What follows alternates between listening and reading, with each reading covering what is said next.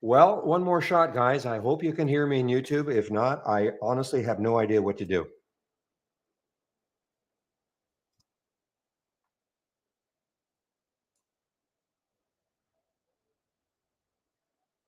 It's not looking good. Nobody's saying they can hear me. Oh, good. Okay. Okay, just had to redo it. Okay, guys.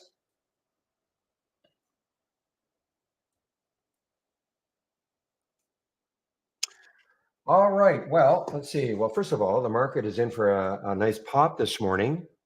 We've got some, I guess I don't know what time Jackson Hole actually begins, but we're having a nice market pop this morning so far. Now, I've got to ask Captain Para. First of all, let's take a look at the leaderboard before we proceed. So there's our own Captain Para. Spanky is also in the room. Vanmark is a friend of Oliver's, so I feel we've got great representation. I don't know Paul. I don't know if Paul is in the room. Captain Para, I guess you don't mind my asking, why did you take what in the world made you short UBXG because you had to hold this overnight? How did you know that was going to happen? And I will definitely buy your book when you tell us all how you know that that was going to happen, that UBXG was going to lose 84% overnight. Seriously. Because I mean, I'm looking at UBXG. This was nothing that was, in fact, this was just ripping for many days.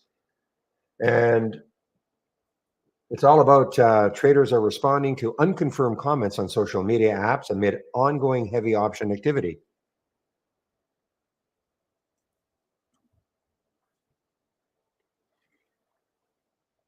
Yeah, had you held your entire position, you said you got rid of half your position, you would be way up because you're still up $38,000 on that half position. I can do some quick math. You'd be up about $78,000 on that position. You'd be right at the very top. Anyway, congrats on that one. Heck of a heck of a psychic call. All right, what else is happening, guys? Lots is happening. So we got the UBXG. SQNS. If this were a lower float, I mean, it is up 170%. I mean, that's a big pop. Obviously, it has 58 million in the float. Again, sort of an eye-catching headline if you don't read any further. So they have sold a big portion of their business, $200 million of their 4G IoT technology to Qualcomm. I guess they do retain some of their business. Okay, so that's not a complete sale of their entire company, but that's the reason for the big surge. So again, it's one of these headlines. If you don't really dive into it, all people look at is that $200 million. This may sustain it for a lot longer. It's through the 200-day moving average. Okay, through the 200-day moving average, that green line on the daily chart, and I mean it's got a ton of room still. $3 is the next high looking left on the weekly chart. Let's see. MNTS is another cheap one that is moving higher today. I don't see any specific reason for it. 104% move, 16 million in the float. I'm trying to find a reason. I do not see a reason for it in terms of a headline. Something going on, obviously. Now, the monkeypox plays are. This is APDN, guys. So they're sort of back to a certain extent. There's APDN submits a validation package to the New York State Department of Health, etc. Okay. I did see that GovX also was moving higher, GOVX. PRTG, another one that's another cheap one that is ripping higher this morning. And this one is, again, I can't see any specific reason for it. I'm just looking for a headline, any headline. Give me oh, it's an earnings play. It is not an earnings play. It's an earnings play next week, August 26th. So I can't see a headline for PRTG. Probably another low float. And man, was I ever wrong about FFIE? I thought that this would really give it up today. I know somebody posted a little bit of news about it, but that wasn't really for yesterday. It was a couple of days ago. They did a reverse split, a 1 for 40. They've done three in a year. This has been a heavily diluted stock. There's your float, 1 million. And but it's sustained. It has sustained. I really thought this would this is going to be, I almost guarantee that those of you in the contest are going to be looking at this one as a potential short later on. But anyway, I was wrong. I really thought that this would probably fall right back down today. Speaking of, there's GDC. Wow, GDC is still does not want to give it up at all. There's the high of yesterday, around $8. So it's above the high of yesterday now. GDC. You know, Rich, yeah, I saw that some were short that FFIE. You know, I actually have, I can actually see, what people are trading in the contest. I can actually go and see what people are trading in the contest. And I saw that, 20 seconds too late.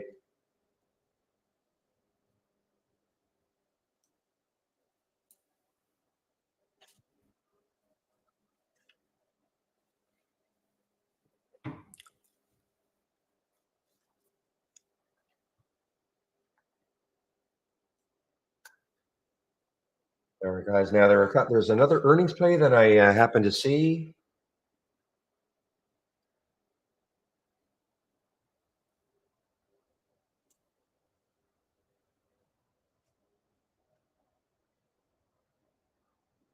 RRGB, sorry. RRGB is another earnings play.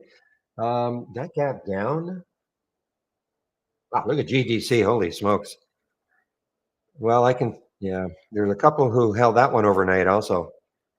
And at the beginning, it looked awesome. It had really dropped, but now look at this. And, the rules of the contest, you can't trade in the pre market or after hours. So, unfortunately, there is our RGB, guys. Our RGB. This is an earnings play. Red Robin. I don't think we have them in Canada. I may be wrong. I haven't seen one in Vancouver anyway.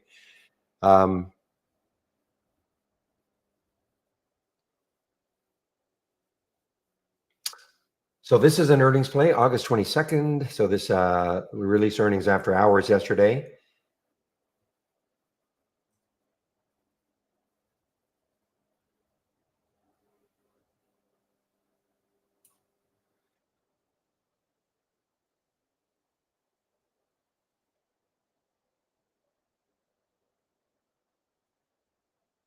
Dinesh, yeah, I sort of saw what you did also.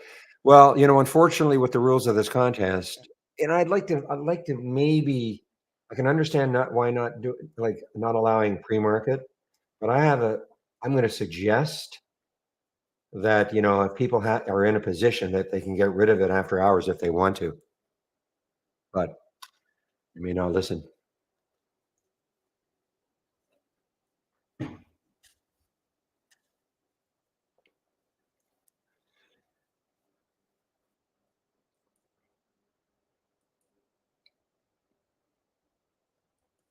Okay, there's NUWE. Now, it's funny. I was reading all the comments about trading.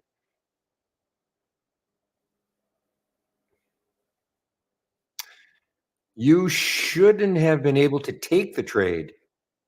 It will not be counted, even though you may. Yeah, well.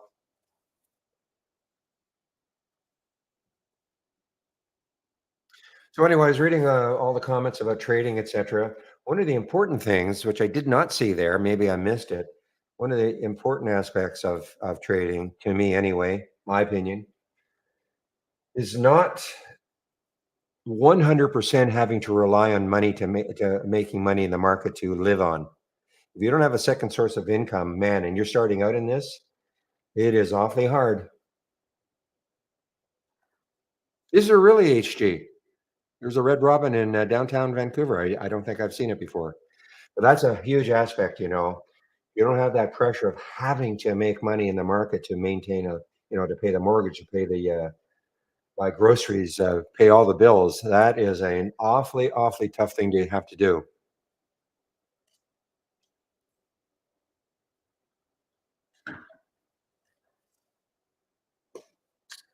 Here is another one, guys. Cava. I think this is another earnings play. CAVA, another earnings play, and this is up on earnings. Yeah, Cava's up on earnings.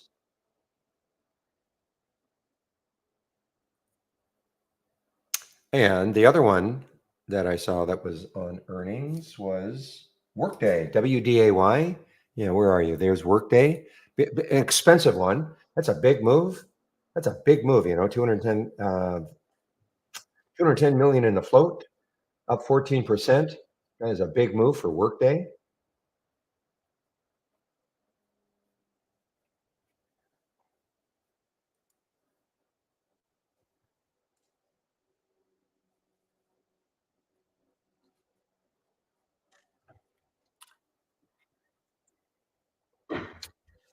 Now, well, you know what, Grumpy, complain to the brass, okay? Don't complain to me.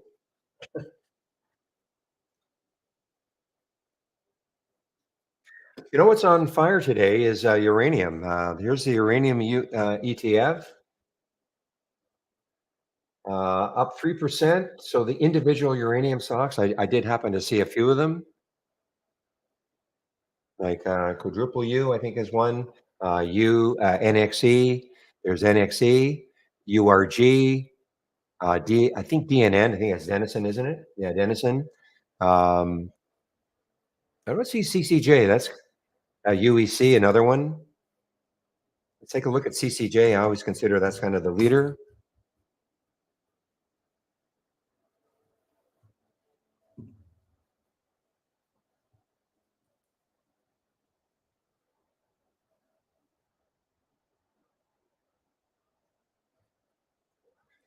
Okay, Bezavi, you have to go to our homepage every single day, okay?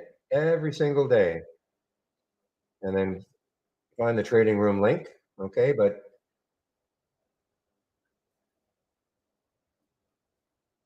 if you save my homepage, if you do save my homepage,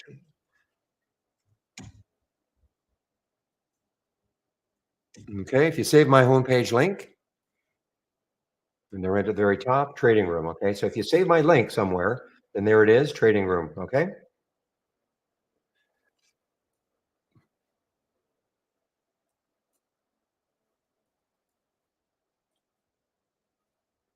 Well, you don't even have to be a member to get in. I mean, the room's free. So I'm talking to Bezavi in our YouTube room.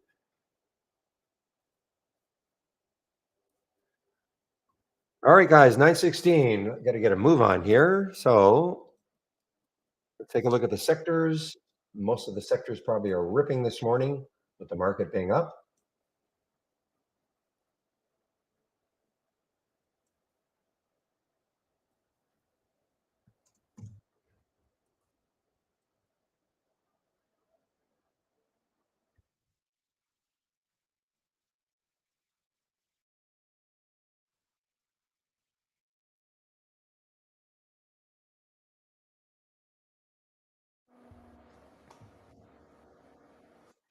All right, guys. So what you're seeing here, these are the major sectors. So wow, look at all green. Look at all that green. So XLE, the major ETF for energy, 100% of the stocks that make up XLE are above yesterday's close. That's what that 100% means. So is there a weak sector? No, there is not one weak sector. So now the thing to do would be to find maybe some stock that's down. I can't see any. I cannot. Well, I can. I mean, but EQT is only down 0.09%. So every sector is up and now. However, with the market being down yesterday, I want to see how is XLE. Is XLE market was down yesterday? XLE is the only one.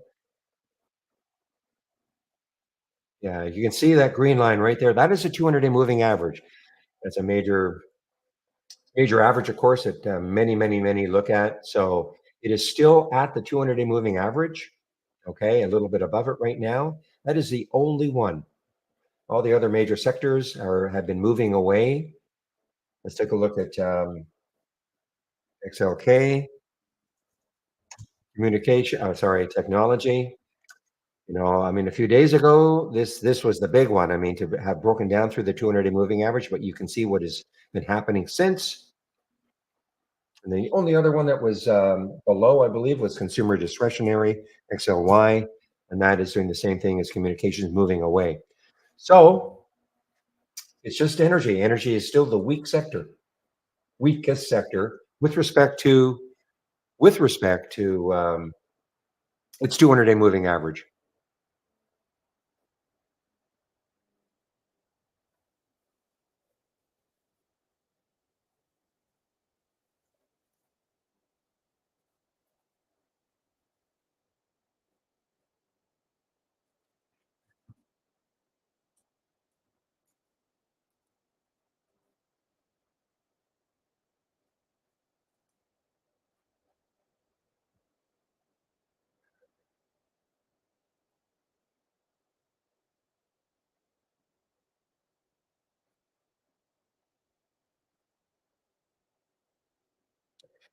Well, I'm just looking at the AI alerts from yesterday as an example. I mean, we had two great ones, Chris and Peloton. I mean, they don't all. I think even Wolf at some point was pretty good, and so was ZM. So, I look. I use it like a watch list. I'm not going to try to defend the way the company tries to market it, but I mean, if you're going to pick on yesterday, example, probably not the best one because I mean, Chris and Peloton were excellent. So,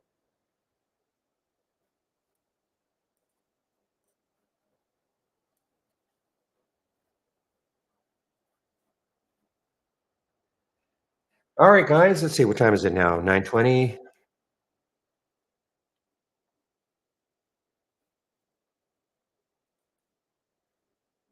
Wow, FFIE is right back up. FFIE is right back up to the almost to the pre-market high.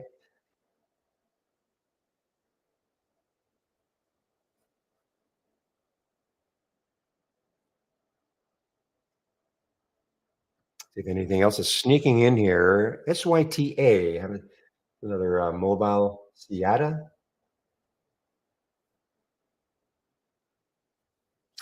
Yeah, so this is another one, very, very low float. We have less than a million. At least our provider says less than a million. But it is really, that would have been an interesting one to short in the pre-market if you could have in the contest. I don't have shorts available at Interactive Brokers for this, but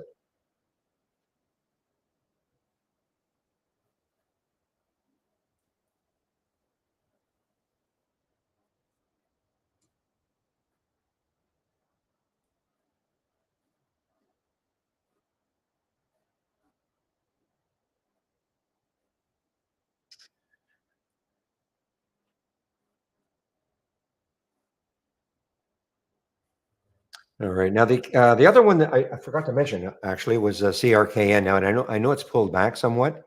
Where is it here? It was here somewhere. CRKN. Hmm. Well, there's VRAX also, but it just pulled back quite a bit.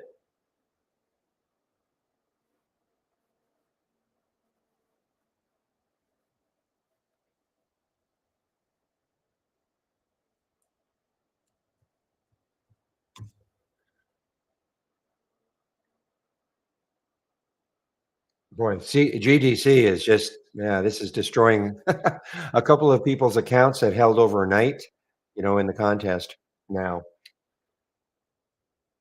But there's the CRKN guys, and it got up to $3, and that's a big pullback percentage wise, down to 231.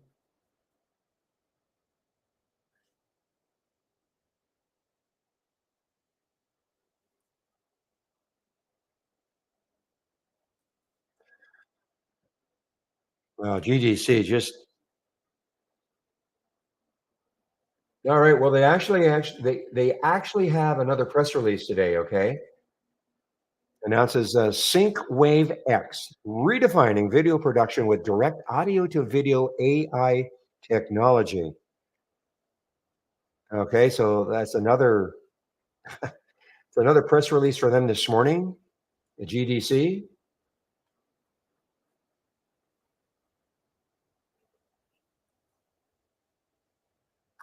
And so this is all about a TikTok. This is what got it rolling. They're going to be, they've announced, it launched its TikTok account and using AI within it. And so now they've put out another press release.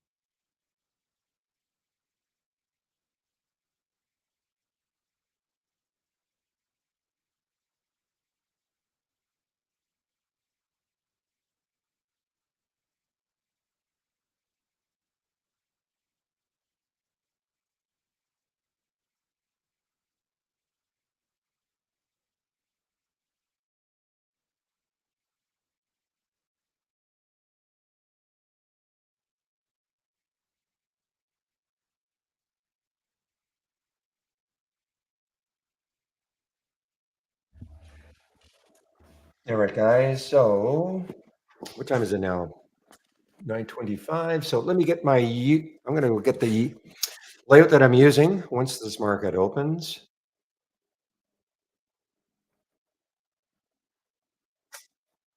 Wow. Paul went from number one overnight. He's not even on the list now. And I know why. And I think most of you probably know why. It's an overnight hold on a short that is not working out well now.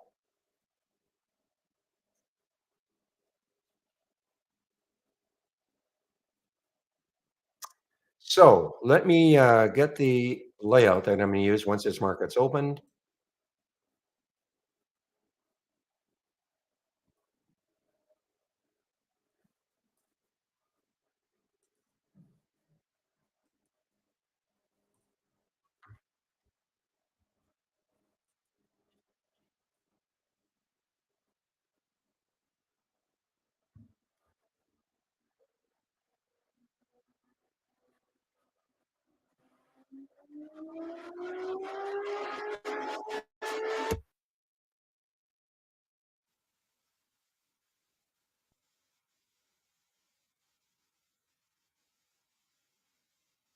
Okay, guys, let me just rearrange a few things on my other monitor.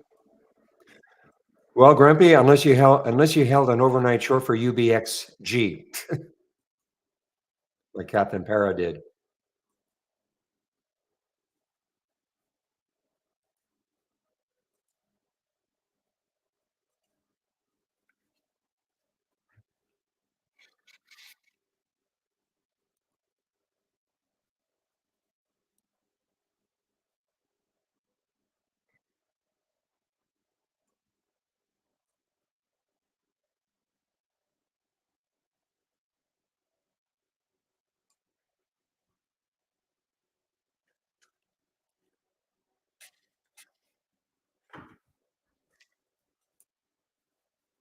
Yes, Captain Para. Yes, I think what you're saying. I mean, if everybody starts off with $100,000, but if now in your account you've got $138,000, yeah, you can have access to that. Yes.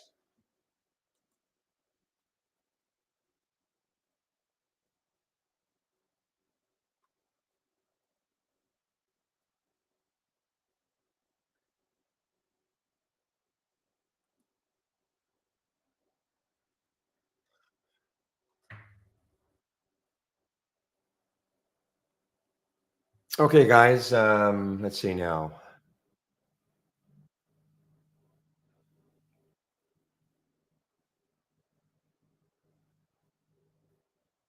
You know what? Just give me, what time is it now? Do I have time? Yeah, 9:28. Just give me one moment here.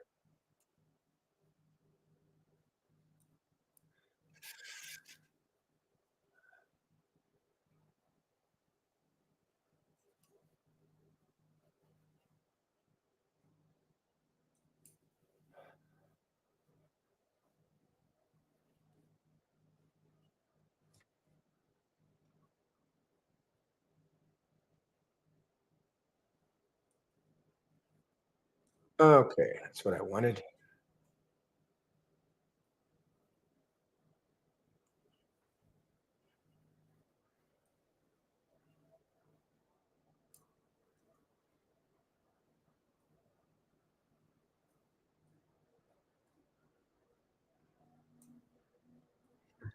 So I added another race up here. That's what okay, give me a moment. I just want to save this layout now.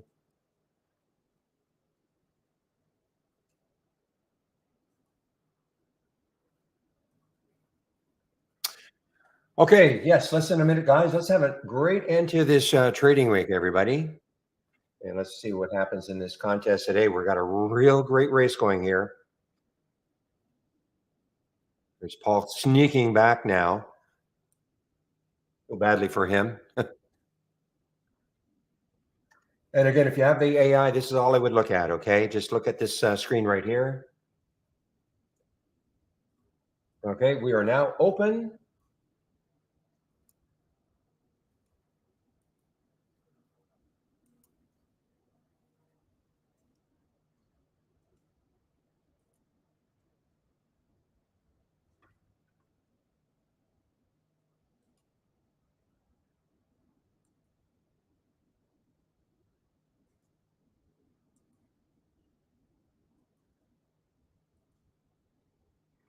Aha!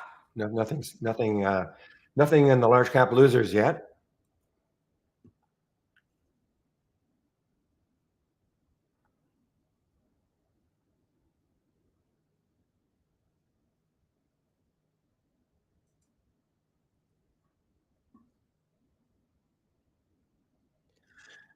All right, guys. See, early morning movers. So here are some of the uranium plays. Okay,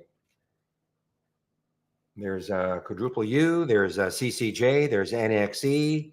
A lot of uranium plays. If you want to take a look at uranium, you can just take a look at the ETF for uranium, URA. Look at that. Look at that pop here, guys. Look at that pop for uranium, URA. This is the ETF, probably the major one.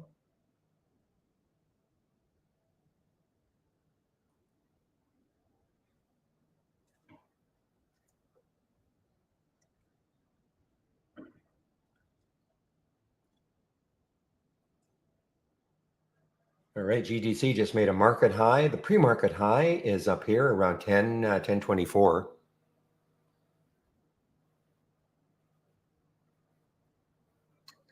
And Captain, so you covered your position, I see.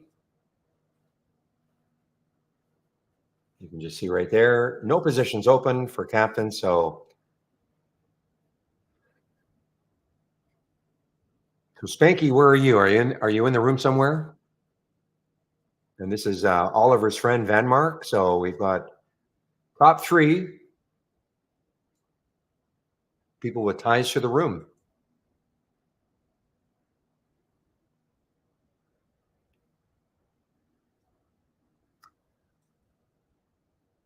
Okay. Yeah, so halted on the way up. UBXG halted on the way up.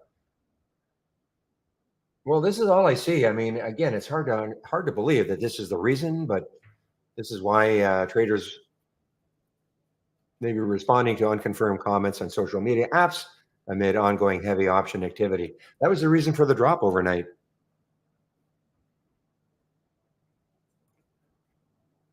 Wow, GDC is just another high here, guys, and a halt.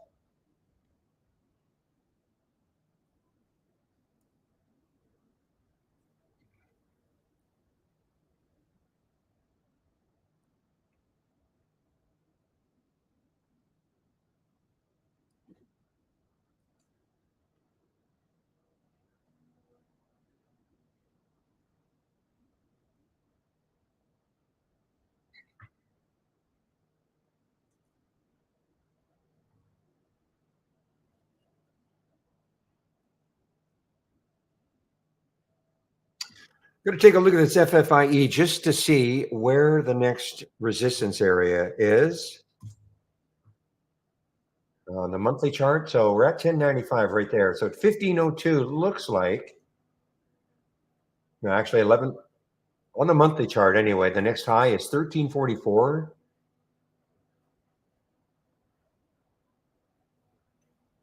Not saying it's going to get there. Let me get to a weekly chart.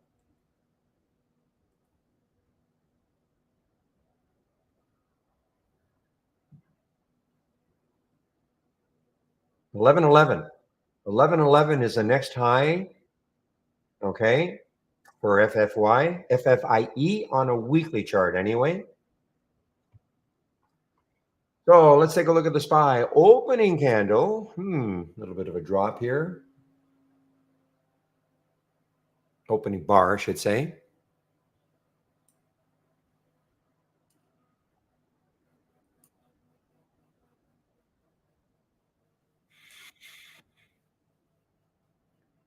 Is there any reason why you cannot connect to your Brokerage Plus account? Okay, it shouldn't be, then Mark.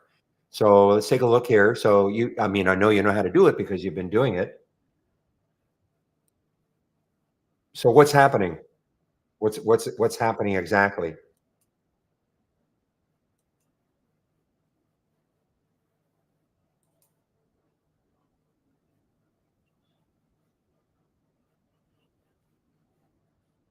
So when you say the icon is disconnected, are you talking about, so I know you know how to do this because you've been taking you're on top right now, the leaderboard. So I know you're anxious to get going, but you've been doing it before.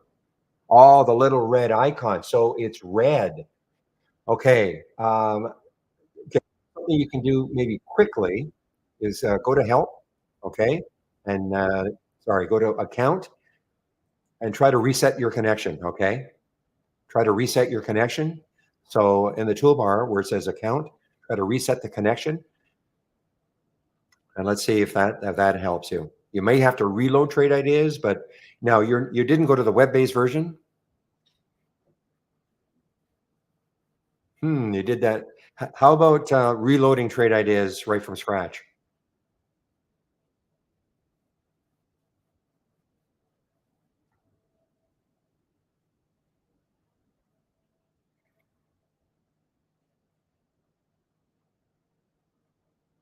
Like how about exiting trade ideas and then getting back in?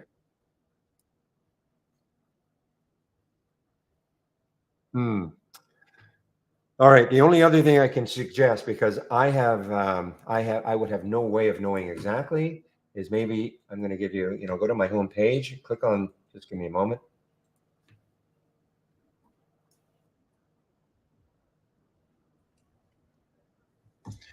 So if you go to my home page, click on my home page link, and then where it says need help, click on that need help, click on the ask, and click on the chat, okay? And say, hey, give me your email address you use to sign up for the contest so they can check your account to find out what's going on. So if everything else doesn't work, you might want to do this first.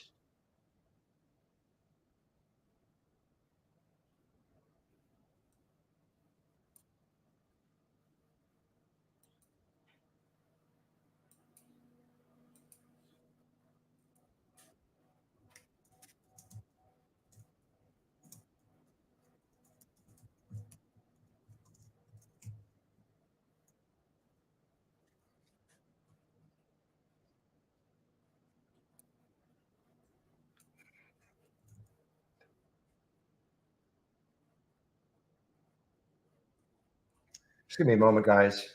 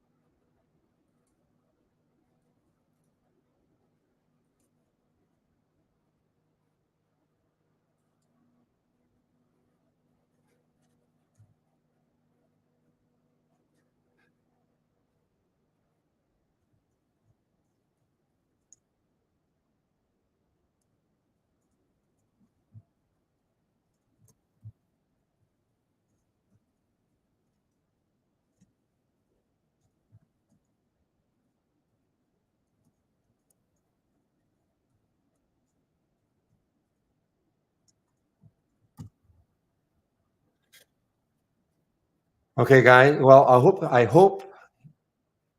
Okay.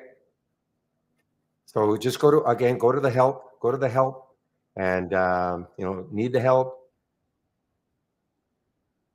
Click on the need help and get to the gotta get out of here. Get to the ask. Got to get to the ask, and then to the chat.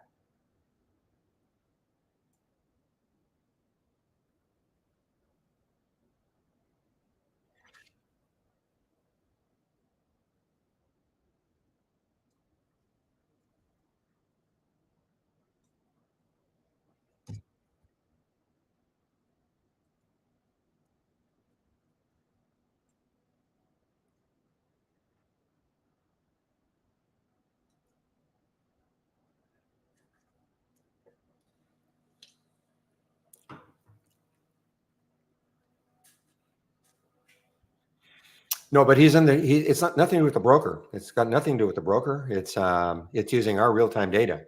Okay, he's in the simulator. It's nothing to do with the broker.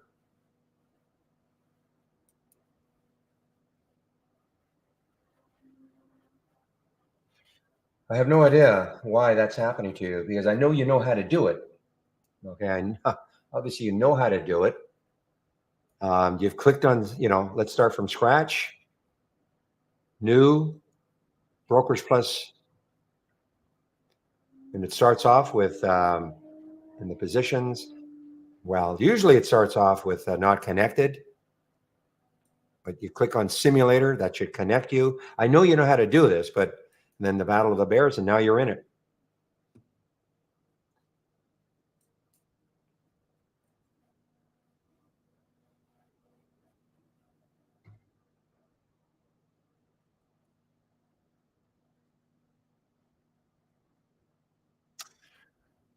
All right, guys, let me see what's happening now.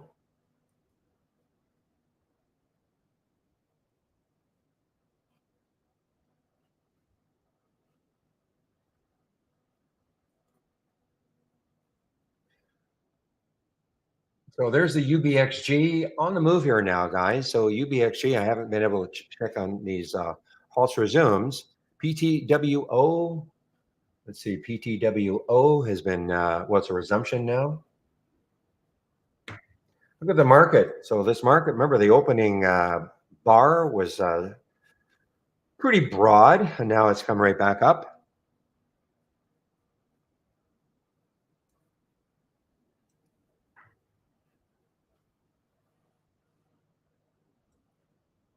Have you sent something, Van Mark? Have you sent something to our chat?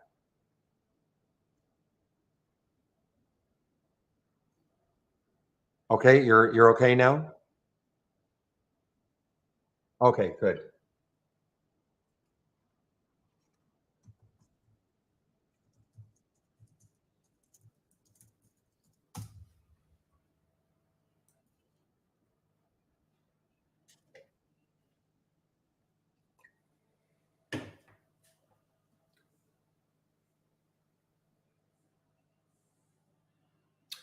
Well, the good news is you didn't lose any ground. So there you are. You're still on top here.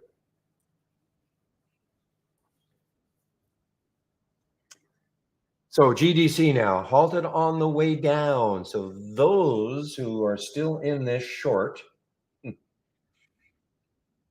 that held overnight, there's a glimpse of hope for them because this got halted on the way down.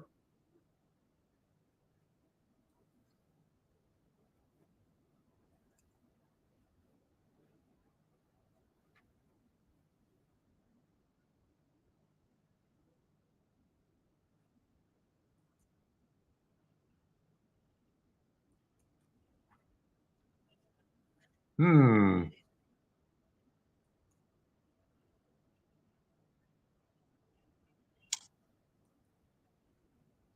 Guys, anybody having problems with charts loading?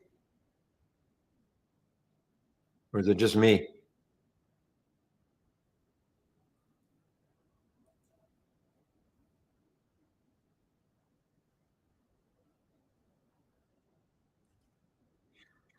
Okay, so it's just me. Okay. I was okay. It just happened. I messed with the server I was on or something. So okay.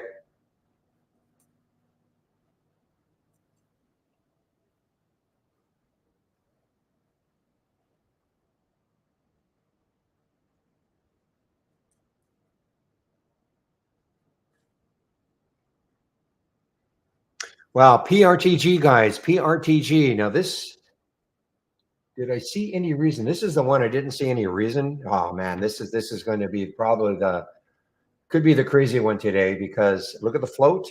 I didn't see any reason for this one doing what it's doing. I couldn't see any news on it. PRTG, did it ever get halted? Did not get halted. The next high looking left on the daily chart anyway, it looks like around 650. Yeah, 650 is the next high looking left on the daily chart.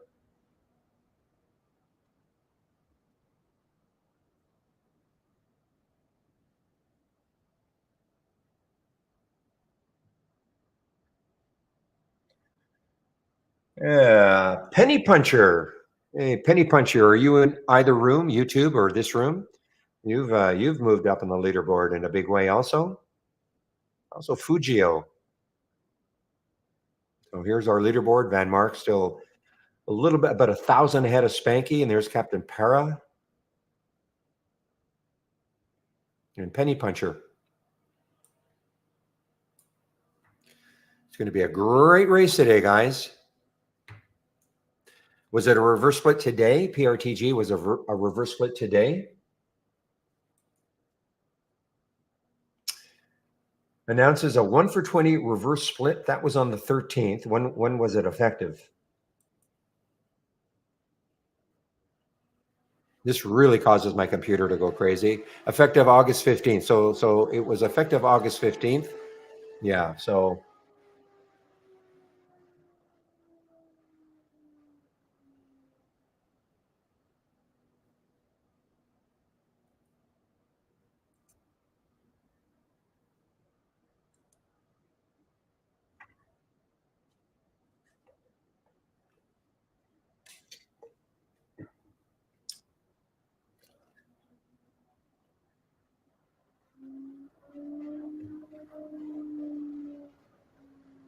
yeah, this PRTG, I mean, it's sort of like the FFIE, you know, they did a reverse split also a little while ago.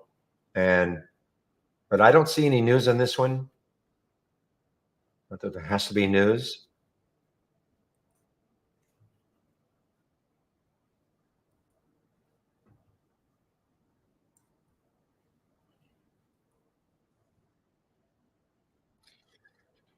Yeah, UBXG halted on the way up. Yes, it did.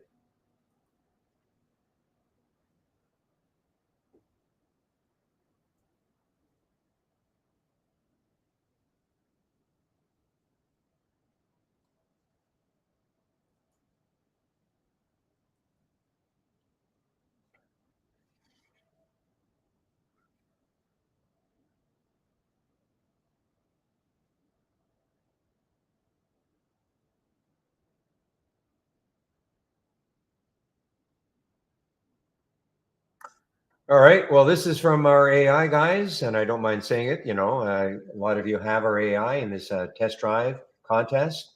So this is from our AI, LIND. Here's the alert at 987, a little bit above it. Now, for me, see, I looked left on the daily chart. To me, there's some could be some resistance right around here, 1013. So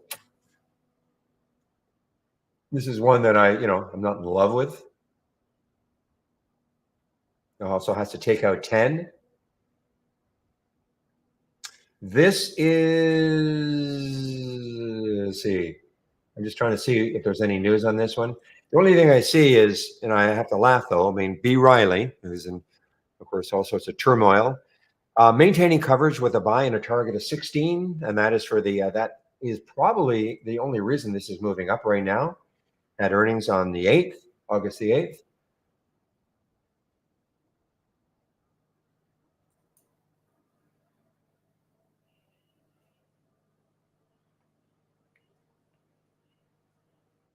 Boy, this is a big move for this one. ARQT, big move, 19%. That's a big float, 101 million to be up this much. That is a big, that's a big move for ARQT.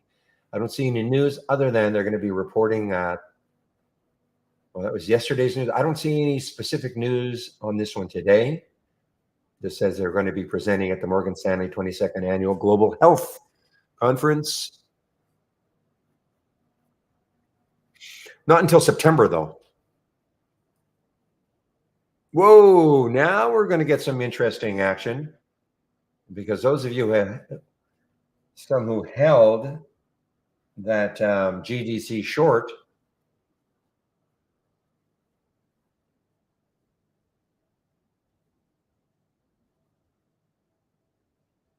Wow, look at the PRTG now, guys.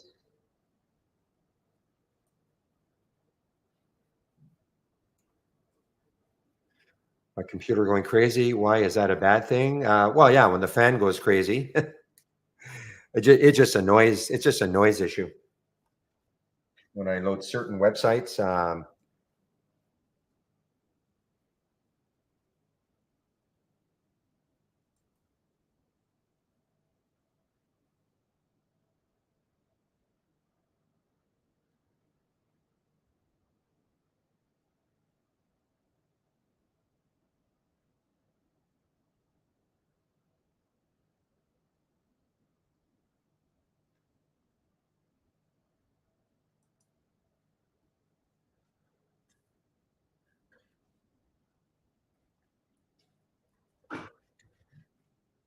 so this was halted again on the way down. GDC halted on the way down.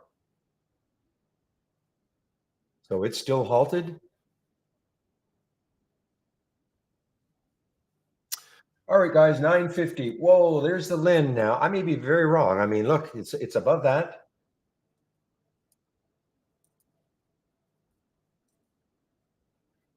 It's above that 1013 now, guys. So now the next high, 1014, sorry, it's right at that. So the next high, so it's got some room now, 1050. It has room.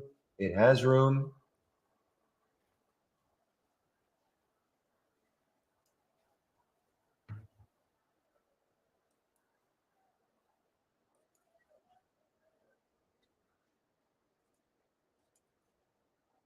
Okay, guys, again, I'm just going to say it one more time. Lin's got room. LIND's got room.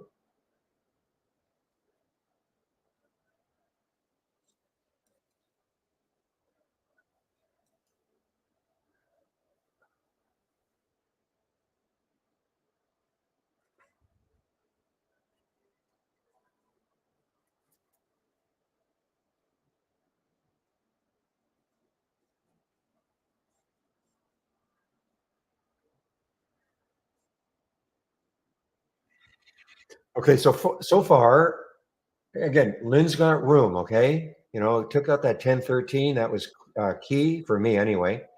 Right there, that 1013. We do have some room to 1052.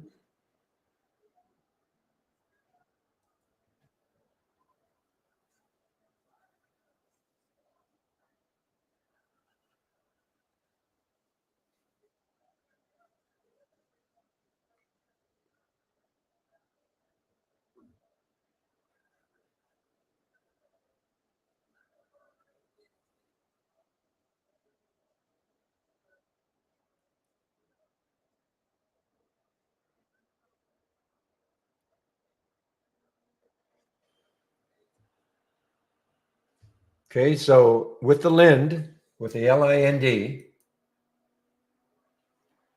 again, there's your next high looking left, 1052. Okay, that would be an area in which you might, be considering doing something. Again, I'm not telling you how to trade it. The PRTG.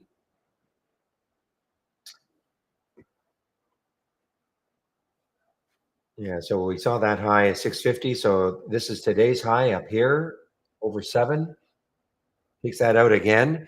Let's take a look at it on a monthly chart right now for PRTG. Where could it go? So it looks like 760 or so. 760 is the next high for PRTG on a monthly chart. Okay.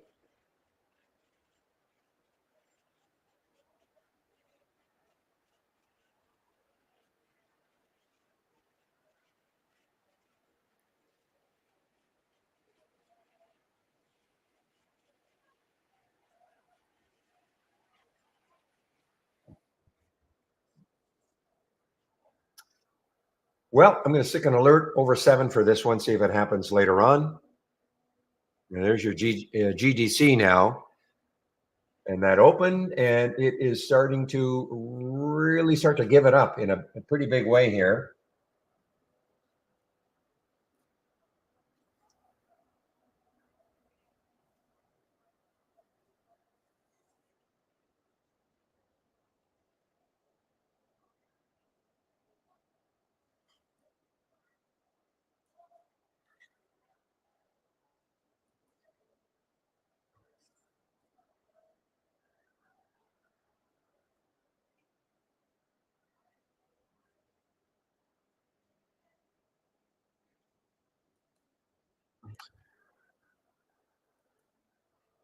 Wow, this has just had a great run now from about 5 to 760 and counting, and that's the UBXG.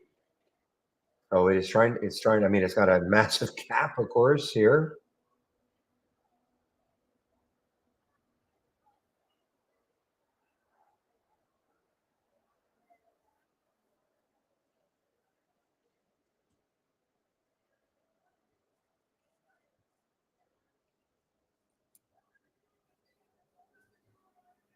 So let me take a look at some of the large cap gainers, see if there's anything happening on this one. Wow, there's ASTS is just does not want to really quit. Look at ASTS, guys. Does not want to quit. The monthly high is up here around 39. Back to the weekly chart.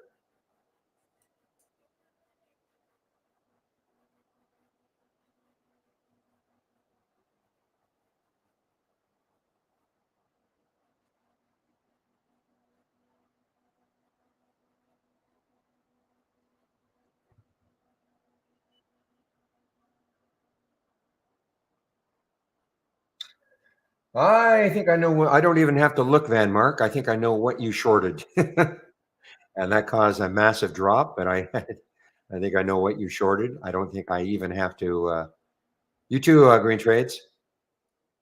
I don't have to look.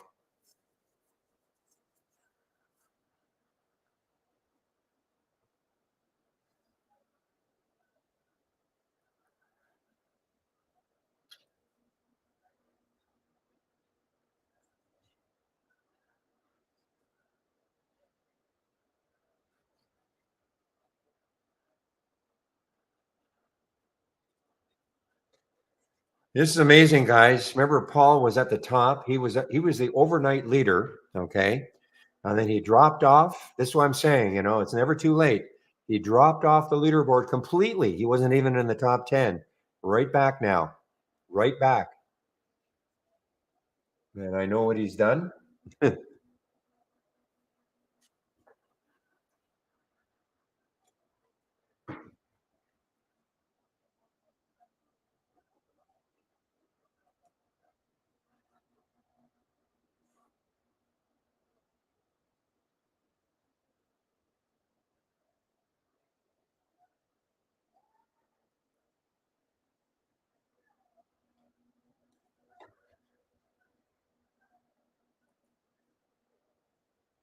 Yeah, new home sales. Yeah, thank you, Casa, for reminding me. So new home sales numbers come out at 10 o'clock. And I guess, yeah, Jerome Powell's speech. So I guess he's talking at Jackson Hole, right? So yeah, so 10 o'clock, new home sales, but probably more importantly, Mr. Powell starting to talk at 10 o'clock. Okay.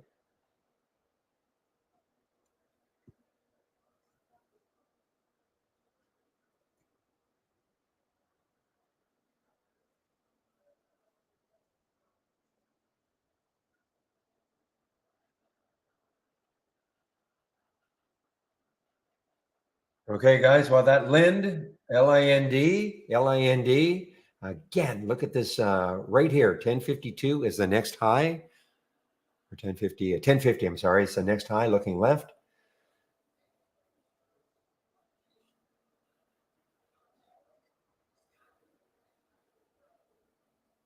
And this blue has basically kept me in the trade, okay, on the go no go charts.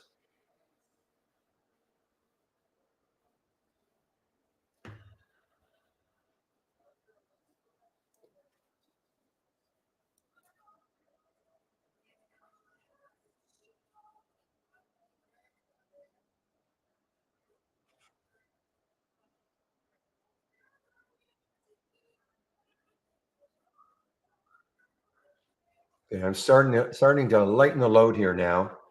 I am totally aware of that 1051, 1050, sorry. But I'm not telling anybody to do the same thing I'm doing.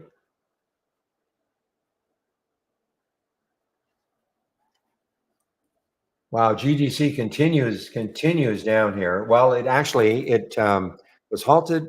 What was it halted at? It was halted at 734. So it actually had a little bit of a pop here. A little bit of a pop, not much, but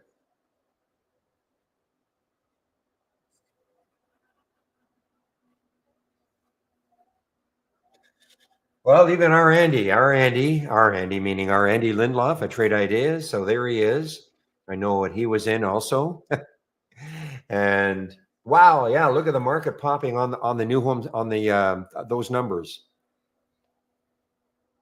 Look at the market popping on these numbers. The home sales, new home sales beat in capital letters. Look at this. Now, is that what Powell is saying actually too, JK? Okay, time has come for rate cuts. All right, well, market's loving it, obviously. Look at this.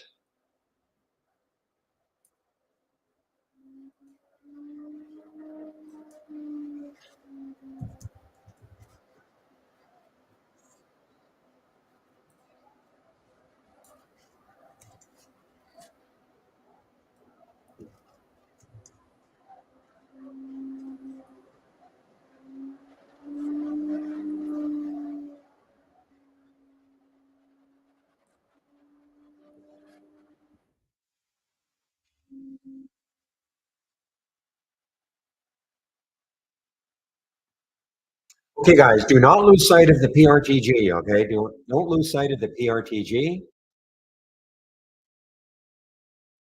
If this at some point, the volume is tapering off. Okay, if this at some point takes out that 7, it has room to keep running. I'm not saying it's going to happen. I don't know if it's going to happen, but this is the typical kind of reaction. Big move, maybe a drop. Hopefully, it hangs between 6 and 7, and then later on, we get some volume coming back. Maybe a pop through 7.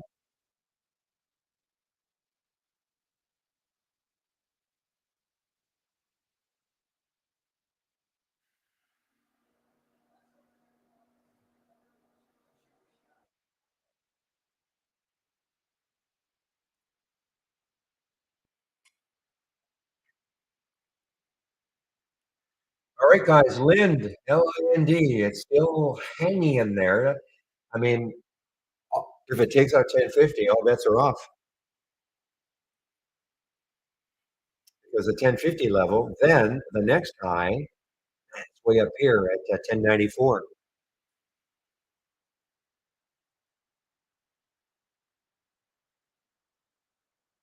There was the alert of 987. I did not take it there. I waited on that 1013 break.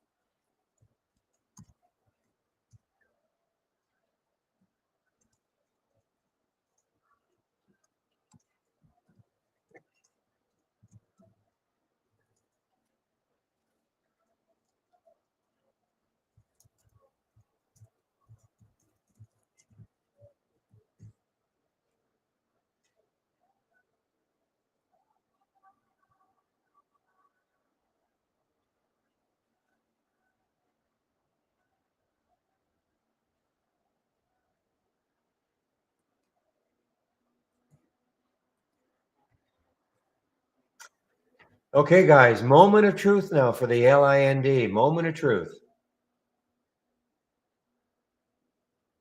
Yeah, you're right, retired. I didn't even look at that, but you're right. The volume is really light, but it's moving. The spread was a little bit tough at times, but it's not terrible. 48.54.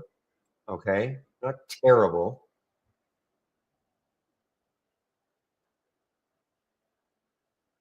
Ah, Van Mark, I know exactly what you did. I know exactly. I don't know if you're still in the room.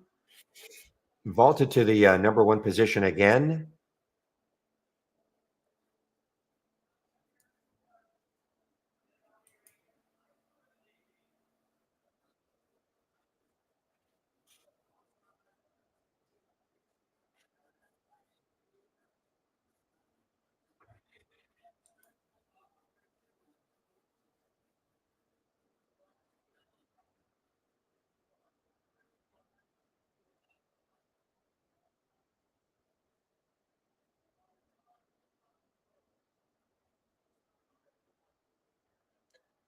Well, look at this. Our Andy is now in the number three position, just a little bit ahead of Captain Para. So Andy will be in our YouTube room between 12 and 1. Okay. He's when I take my break between 12 and 1, Andy will be taking over for me. And so I'm hoping he's still still here. Now, if he wins, I'm pretty sure. Yeah, I this hasn't happened before. So, but I think if he does in fact win, he's not getting the gift. He's not getting the gift card. I just want. I shouldn't say that. Maybe.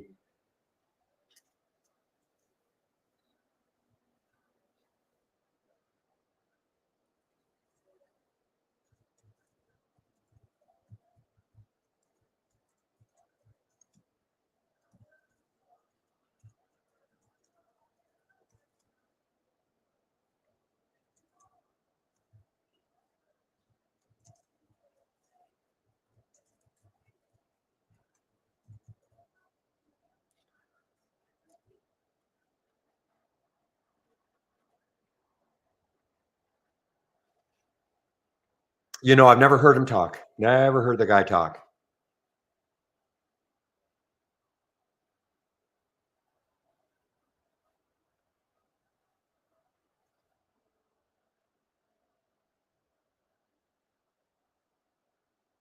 Hmm.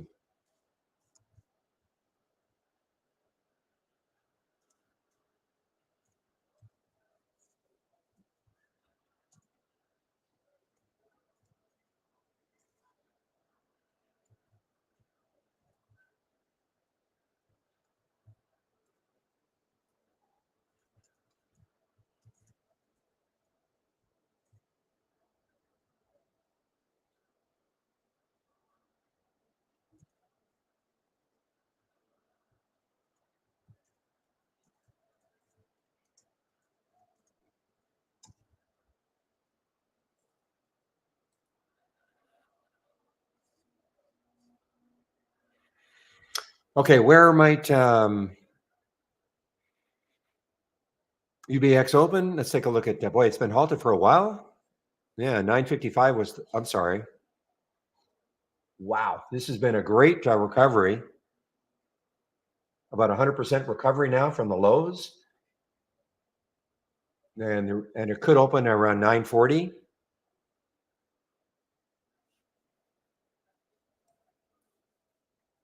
So this blue screen you see here, this has nothing to do with trade ideas. This is just showing me the halt resumes or a halted stock. Can't see the symbol, but it is UBXG.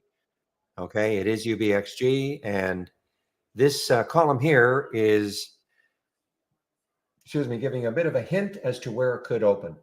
Okay, doesn't have to be there at 941. We don't have the halt here. I don't have the halt here. It's a server I'm on. Sometimes when a stock resumes and then within 30 seconds or so, it gets halted again. For whatever reason on the server I'm on at Trade Ideas, it doesn't necessarily show it. But that is the halt, 807.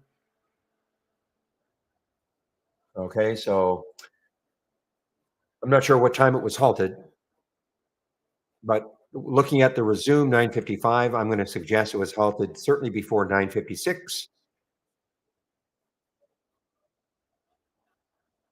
But it looks like it's going to be at least a 10-minute halt. Now, Brigham Young halted. BYU.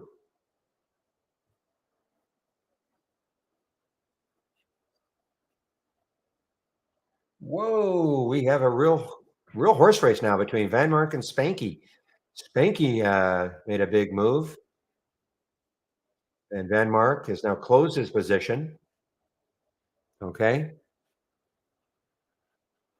Captain Power is still hanging in there.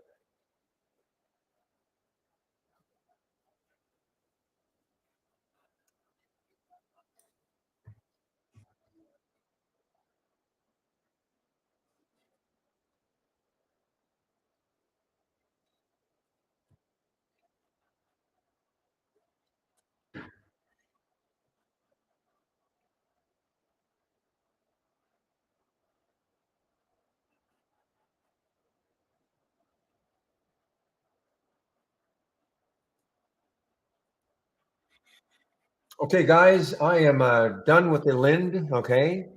I mean, it may take out that 1050, but I'm kind of done with the Lind.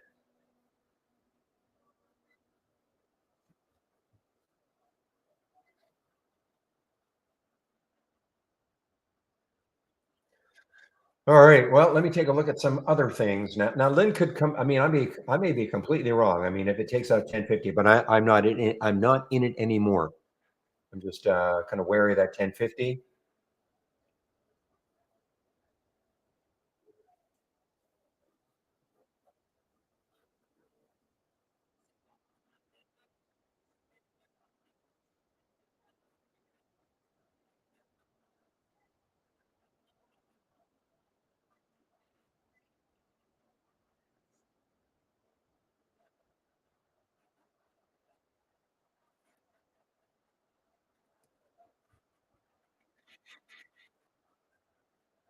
Oh, guys, the PRTG guys, the PRTG is starting to come back now. Again, this is the one that I'd probably be watching. I mean, if it doesn't do anything, what time is it now? 10 o'clock. This is one of those ones that could get going in the afternoon. I mean, it may pop through 7. It may not do that at all. It may just keep dropping, but this is one of those ones that I have this feeling that it could in the afternoon be the one to really pay attention to, just because of the float. Just because of the float.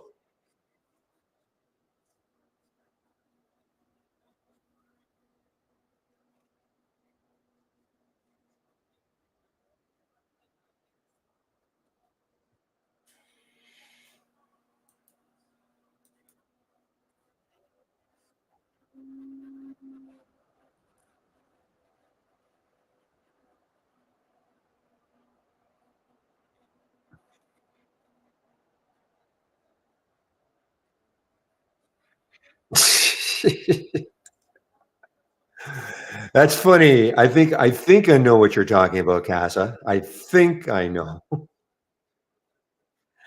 or trying to infer. Maybe not. Okay, guys, it is now 10:13. So I'm going to go over my homepage and the all the stuff you can find on my homepage, including the scans that I'm currently sharing.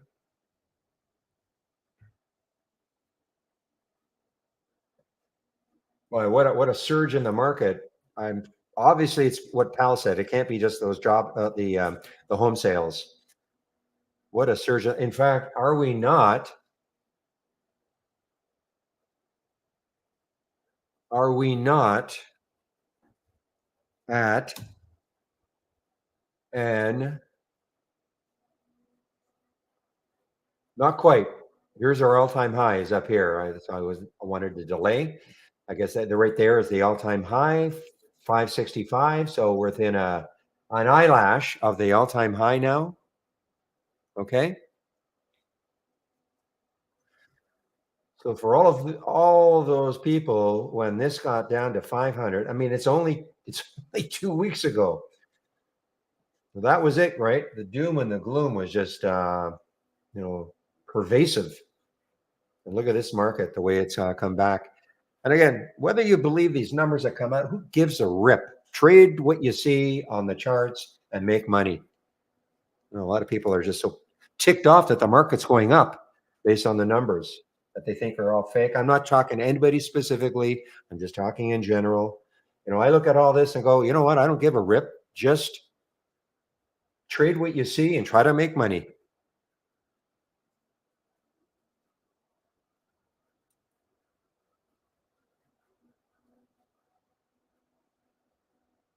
Wow. So now Spanky is taking. Spanky, are you in the room? Where are you, Spanky? I know you've been in the room. Spanky's taking the lead now. There you are. Okay. I will cheer on. I have no favorites. I will cheer on anybody who is in our either of the two trading rooms. Okay.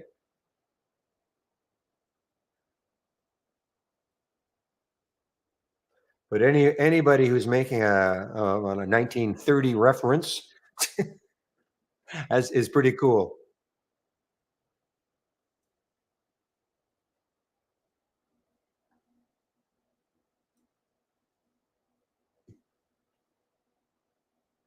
Wow.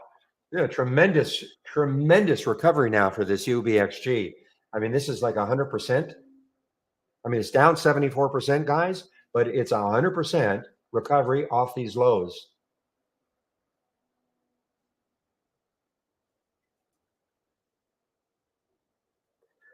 All right. Well, I was going to go over my homepage, so let's do it now. And again, I'll show you all the scans that I am currently sharing.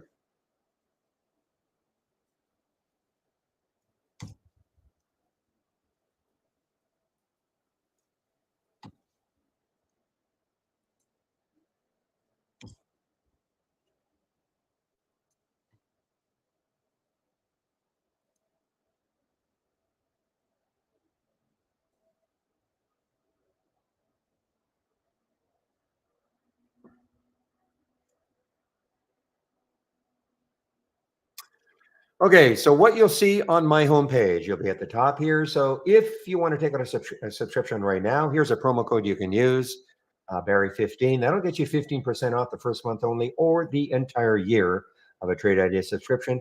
As always, use my code, whatever that code is. I mean, I believe we'll probably have a better percent off soon. But use whatever code you see. This really helps to keep the room free. Okay. The room gets credit for the subscription, really helps to keep the room free. As always, if you're going to take out a subscription, you must do the get started. 10 short videos, starting off with a download and install. First, start up and log in. I'll scroll down a little bit. Important introduction to scans. Okay. Top list windows and alert windows, the two key elements of Trade Ideas. If you are new to Trading 101, this is for you. A whole series of videos, all free, okay? If you're new to trading, I do a stock of the day video. You can sign up for it here, free, of course. Trade of the week is also free. You'll get it before the market opens every Monday morning. If you sign up for it and you don't feel you're getting it, please check your spam folder. If you have Gmail, check your promotions folder. The great education section is right here. This is our user guide. So there's the getting started right at the beginning here. A lot more detail about what an alert window is, what a top list window is. Stock racing. You want to create your own stock races? I'm actually displaying 3 of them right here. Okay. Price alerts. I put price alerts on charts all the time. And if you want to create a watch list of stocks you want to follow, here's how you do it. And like any other software program, there's a lot in the user guide. You do not have to, you don't have to know everything that's in the user guide, obviously, okay? But certainly concentrate on alert windows and top list windows, okay? And there's the getting started and daily support session. So as I said before, I do take a break between 12 and 1 Eastern time. One of the other traders takes over for me in our YouTube room. And today is Andy. I'm assuming it's going to be Andy. And here's Andy right here. Okay. So he is 4th. And I had a confirmation. He can't win it. Okay. He can win it, but he's not, but he's not taking the prize. How's that? Okay. Because he works at Trade Ideas. Employees are not allowed, but we're allowed to be in the race or in the contest. But if he wins it, he's not. Whoever finished second will actually get the $4,000. Okay.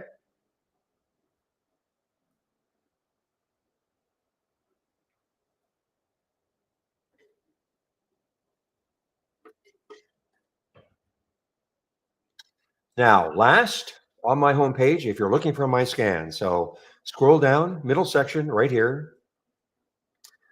So now I am actually displaying the three races. Okay, I added this one. I've tabbed them, but here are the three races that I'm sharing. Okay,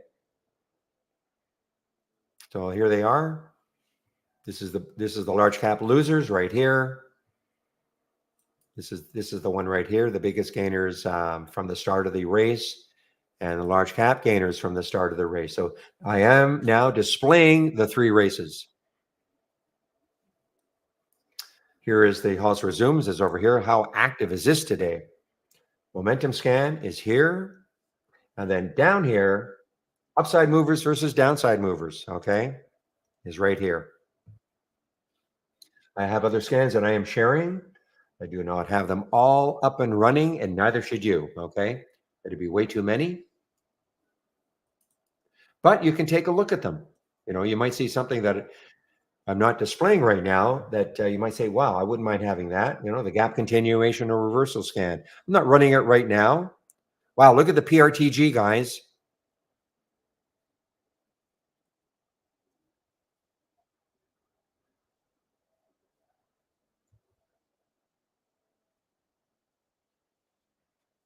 So anyway, here are the scans that I'm currently sharing. So you can have a look at them. Boy, this has been an awesome. I did not. Yeah, what an awesome bounce. I mean, this is now halted again. 1099 on the halt. Potential open is 12. This is not shortable for me at Interactive Brokers. Interesting. The China stock.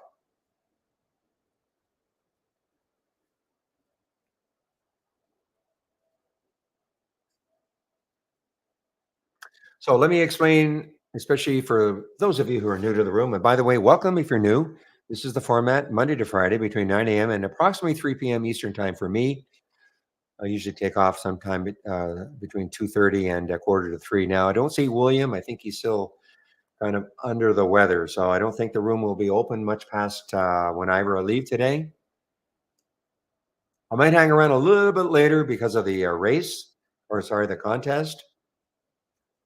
But I do have an appointment that I have to get to. Okay, there is the PRTG. So I will not be able to hang around till wow, there's the PRTG, guys.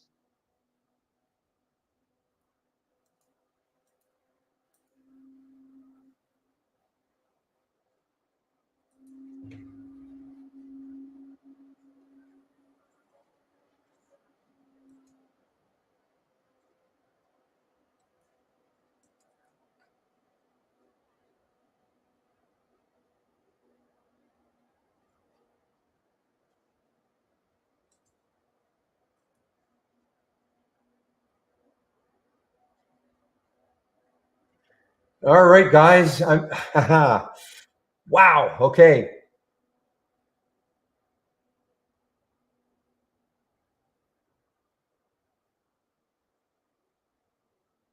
I think you know why I'm pausing here. Okay, I've taken some off just before 8 in case it can't get through 8. Here is my price alert was right here.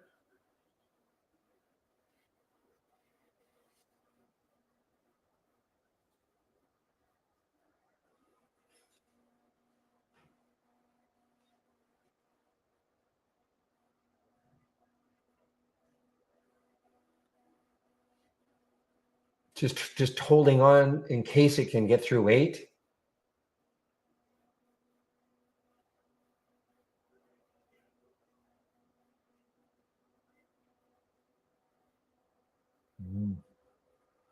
Yes. Okay. A little bit anyway.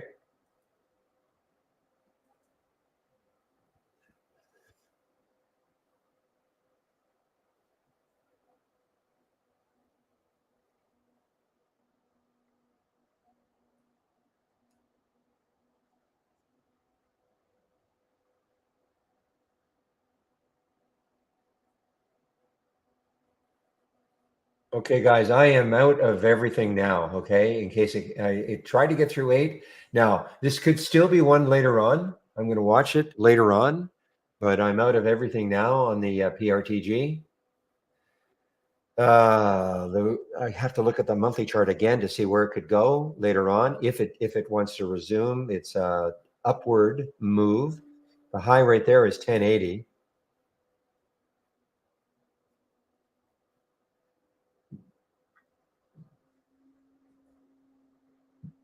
Well, it may go. It's going to go without me if it goes, but that's okay. With that float, I didn't want to take any chances. Could have a massive drop also. But congrats if anybody held it. And again, the next high in the monthly chart is 760, so that's above that one. Next high is 1080. 1080 on a monthly chart anyway. Let me bring back the weekly chart for those of you who may still be in it. Where was that week? So this week right here. So 1080. So it is that week right there. That is in May of this year. Okay. But that's what I was worried about. Because of that float, guys, you got to be so aware. But this could be one of those, later on in the day. Again, this actually happened earlier than I expected. I was kind of thinking this sort of a move might have happened in the afternoon, but so be it.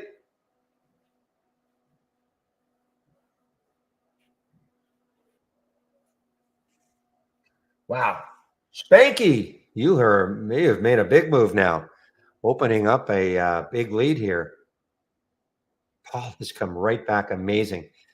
He had dropped completely off the leaderboard after being heading into day on top.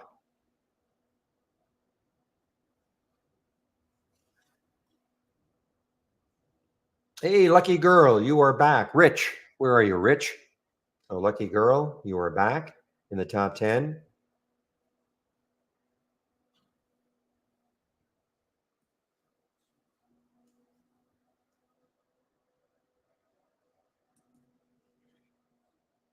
So, this is your wife, right? Lucky girl 3 or 13.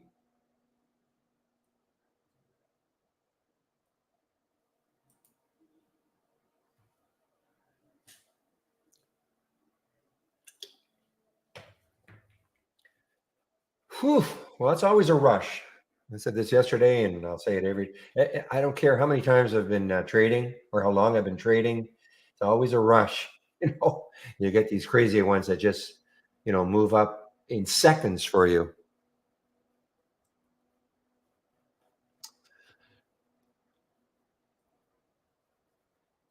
I don't know. I can't answer that question, Daniel, because I don't have the halt here. I'm going to assume it got halted right after, say, 1016. It's one of these weird things that the server I'm on doesn't pick up the halts when when the stock resumes, and then it gets halted, within about 30 seconds. For some reason, the server I'm on at Trade Ideas, others don't have a problem. So anyway, this is obviously going to be more than even more than a 10-minute halt then.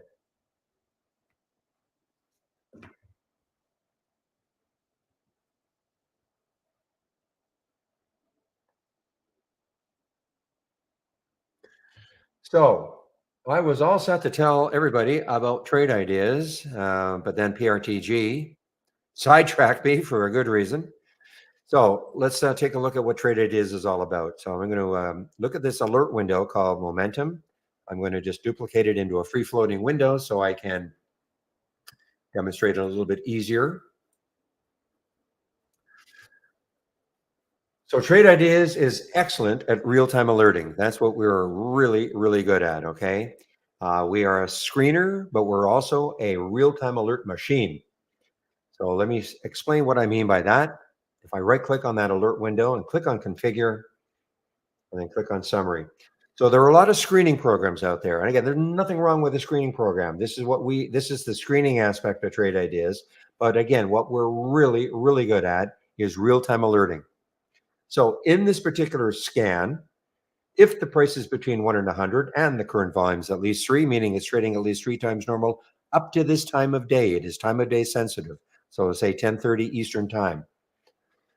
This is why I call a momentum scan. The volume in the last minute is at least 1,000% of normal, and in 5 minutes, 400% of normal, etc.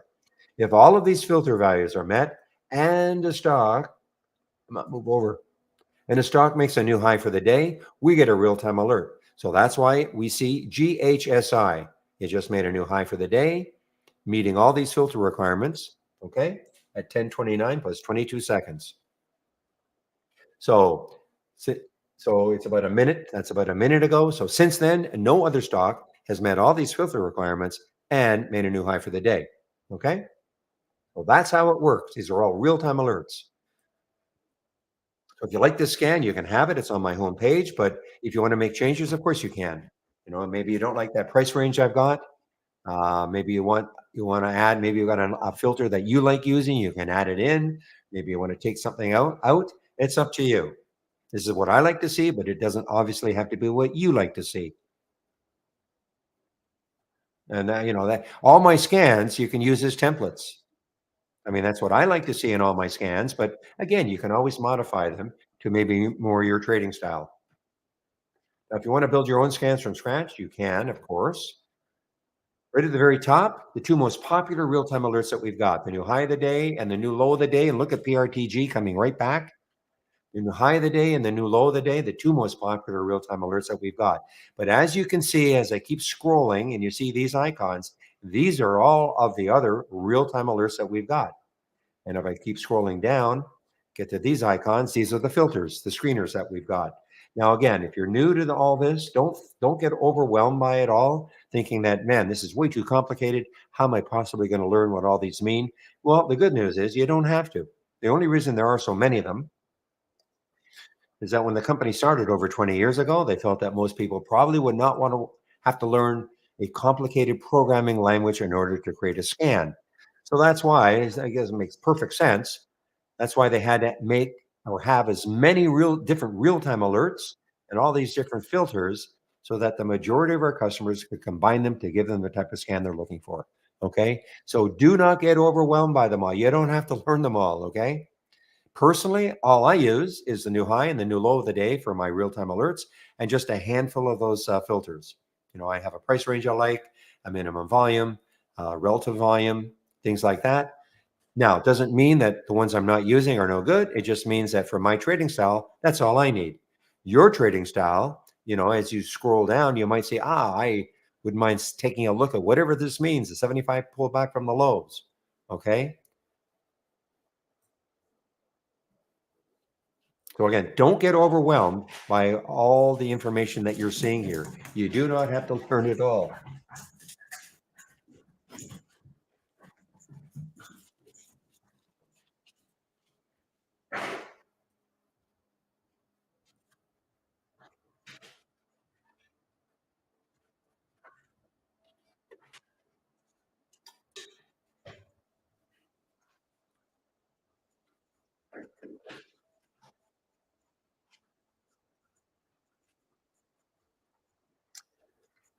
Okay, guys. So that's what Trade Ideas is really good at. Now, I want to go over these three races now that you see here.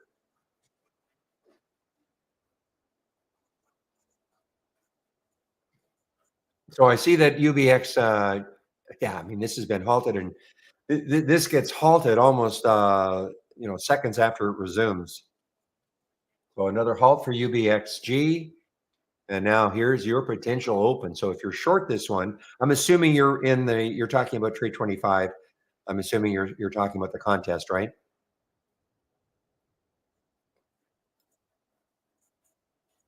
No. Ooh. Okay. Well, I will well, hopefully that doesn't hurt you too much because this is the potential open now.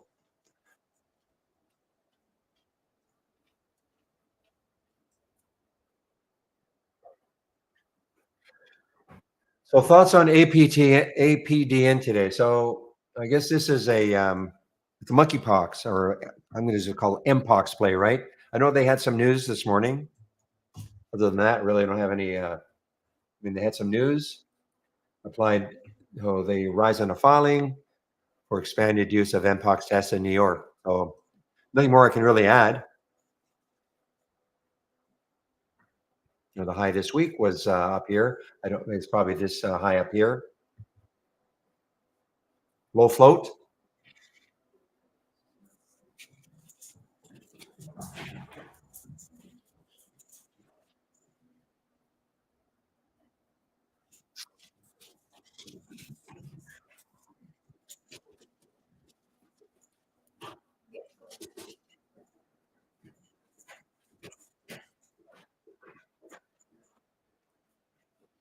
Okay, so I'm having a bit of a problem. I'm gonna.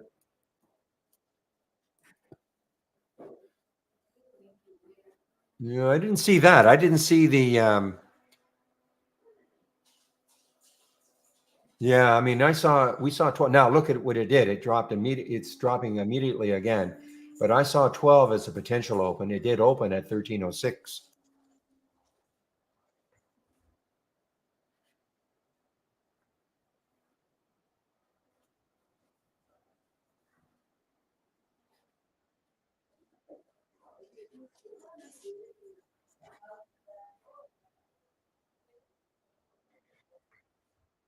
All right. Well, PRTG is dropping, which I know is good news for some of you who are in the contest. So,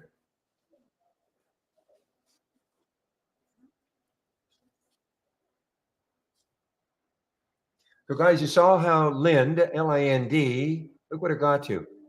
I mean, it did get a little bit above that 1050, a little bit. So that was kind of where I thought it could stall.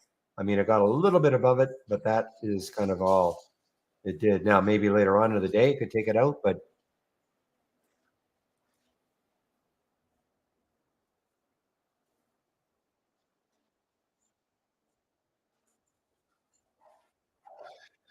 now this is a trading room, but it's also a support room. Okay, so if you do have questions, please don't be shy. You can ask me questions all day long.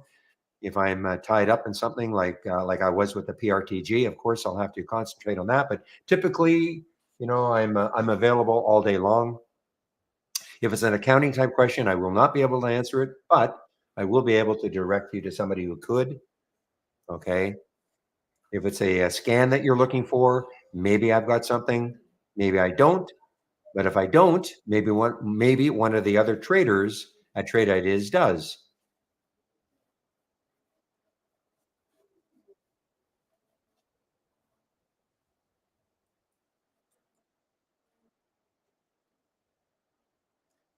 Ooh, Scott Trades. Scott Trades is moving up the leaderboard now.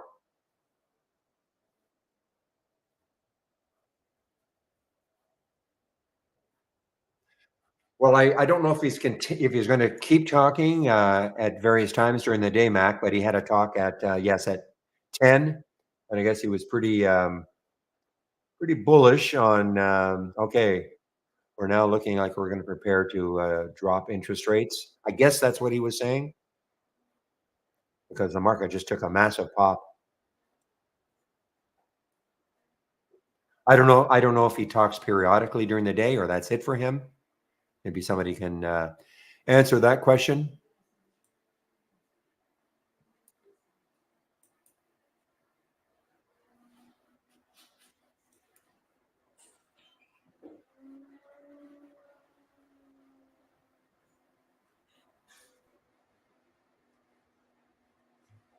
Okay, let's talk a little bit about these races that you see here. Okay, so I am displaying 3 of them. Okay, and you can have these races. These are on my homepage. So let's take a look at this is the most fun. Okay, because these have the ones that can move the most in terms of a percent. This is interesting.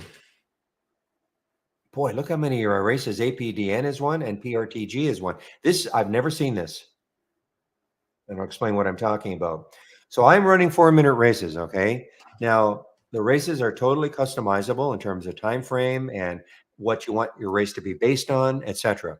If you go to my homepage and then go to the education section and then click on the guide, you'll see there's a whole section on TI stock racing. So why we're seeing APDN at the very top here, since the race started, a little less than a minute ago, APDN has moved the most since the race started. Okay, it is up 1.93%. Not an astonishing move, but that's why you're seeing it at the top here. Okay, and let's see what it's doing. I mean, it's not a huge move or anything, but in this race here, you will see some stocks making big moves sometimes, like big percentage moves, 5, 10, 15%. Okay. And I'll explain why. Because when we compare it to the large cap gainers, we will not see moves like that typically. So what happens typically, though, is a top 10 list is automatically created for you, made up of the stocks that have won the most races over the course of the day. I have never seen this. I mean, APDN has dominated the race today, and so has PRTG, has won 10 and 7. No other stock has won a race today, which is really surprising to me because normally a top 10 list is built. Well, let's take a look at this one. Yeah, you can see how a top 10 list is built of the stocks that have won the most races. This is the large cap gainers. And I've never seen this where you just have two stocks that have dominated all day.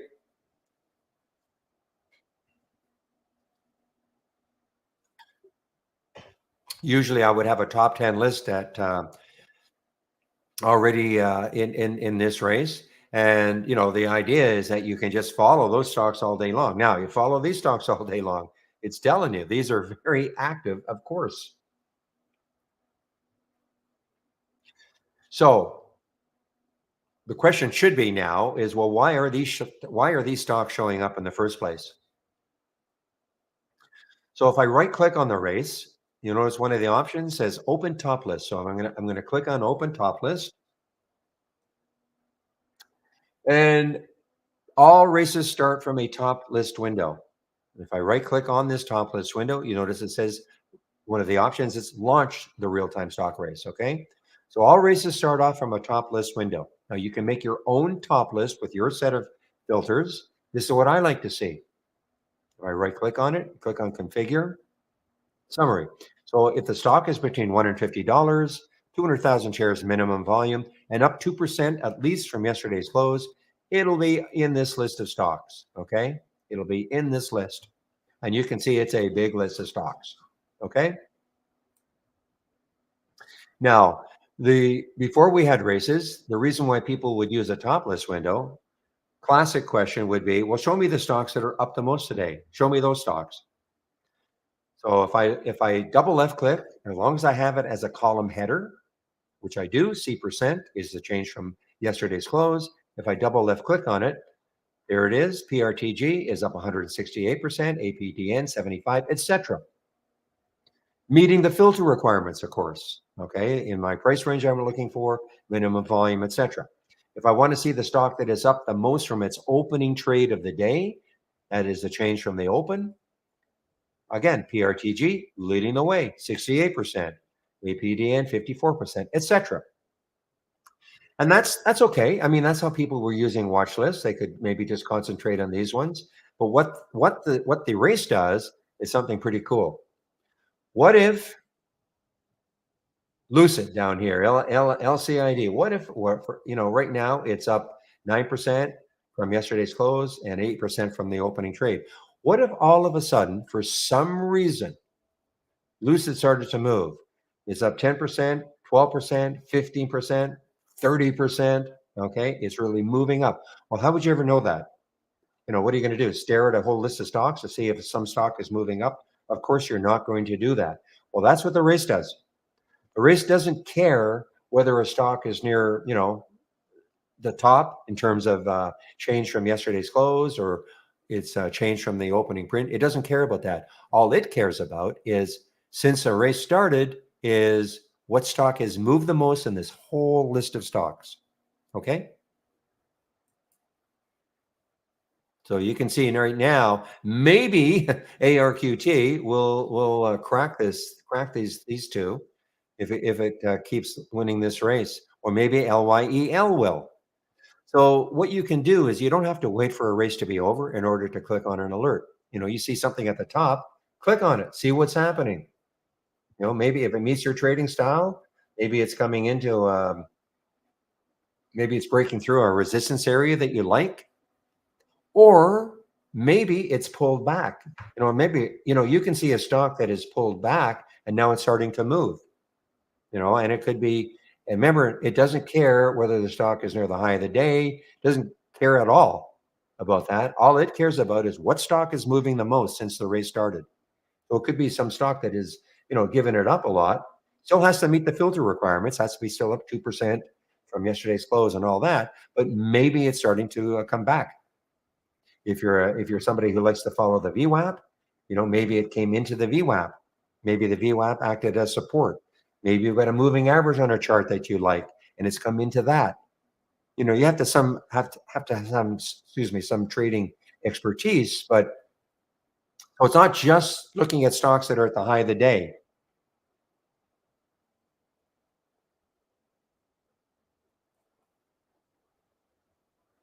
Come on, some other stock take over. Again, in all the, I don't know how many, how long we've had races, maybe a year now. I've never seen this. You know, two stocks dominating. You know, we're at 1046 right now. Two stocks dominating the race.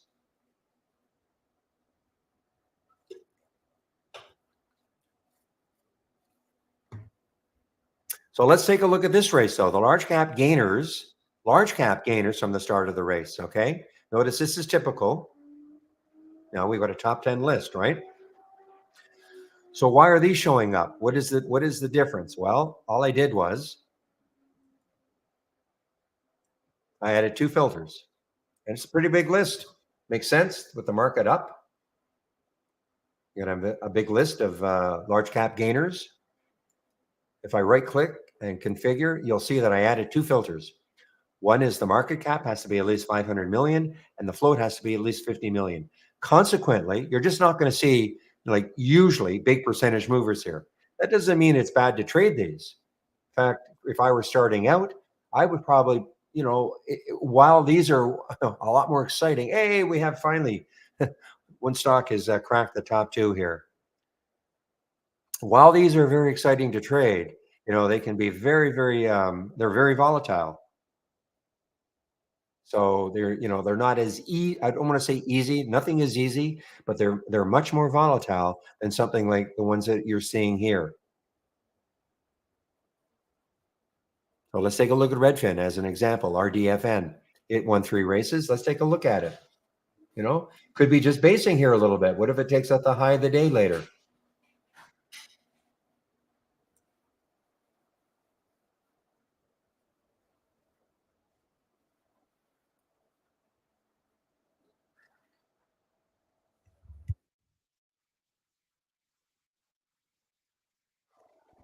Shady's in a short of the TQs, so nicely done here because this is now dropping. So,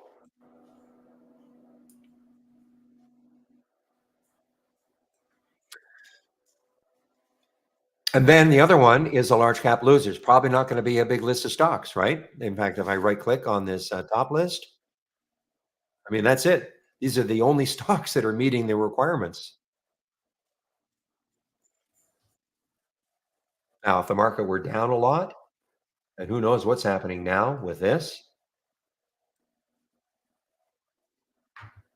but all of a sudden we may see a lot of stocks in this list if the market continues to sell off like it is.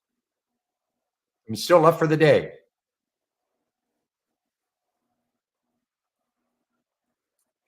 So these are the three races that I'm displaying, okay? And they're all on my, and sharing. They're all on my home page.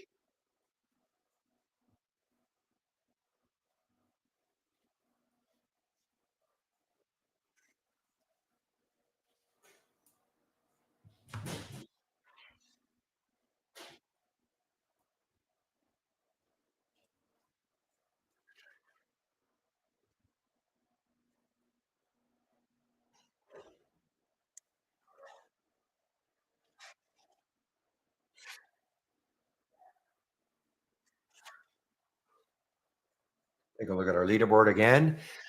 So Scott trades in this room. I've seen the Scottrades has been on the leaderboard for quite a while.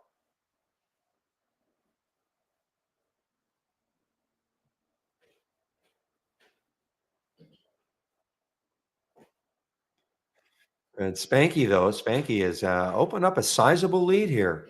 Still in two trades, open trades, two of them. But Spanky has opened up a sizable lead. 20,000 almost.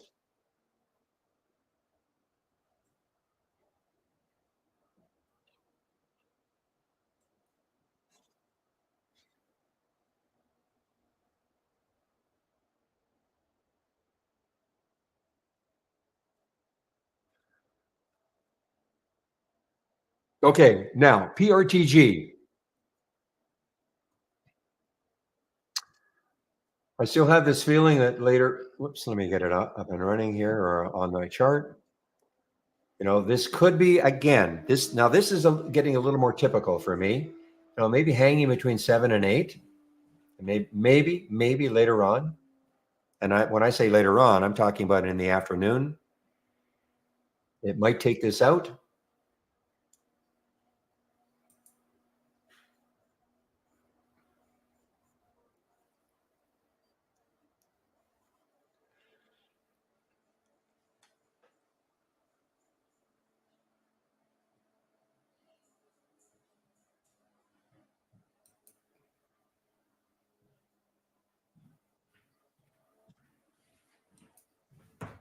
Give me one moment, please.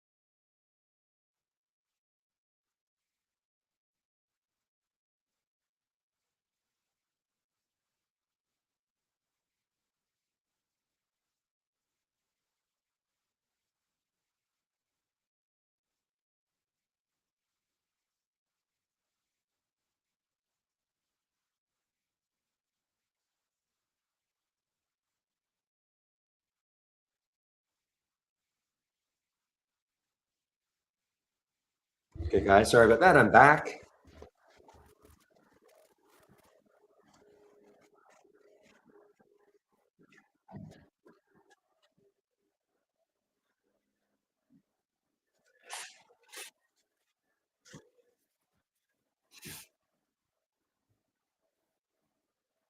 So what the heck is happening with this PWO? PWO, not a lot of volume. Look at that. Tono Capital. I think I've seen this one in the past, but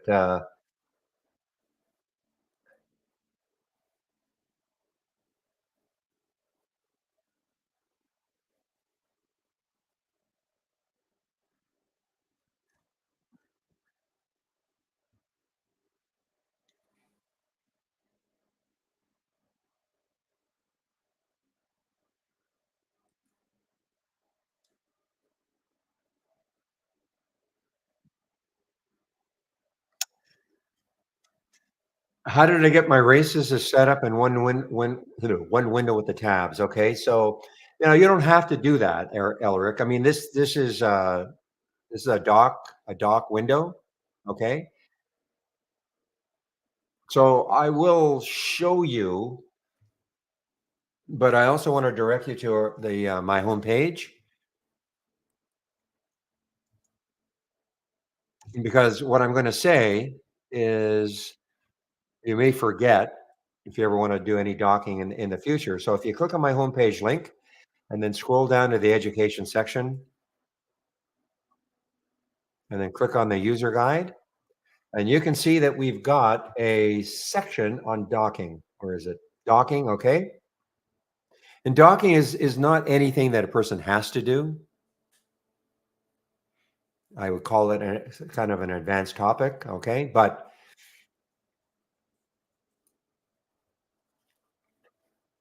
basically docking because it's not so much these races is you can dock anything. So let me just explain what how you can dock.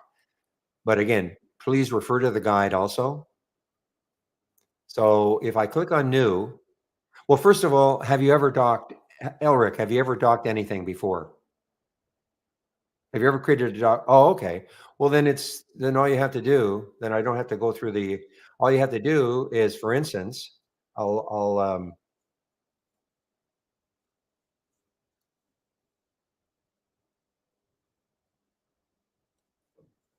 So I took this race. I just wanted to put it into free floating. Okay. So imagine you have your three races that are free, or a race that's free floating, or you have two of them or three of them.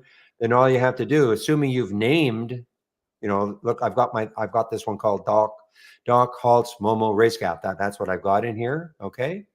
So all I had to do was if I left click on this, so now I know if I dock, if I put this in, if I do this, right click and duplicate into Doc Halts Momo Race Gap, it's going to show here.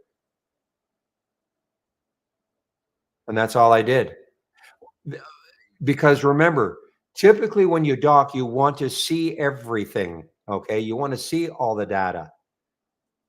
Okay. But in this case, I didn't want to. I wanted to have them as tabs. So if I, let's see if I can explain this. Just instead of when you dock, you know how you have the option to go right, left, up, down. Let me show you on another one. I just don't want to accidentally ruin my dock. Abnormal option activity. Okay, so if I wanted to put it in here, I right click, duplicate it. See how it goes in automatically as a tab first, and then that's when if you want, then that's when you can move it around. Okay. So it automatically will go into a tab first. That center section will create the tab. So that's why it's so that's why it is. Now I'm gonna I want to get rid of this, of course, because I don't want it there. So that does that make sense?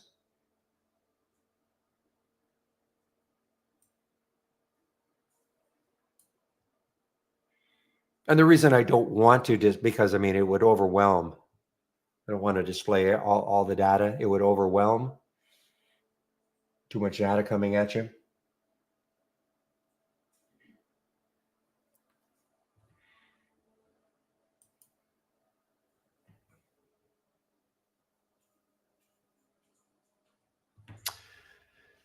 Okay, Cass, thank you, Casa. So it was a merger back then, okay, for the PTWO.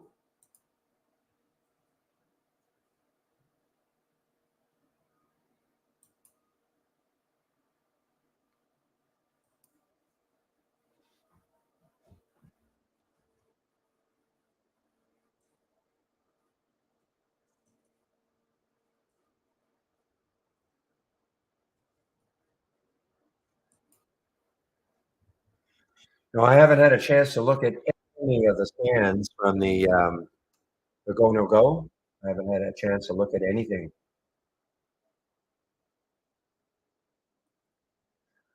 All right, let's see what this market is doing. So mini recovery again. Okay, let's see if it's right back up here where it started that descent.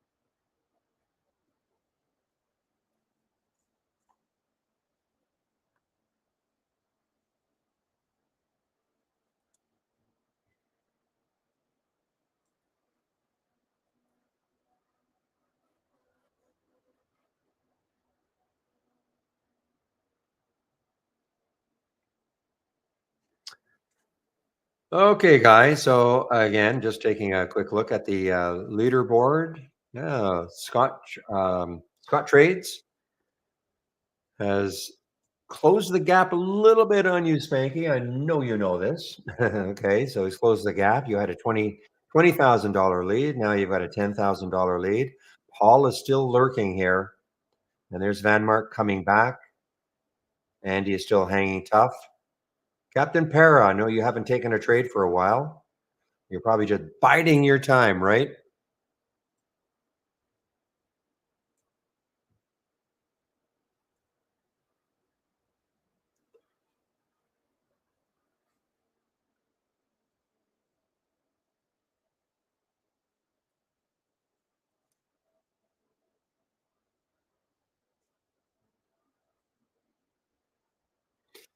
That's what I figured. And of course, the trick to all of this is to try to find a setup that nobody else is seeing. Because if all the leaders pile into the same one, now depending how, especially if they go, big in them, you won't be able to close the gap. So that's the trick, is to try to find something that is, well, like what you did yesterday. I still can't understand how you found that one.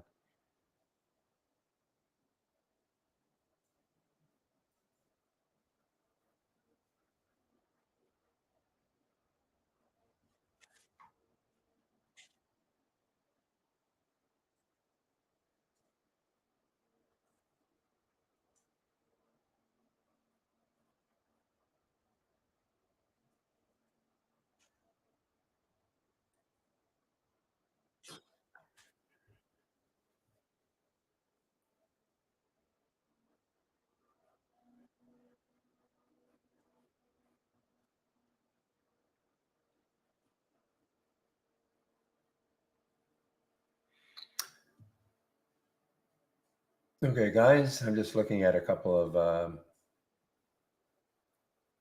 things on my other monitor, my thumbnail charts. Some see if there's anything interesting. So yeah, that looks like the FFIE is probably doing what I would have thought it would have done immediately. It's still up. Well, it's up 9 cents now. What? I am stunned. There are shorts available for me at Interactive Brokers. 500,000. I didn't think there'd be any available. I thought I want to short it right now, but there were no shorts yesterday. And that's typical with something that does a reverse split.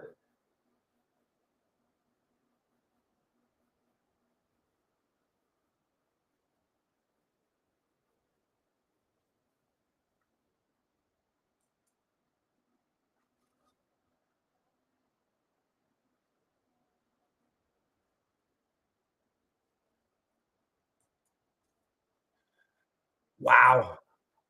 No, this was never shortable for me. This was never shortable for me.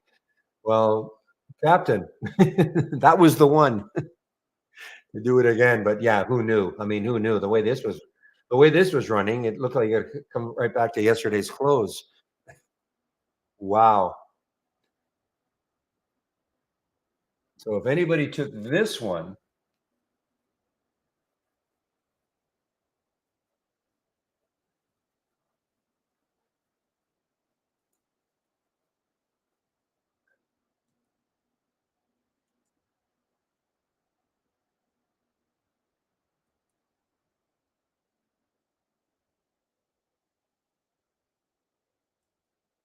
in a moment, I'm just checking to see.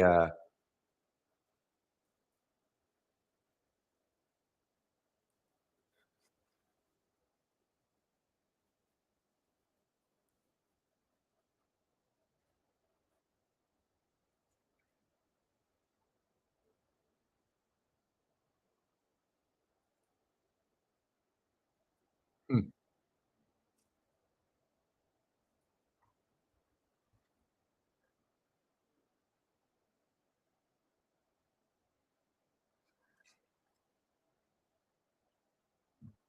Well, it doesn't look like anybody took this one that I can see on the leaderboard anyway. Just because, boy, what that was awesome. I mean, 13 cut in half. But again, how to predict this was going to happen after what it was doing? Pretty difficult.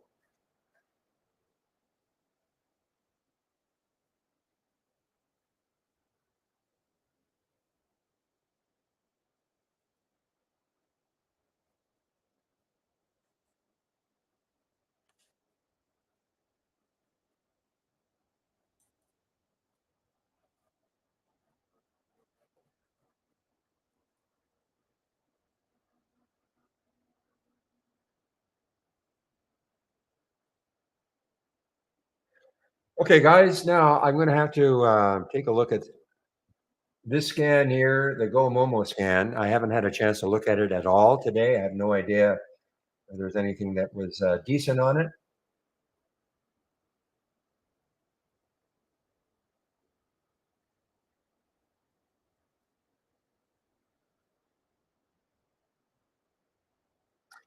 Well, first of all, let me explain these charts that you're seeing. Okay, these are the Go No Go charts. Excuse me.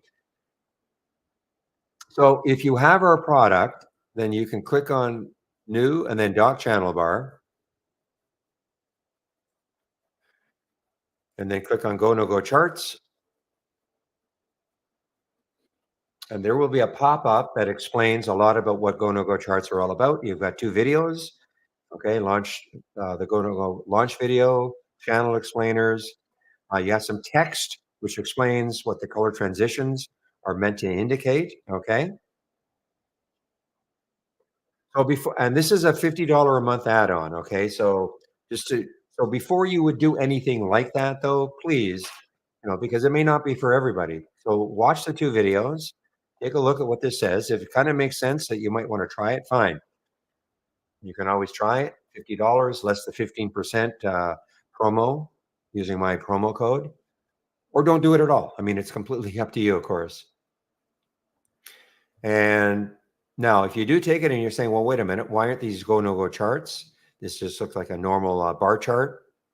Well, all I have to do is click on one of the alerts that you're going to see. Now, one of the things that Michael has done, Michael Noss at Trade Ideas, I mean, Go No Go has licensed their product to other charting programs. Okay, don't get me wrong, and that's why we have to charge for it. It's not our product, but what we're trying to do is make it a value-added proposition because Michael has created scans that you can use with the Go No Go charts.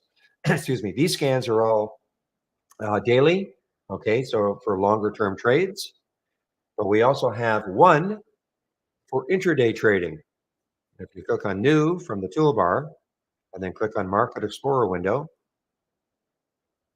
This Market Explorer box will pop up. Right click, select strategy. This box pops up. Scroll down, Go No Go, and Go Momo 3 minutes. Now that we're testing this, okay. And if you click on that, then this is what you're going to see.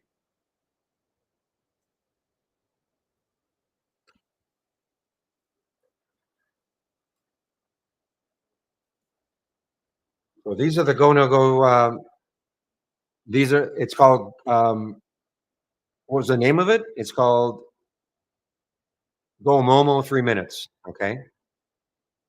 So when you go to all, it's the only one that's intraday. So the 3 minute one. Okay, Gary, is that what you mean? It's called Go Momo 3 minutes.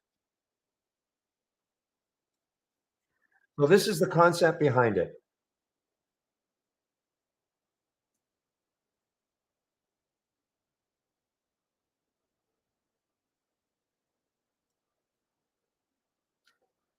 Now, I have to admit, I have found it works a lot better on on the less expensive stocks. But when I say it has more of a move on the less expensive stocks. But just to explain Go No Go in general,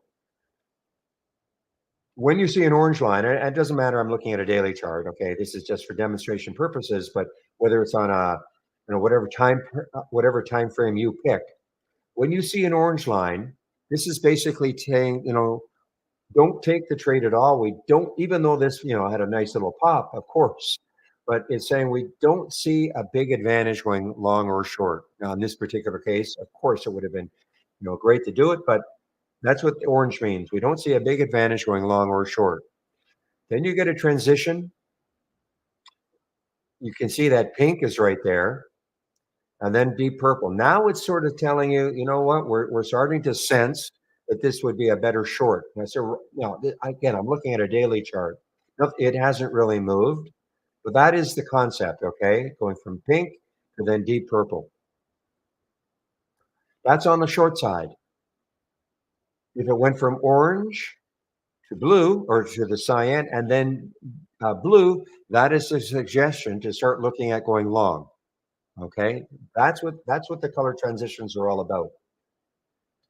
So what we were finding though is that if a stock, let's take a look at EH. Let's see if this one is setting up. Yeah. So what we were finding is that here's the orange for EH, and we're using a 3-minute chart. If if it went from orange directly to deep purple, that seemed to be quite bullish to really take a look at it. Or if there was only one bar in between, the pink bar in between, okay, only one. If there were several, then it's not going to show up on the scan. Okay, so the scan is picking up a transition from orange directly to deep purple, or no more than one bar in between, no more than one pink bar in between. So that's why we're seeing EH. So now the suggestion is to really take a look at it as a short. Yeah, you still have to put your trader's hat on and say, okay, just because it's suggesting that this is, starting to weaken, is there some support nearby that it could be blocked? And it's possible that 15 might block it. But that's what the scan is doing. It's sort of automating the process of showing you when a stock goes from either orange directly to blue or directly to deep purple, or with no more than one bar in between. And again, we're testing this. We're trying to figure out, okay, like what relative volume should we be using? What minimum volume should we be using? Is there another filter we should be adding?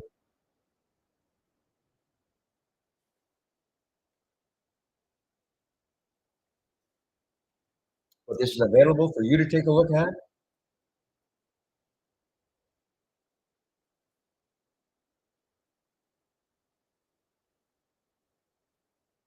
We're also um, we're also toying with the idea of creating the scan so that there might have to be maybe three orange bars, at least three orange bars in a row before we get the alert, not just one, as an example. Okay, will that be more powerful? The good news is that these scans are easy. You can't create them, but I mean, Michael Noss is creating them. It's easy enough to make those adjustments kind of on the fly.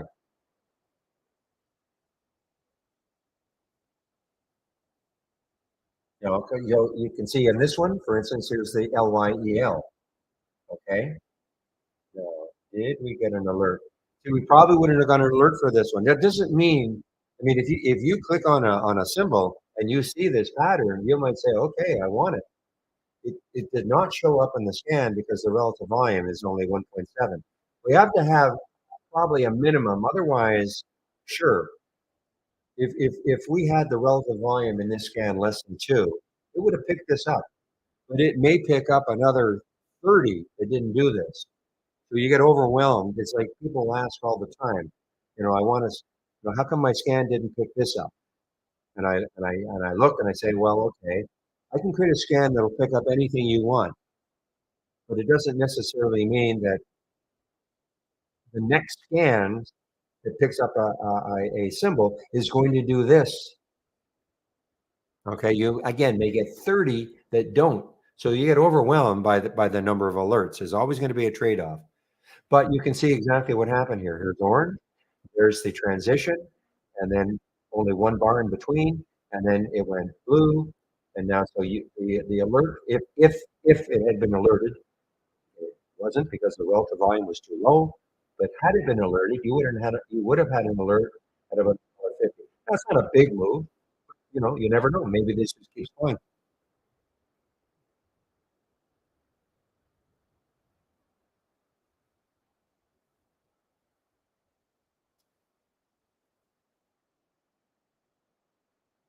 Wow. Well, I'll tell you what, Paul is coming right back, guys, and I know why.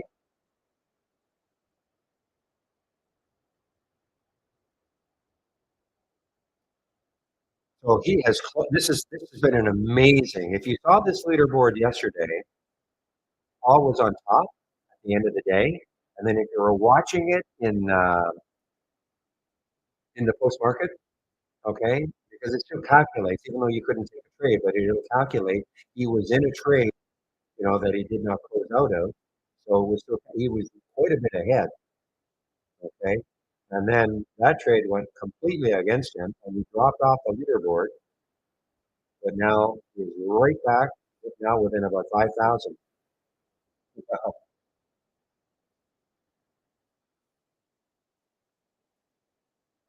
Yeah, well, for me, Nestor, it is. One of the reasons it's helping me, it's keeping me in trades longer. Question from Nestor, is it helping me? Yes, it is. Now, look at this market here now, guys. It's come all the way back.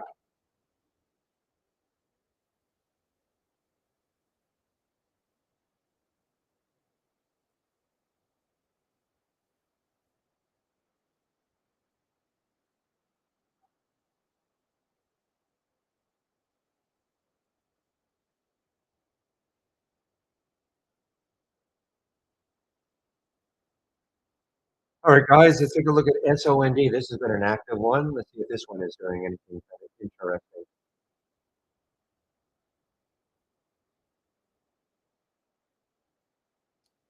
So you can see the week's high was up here around 785.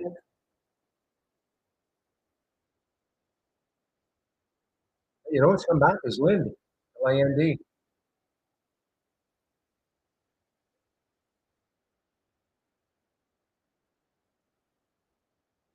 So I mean, it's testing that 1051 again, right up here, or the 1050. If it gets through that in a big way, then you've got a shot to the 11 level.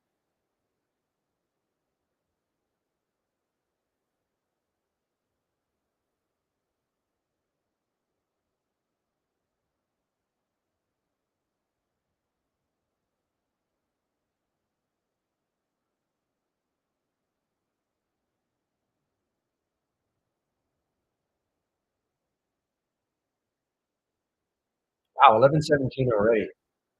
Been a fast morning for me.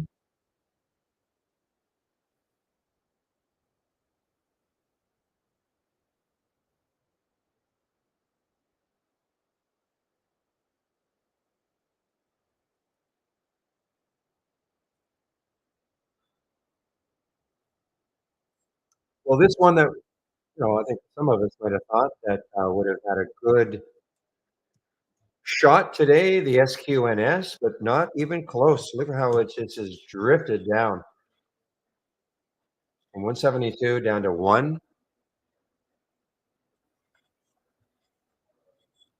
That would have been a good short.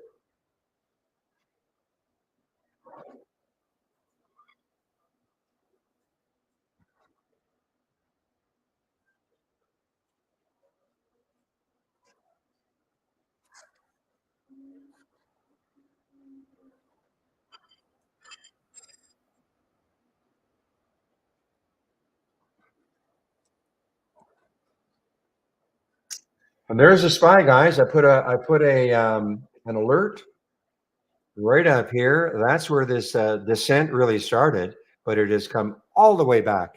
I mean, all the way back. Oh, why not put a price alert up here? The high of the day.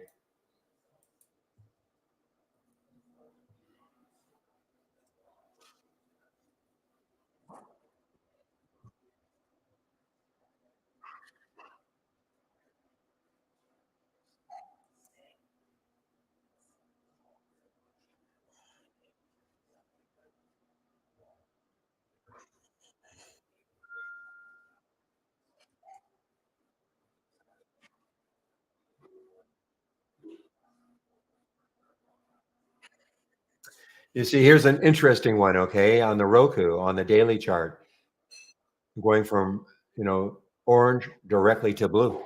Okay,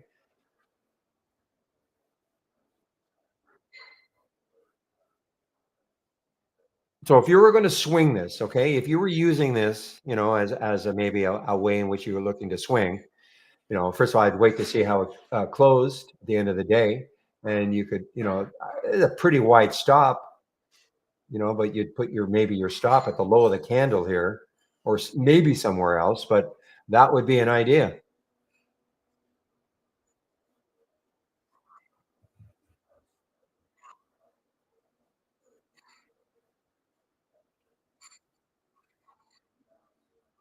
Who the heck is this penny puncher? He's hanging around in the top four now.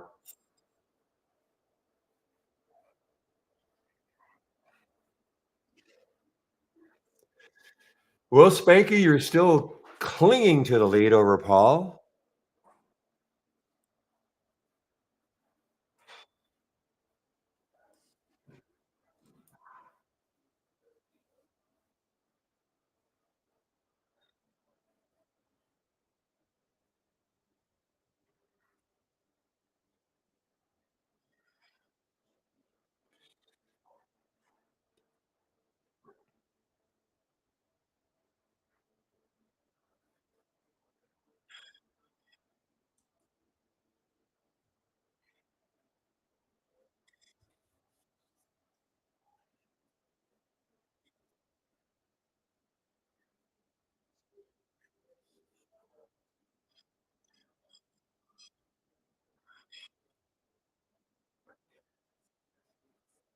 Yeah, I mean LIND. It's surprising me a little bit. I mean, the volume has certainly picked up. The spread is even tightened up a little bit more, 1051, 1055. I'm not, I have, I mean, there is the next high, and that's that 1090 right there on the daily chart. There is the next high, 1091 or so.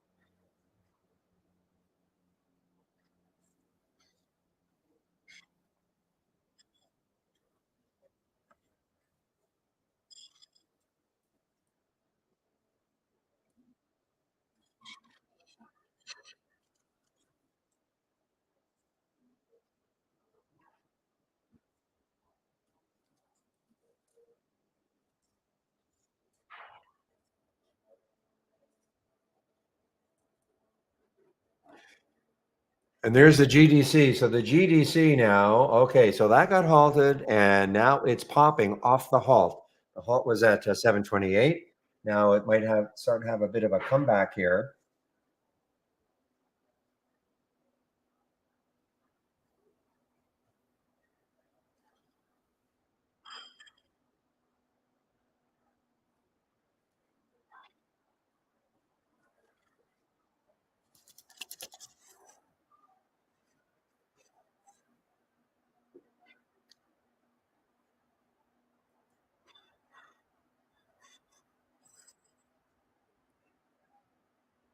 Mints. I lost sight of that one. So I guess Shady, you're in this one. I lost sight of this is an AI alert.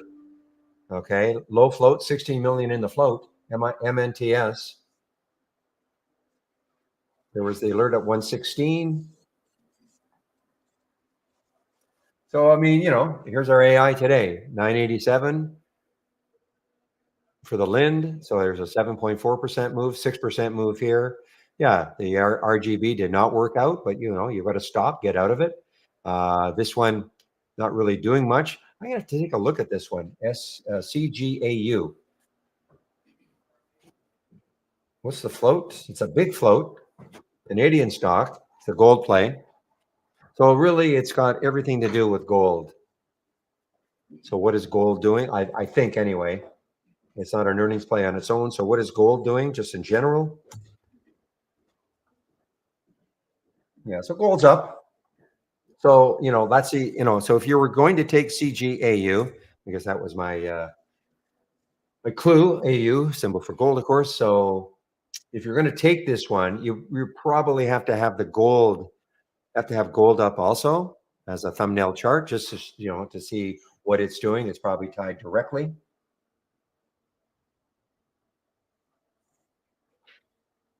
Typically, why I don't do any of the precious metals or oil or energy stocks unless the stock has some specific news for it, because they're just too tied to their sector. I'd rather find stocks that are moving not caring what the overall market's doing, not caring what its sector is doing.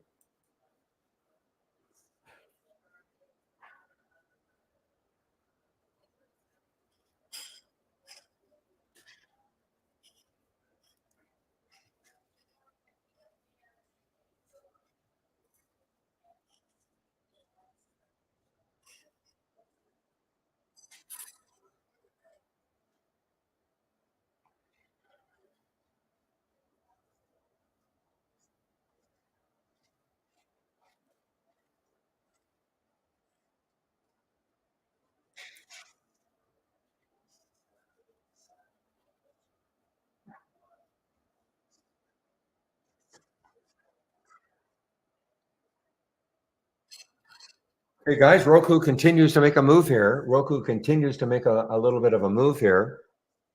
ROKU.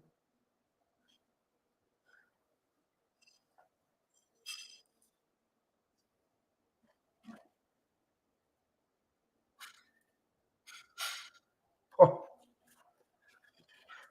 oh boy. Well, I can't tell if anybody shorted this one in the contest. I really can't. Well, I could tell because if they took a big position, I don't see anybody that took this one on a short in the contest.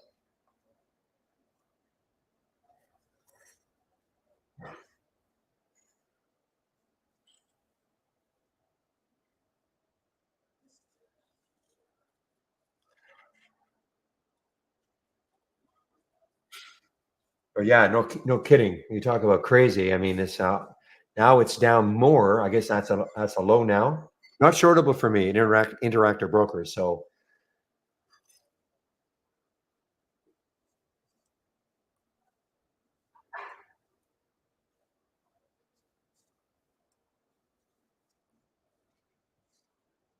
it has come all the way back now. So it bounced from about the $5 level all the way up, almost not quite a triple, up to 13.28, and then just back down underneath.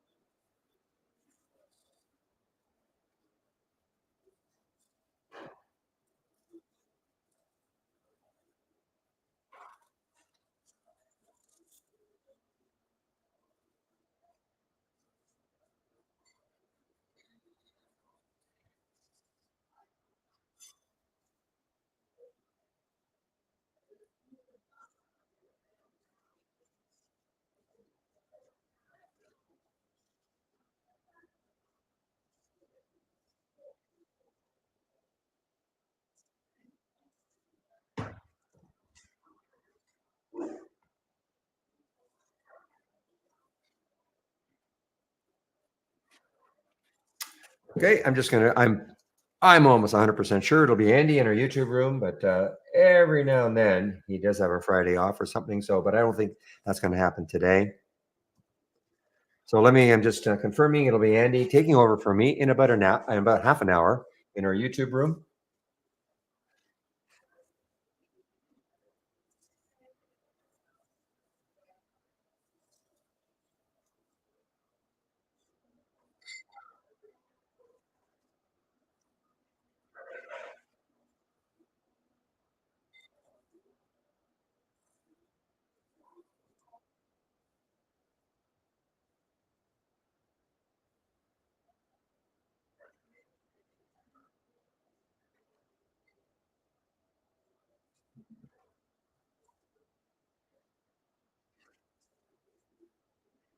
Yeah, I still holding out on the PRTG that maybe later on in the day.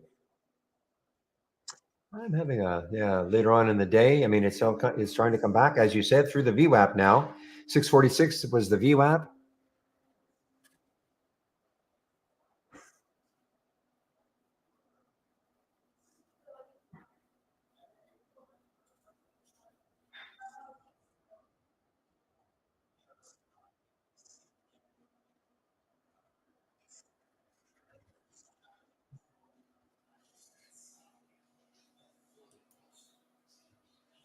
Boy, take a look at this one. This AAP. This was a earnings play yesterday. Just got crushed yesterday.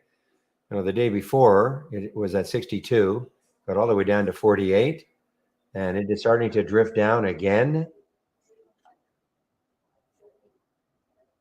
Oh, I have no price target for. I'm not in PRTG anymore. I have no price target for PRTG. The only thing I do is I look and find it again. If later on in the day it starts to move, I mean, there's the high of the day, 8:30, but when you look left on the weekly chart, I think we had room to 10. That's not a price target though. All I'm trying to do is, say, okay, where could it keep going until it hits the next high? I don't consider it necessarily a price target, but that allows me a lot of times to take a trade because I don't want to take anything that where the next high on the daily or the weekly chart is so close to the current price. But I'm not in PRTG right now.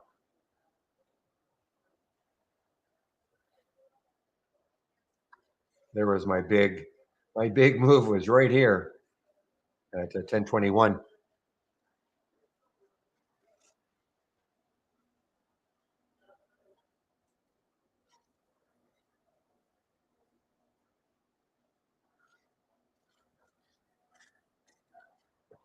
All right, where is UBXG now? It just got halted and it just resumed.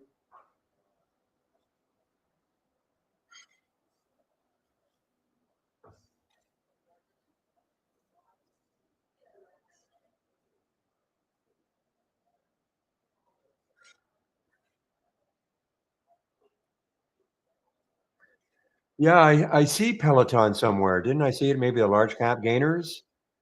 Yeah, Peloton. Didn't I see it somewhere? I'm surprised. I'm very surprised that it's holding its gains from yesterday. In the pre-market, it looked like okay, reality is going to set in. I know they had earnings yesterday, and sure, it was a surprise. I'm in nothing right now, and nothing.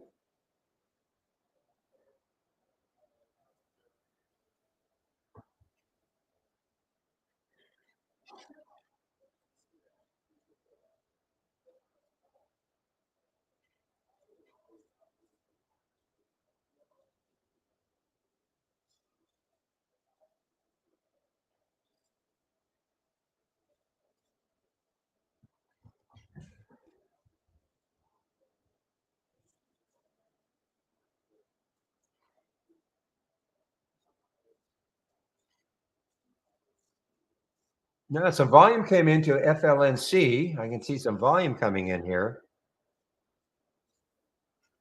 for some reason.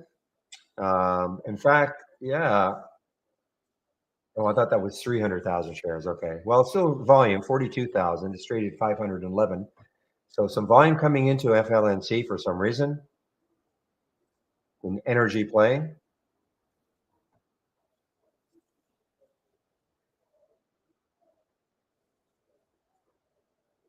Well, maybe not. So it's AI, sort of an AI play, I guess, also. So look at what's happening with it. It's right at that 200-day moving average. So will that stop it? Will that stop it? Will that act as resistance? The blue line on my daily chart. Will that act as resistance?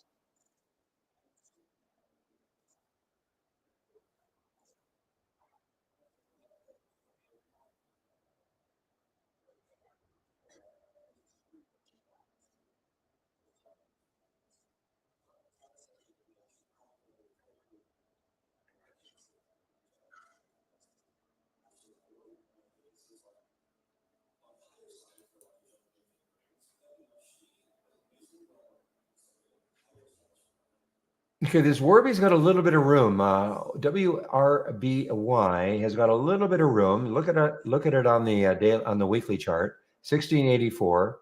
What is it on the daily? On the daily though, yeah, 1657. Actually, it's got some room. Warby's got some room. WRBY has got some room.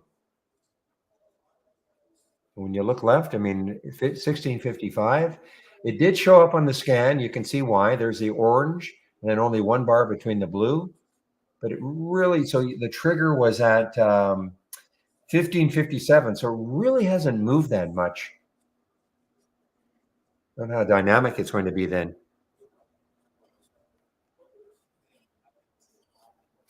Again, this is what I'm talking about on the Go Momo 3 minute. 1556 was the alert.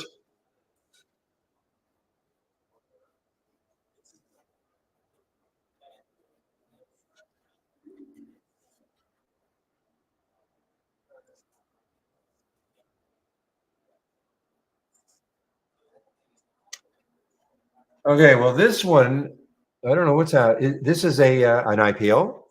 This is an IPO. Is a good idea to short top gainers of previous days? Could be. It could be.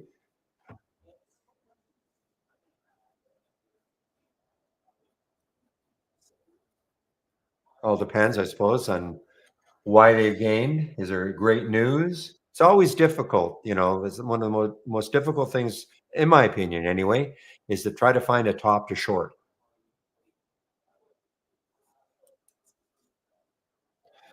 So this must be a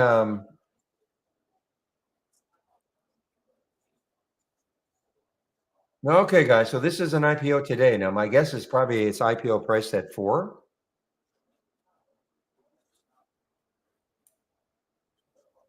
Okay, so this could be interesting later on. It's a China stock. Let me just, okay, I have time. I'm going to check to see what the structure was exactly, how many shares were issued.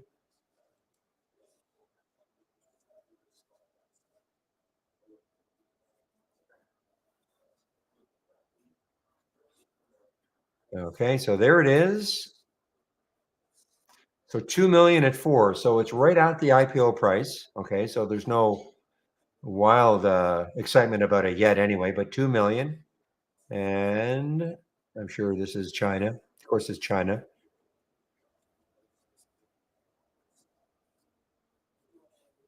Yeah, so no big guys are behind it, but anyway, some of these China stocks can go crazy. Haven't seen one for a while.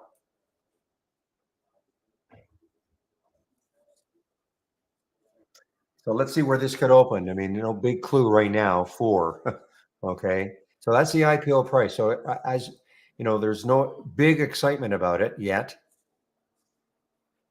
and we would know that is if if it's priced at 4 and say it opened at 6 or something like that, then there's some excitement about it. But right now, there's not a lot of excitement. Thank you, Draw.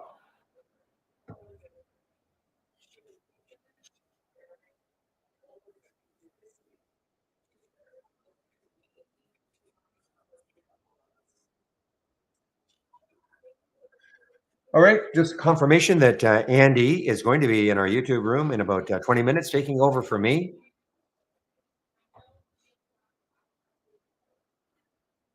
Well, Lynn.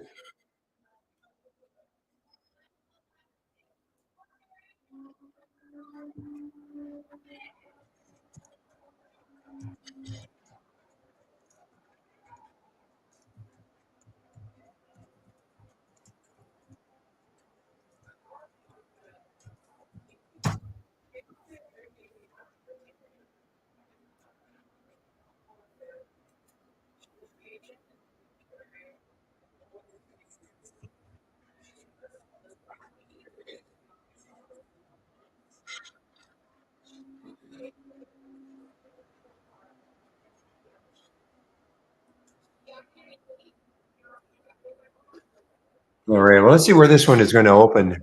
It's still, yeah, open. Looks like it's going to open lower. Okay, 382. Again, this blue screen you see here, this is from Interactive Brokers. Okay, nothing to do with trade ideas. It's time and sales from Interactive Brokers. You can't see the symbol, but it is the WOK.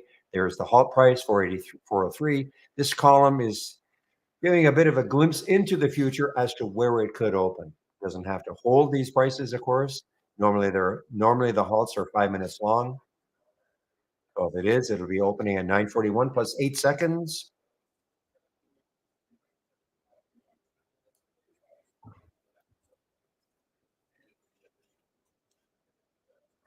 Again, a couple of nice ones so far from our AI. 8.6% move for the mints and the LND 7.25. and this one is basically flat. The only one that did not work was RRGB so far. It was an earnings play, Red Robin.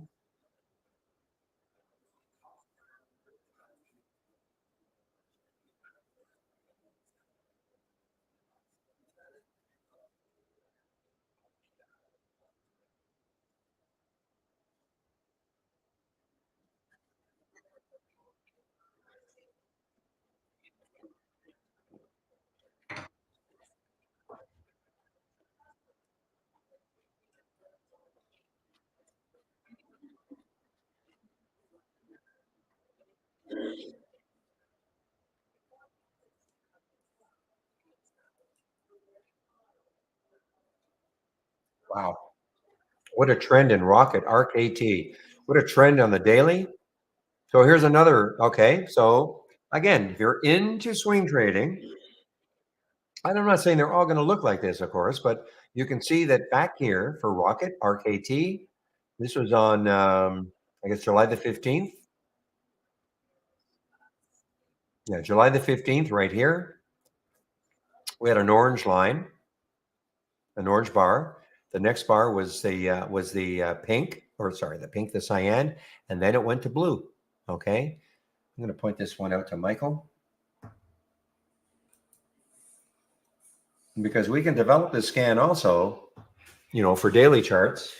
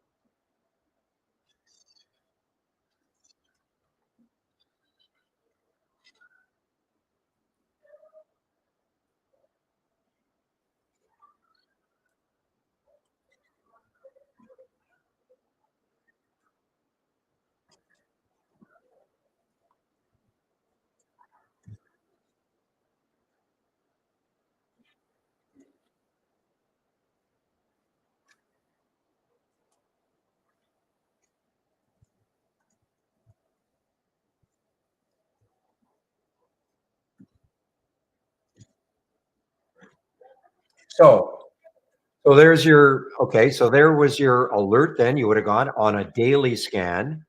You would have had a little bit of maybe angst here because the alert would have been at 15, it moved down, but where you'd be putting your stop is so crucial. My guess is that you'd be putting the stop at the low of the orange candle. Okay, because remember now on a swing trade, your stops are generally a lot wider, of course, than on a day trade. So, and I'm not saying they're all going to work like this, but look at that rip then from $15 up to 20, not bad.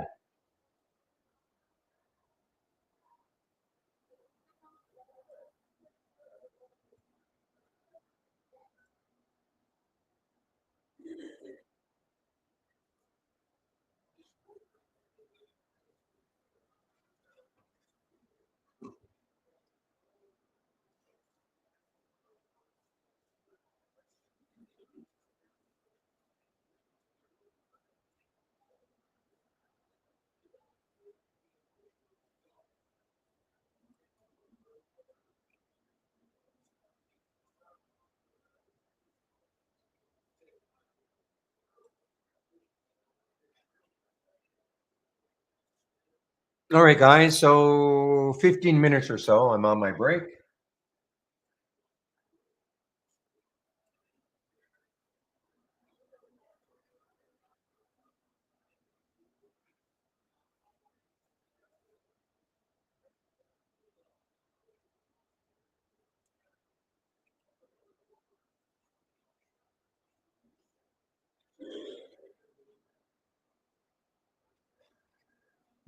Well, I was certainly wrong about Peloton yesterday. I had my doubts it would hold the gains, but it certainly did.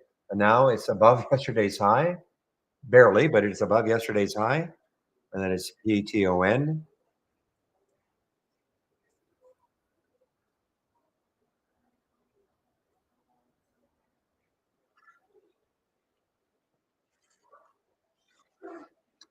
Take a quick look at our leaderboard again. So Spanky is still holding on, expanding the lead a little bit over Paul, $11,000, 10,500 or so. Paul had tightened the race a little while ago, but Spanky is, and you can see they're both in 3 trades. Scott still hanging in there. There's Van Mark has come all the way back. And there's our Andy. Andy will be in our YouTube room, okay? In our YouTube, or right there. Andy is in the fifth place right now. He'll be in our YouTube room in about 15 minutes. And there's Captain Para biding his time, okay? Oh, I wonder if this is our Jamie. Jamie in Trade Ideas. I don't know. Sometimes Jamie is listening to me, so I don't know if that's Jamie.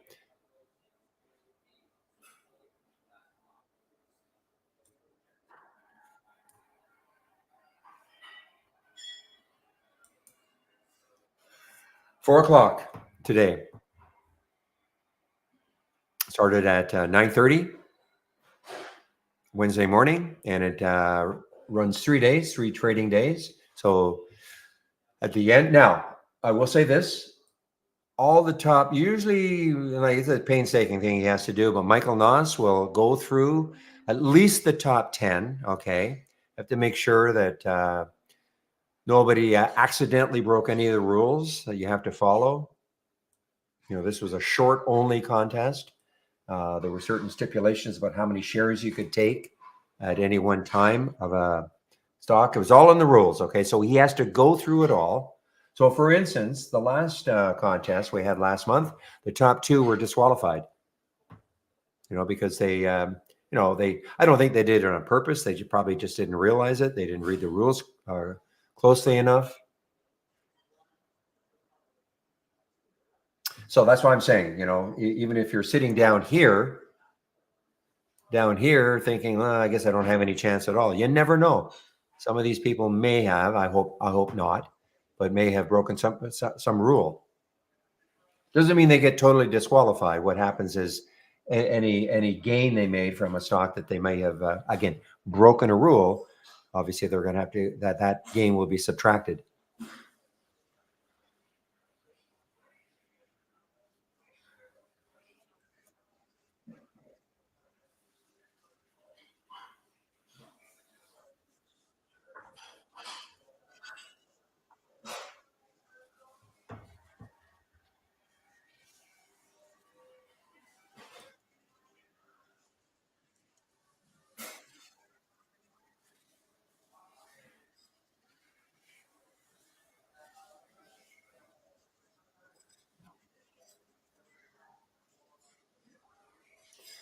Little bit of a pop here. Well, not quite. Okay, I thought it was at the high of the day here for the Mints MNTS. Again, this is an AI alert, 116. And look at all the time you had to get into it. Okay. I like doing my videos on setups like this because people think, wow, I guess I missed it. I didn't take it at the beginning.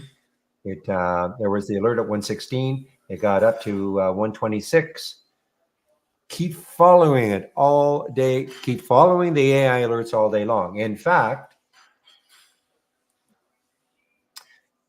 look where the VWAP. Well, the VWAP is basically at the alert price. But what if the VWAP had been down here around 108?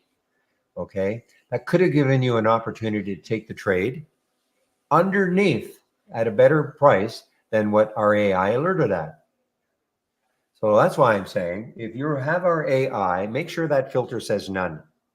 Okay. And it's just not, more than likely, if you load it for the very first time, you're only going to see the profitable ones. I think that is the wrong way to use it. I think you should watch them all day long because, just like I was saying, maybe this set up underneath the current price, maybe at the VWAP, maybe, and if you're a VWAP type player, or maybe you've got a moving average on your chart that you like, and maybe that held it as support, and maybe you take the trade there at a better price.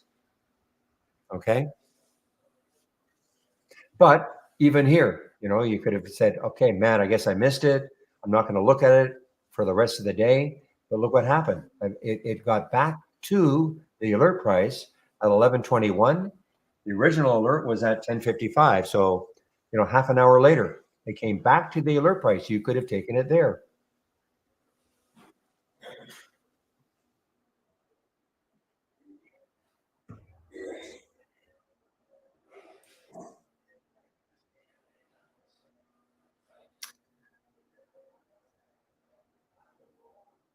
Well, I guess this will do probably a million shares by the end of the day. This was very light on the volume at the beginning, but LIND,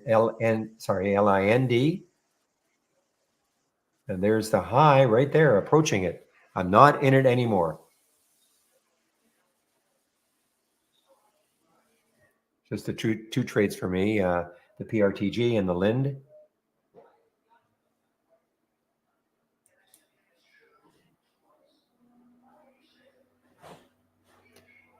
So this is actually giving a short signal right here for the APDN. Okay, you can see the orange bar going directly to purple, deep purple, but I have no shorts for this.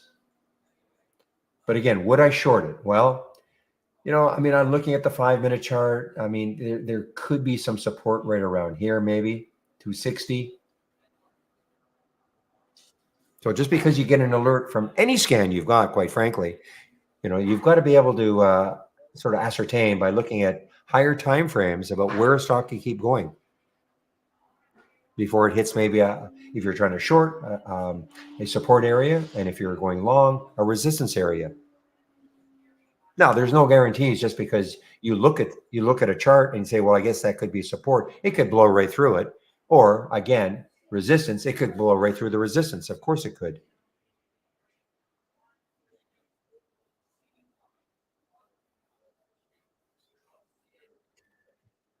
So Kava was an earnings play, right? Kava was an earnings play. So Kava, you're saying, is killing you because it's going higher? Yeah, great earnings play. I know I had this on my, I actually was on the list of stocks I said to keep an eye on. And yeah, this is a great, it's out of the price range I normally like to trade, but yeah, this has been a great earnings play. Just a little jog down here on the 3, but on the 5, it looks a little more like consolidation. And guess what? All-time high. An all-time high for Kava.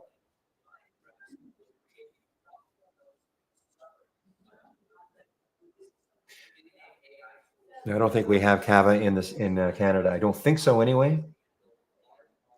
Zoe's Kitchens. Yeah, I don't think we have it in Canada. All right, guys, 11:53. So Andy is going to take over for me very soon. So what I'm going to do, I'm going to hang in here until he takes over, but just want to put my announcement in.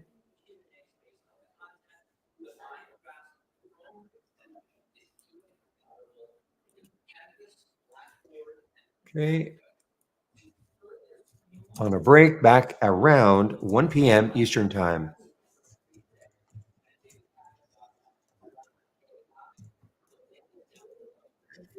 And what I'll do in the main room, I'll put the YouTube link in so you guys can head over and listen to Andy. Again, it's always a good idea, I think, to head over when I do take my break to listen to one of the other trade ideas traders. We all have different styles of trading. We all have different scans that we're willing to share. So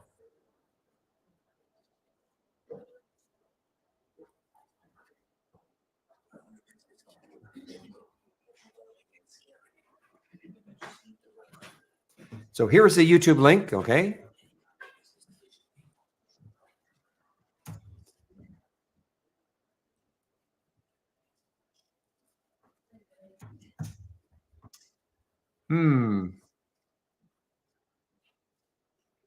Well, if I can, Andy will, okay? So don't worry. The problem is, I don't know what your email address is, and don't put it here. That's the problem.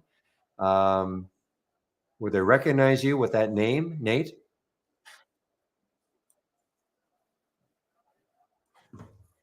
Because I could just say, I could just ask that one of the people in accounting.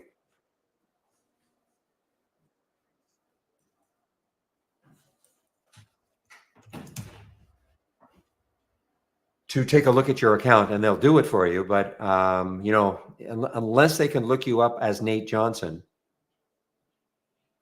but don't put your email address in here, okay? Yeah. So if they're not going to be able to look you up as Nate Johnson,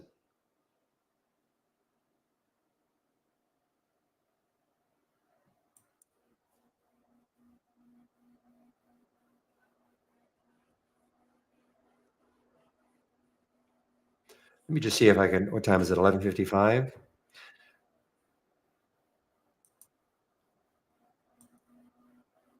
If you said you send emails, I should be able to see these emails. So just give me a moment, okay?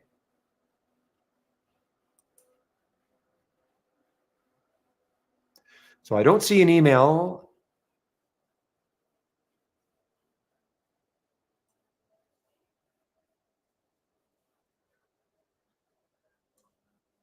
Don't worry, Nate. They'll do it. Don't worry, okay?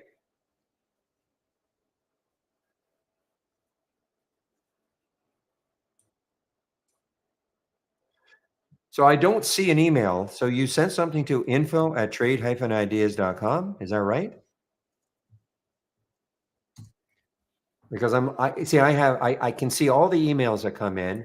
I don't see something that has not been answered. You know, I can look at the what we call the unassigned, which means they haven't been responded to.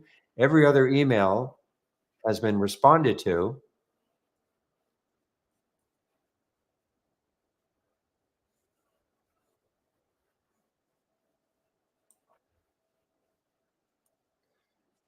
I'm not saying you haven't sent it, but I just don't see it. But Andy can try to help you also. He has actually access to the back, what we call the back office, so he can probably take a look. The problem is he needs your email address somehow. But if you send it to right now, info@trade-ideas.com, okay?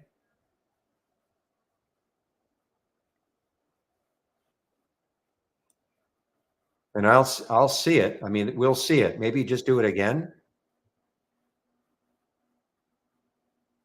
And you know, Chris is saying we don't see an email from you at all. So maybe it was, and they checked all the spam boxes also. There will be a better one soon, okay, in terms of a promo code.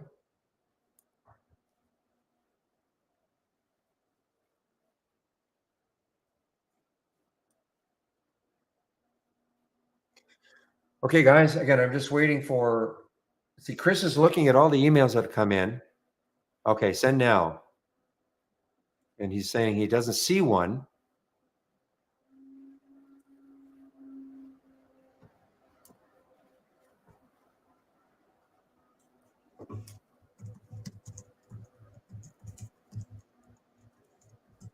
Okay. Well, if you send it, it'll be there. That's all I can say.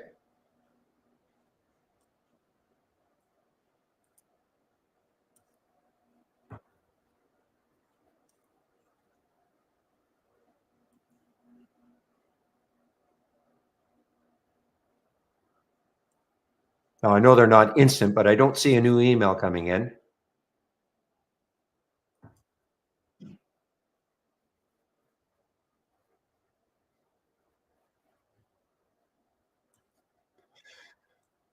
All right, Andy, I just heard a little pop, a little ping. So just give me a moment, okay? So, okay, guys, Andy is in our YouTube room right now. Okay, so you can head over and listen to Andy. I'm going to put myself on mute in the main room.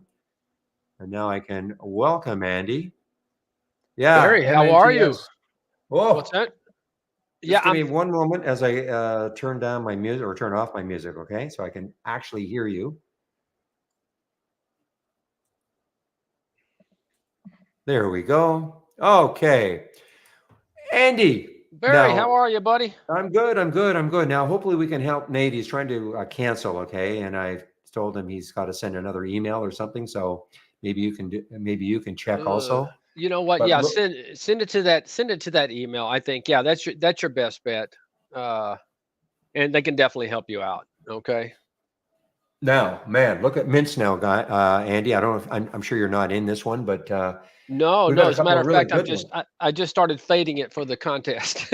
Okay. Well, you know what? That's the only way you can win, right Yeah, now. yeah, it really is. I mean, I haven't been able to participate that much today, but I had an alert go off, so I started to fade it. We'll see what happens. Well, I mean, you've done very well. You're in seventh place right now. Boy, it's a real dogfight now. Yeah, I see. 75,000, Yeah, 71,000, and yeah, Spanky is in our room, in the other room, in the main room. So I'm kind of cheering him on, there you go.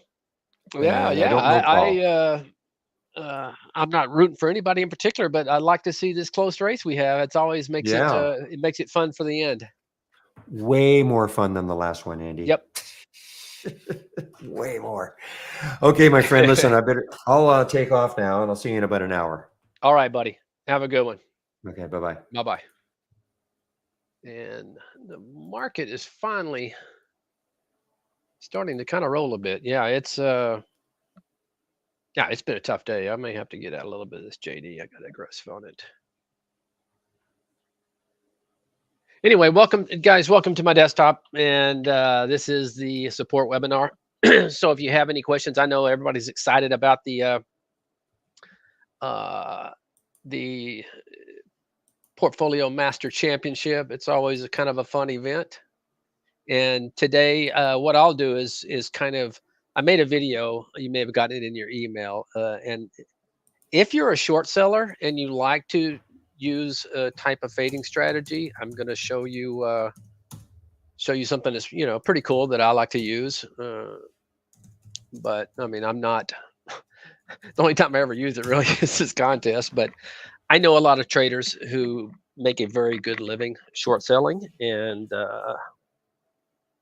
this is kind of stuff they look for. And I just kind of using our technology had just and what I like to do to find those areas a way you might want to enter, which looks. You know what? I'm kind of if you ask me where the market's going to be at the end of the year compared to where it is now, I'd say lower. Uh, Barry, are you? Can you hear me? I don't think he's on mute. Let me tell him he's. Hello, Barry Anderson from Trade Ideas with today's edition of What Makes This Trade Great? Well, we're in a halt right now, guys. MNTS. This was an AI alert at 116, and it just had a huge pop up here, and we're right in a halt. So, maybe by the time I finish this, it will resume. I don't know. But again, this is a broken record. Oh, I'm not muted. Okay, just give me a moment. You're right. Thank you. Uh It's okay. I'm not saying anything you guys can't hear. But huh. I'm going to have to start again, obviously. Where the heck is it? There you are. Okay.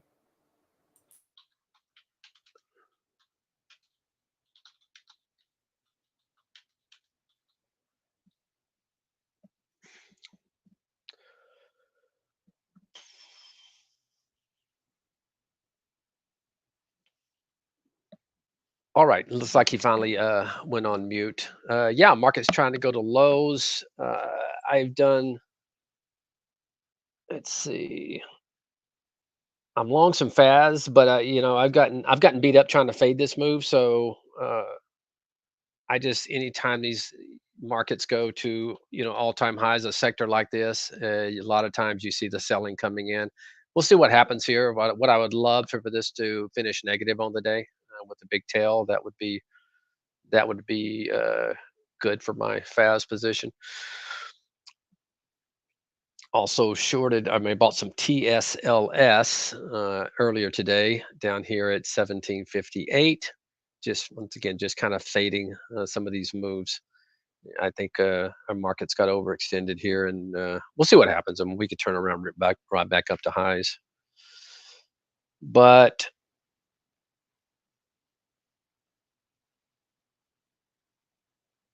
yeah, we'll see. We'll see. And now let's take a look. This looks like it's back open again. Let me see if I can fade some more of this.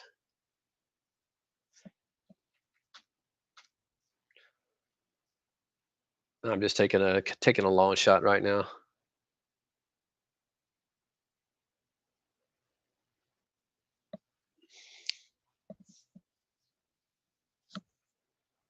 Not sure. See how much probably would I be able to get? Maybe 700,000. I mean, sorry, 70,000. And what I'm hoping for, my only shot is, like I said, I didn't have. I came in short some positions that were scary at first, but then ended up paying me. But uh, wasn't able to. I'm not able to trade actively like some of you guys are, like Spanky.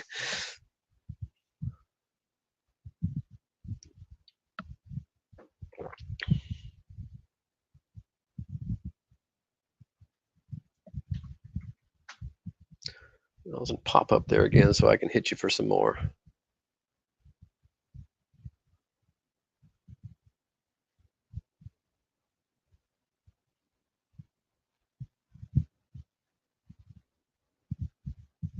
Ah.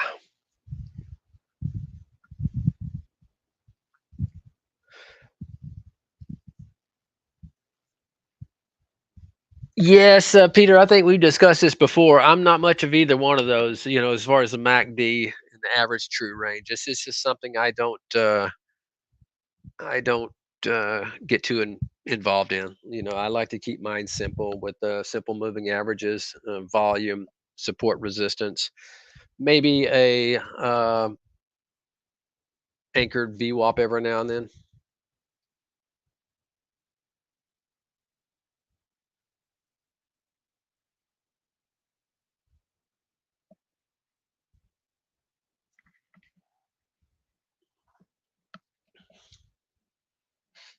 All right, Basu, how can I figure an alert where I want to be alerted when a stock clocks 5 consecutive green candles in a row?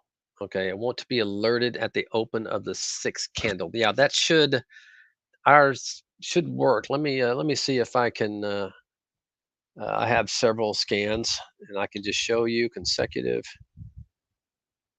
I'm not sure what you want. 5 consecutive green candle. What kind of Vasu? What kind of green? What time frame you want? 5 minute candles or 15 minute candles or daily candles?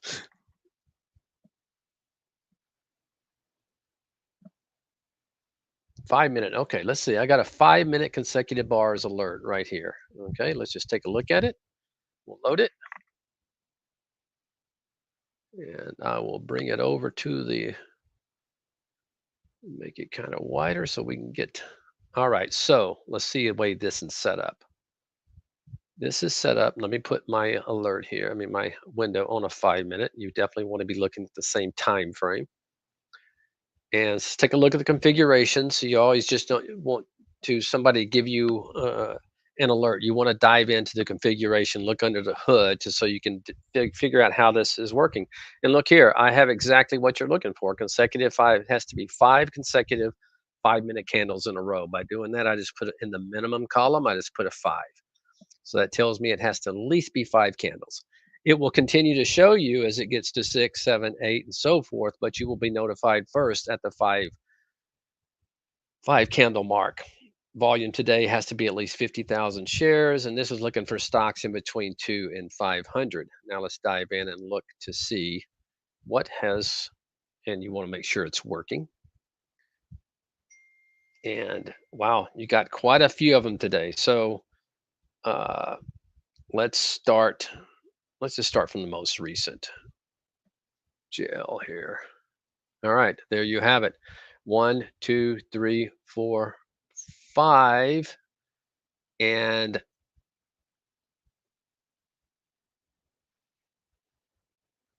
not sure why it did not alert until this one. Let me take a look at another one.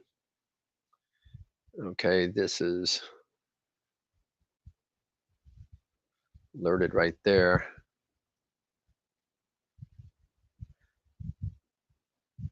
That one looks correct.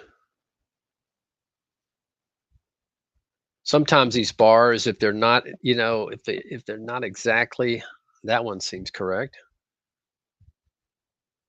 I don't know. Take a USO. USO 1, 2, 3, 4, 5. Now, you have to understand, it doesn't say green bars, okay? It says consecutive uh, up candles. Okay, so what you have here is if you have a close in this bar right here, and I think what it is, as long as the high is above the prior candle's high and the low is higher than the prior candle's low, you're going to get a consecutive bar. Okay, so if you look at the definition, it's called consecutive candles. So it's not necessarily does not have to be the color green. Okay, so it's kind of confusing. Okay, as long as the high is above the prior candle's high and the low is above the prior candle's low. I hope that makes sense. So this works. I'm still like to see a couple of more. 1, 2, 3, 4, 5. Because it seems like we're getting 6, and it's not doing it to the until the 7th candle. That one's a mess. The low volume ones, you gotta. You know what? Let me increase the volume on this, and we're getting a lot of. Let me do getting a lot of trash. Let's do at least 300,000. Well, we'll do 200,000.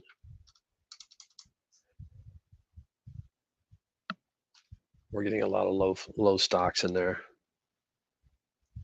Yeah, cut it down a little bit, not much.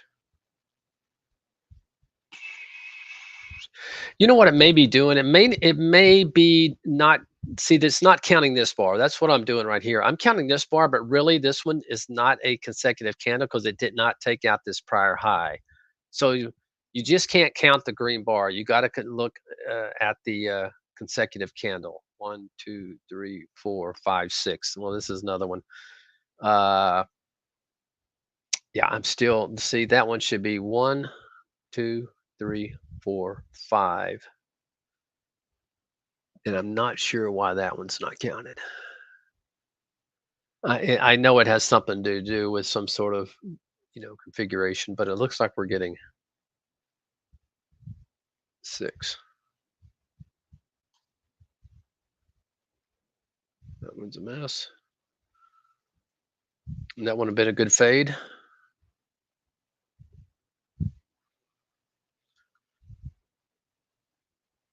Yeah, it seems like the candles are starting to count like one longer than it should, and maybe it has to do with some sort of confirmation.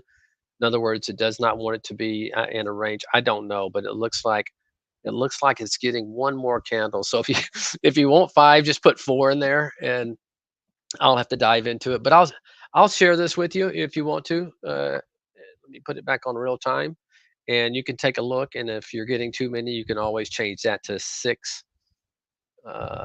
Just go ahead and share this. Regardless, yes, you're gonna be getting definitely kind of overextended candles for sure. 5-minute consecutive. And there, like I said, there may be sometimes they put some sort of confirmation in this thing to just assure that you're not getting. So it's probably that first candle that's not getting counted. But there you go. Hopefully you can get that. Yeah. You're welcome.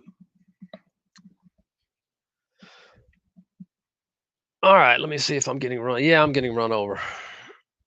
This thing is continuing higher. Well, I had to throw it out there, see what happens.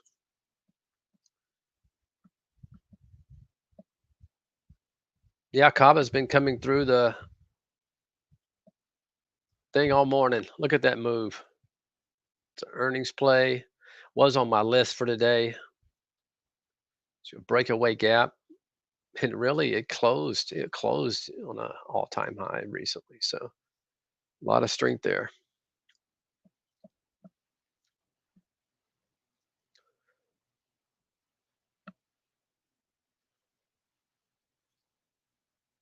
Well,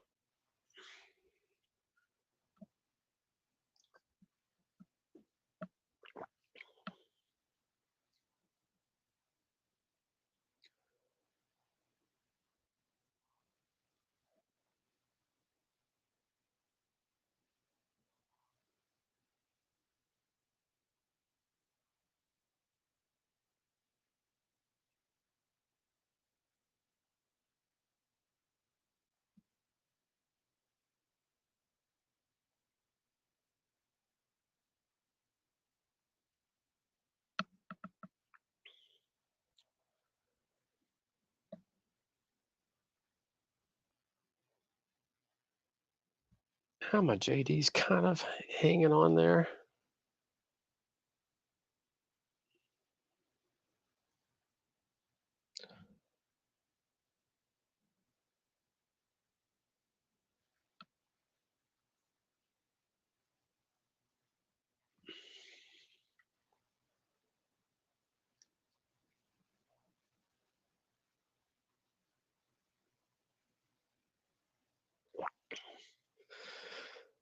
All right, let's take a look. Oh yeah, guys, here's what I'm going to show you something. And this, if you like short selling, in other words, if you have an account with our favorite broker out there, Centerpoint, and the reason is Centerpoint's a great partner. They have a great locate. So what I like to do is I find that this is a top list I just call biggest gainers percentage, PMC for the Portfolio Master Challenge, and take a look at the configuration. It's pretty simple. I'm just keeping it, $1 to $5. Okay, I want to find cheap stocks. Volume today has to just be doing 20,000. But the whole key is just to sort the sorting by change from close. Okay, very simple, easy top list. And what I do is like in the morning, I'll scroll through here and look for areas. And you can see this one, I missed it this morning. So I had to reset it again. But this one right here, look how close it got. So what happens is I'm looking at this thing in pre-market. I'm saying, okay, if this thing gets to, and I find an area, and look at that, you have a pivot level right here. I said, and not only that, it's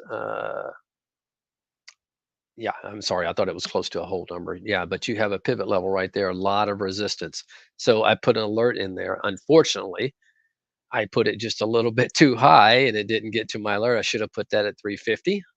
But nonetheless, that would be an area where I would look to fade. Okay. When you're a tough strategy to have short stocks that in the hole that are, uh, getting beat up because it's just hard to do. I would rather be the one fading. Now, you can't go all in. You're jumping in front of the momentum, so you can't go all in. Kind of like, yeah, I did on mints right here because I know I'm out of the race, so I had to take a chance. It's not going to work. Is that not halted anymore? I don't know if I can short anymore.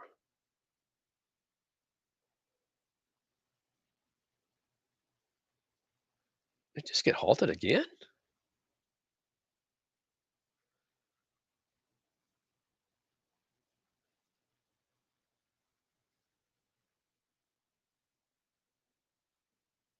No, I'm tapped out.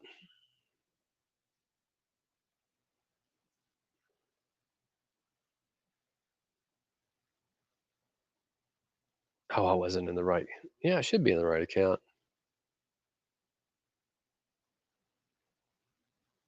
No, I got filled. Well, it took a while. All right, let's see what happens with it. So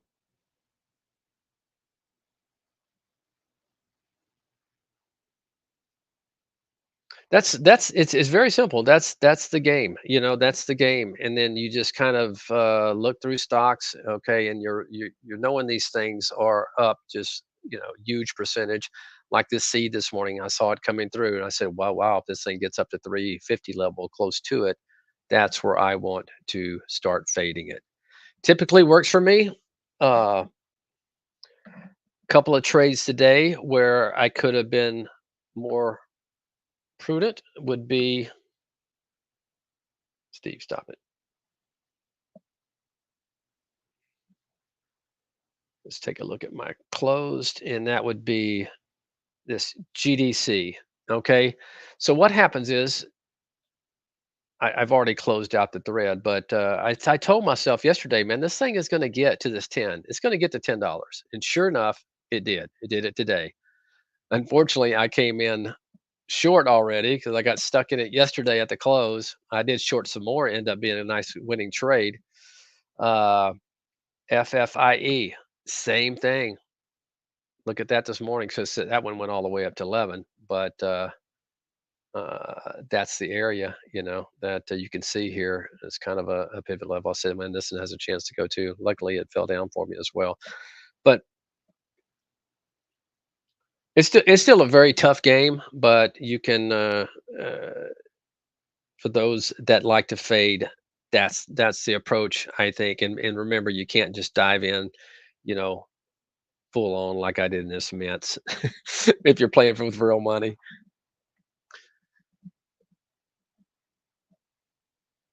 Nate Johnson, you sent 3 emails. I'll have to go look.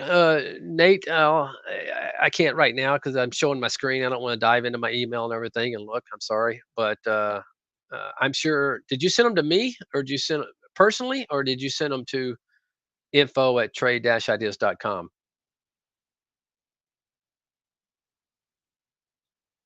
Teva was on my list today, so let's take a look. It was on my list for sure. Now, it's been flirting around up here for a while. Now, where I really liked it was right here, kind of setting up, after that failed break, it was setting up again. Yeah, that's tough. I mean, what I would probably do is maybe set an alert around the 1055 level, and I would look for volume. If there was volume there, maybe I would buy it, but this is kind of set up, that I would, because you're looking at 52-week highs basically, that I would want to see it just go and not come right back into that range. It comes back into that range, I'm probably getting out.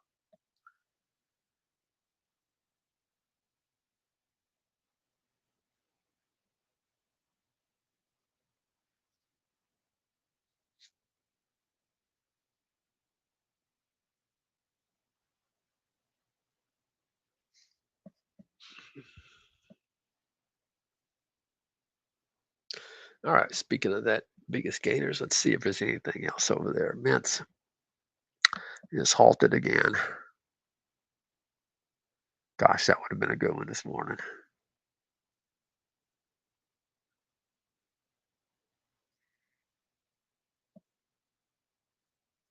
Don't pay attention to these halts up here. It takes a while when you have one up for it to go away. I know there's a ticket on that.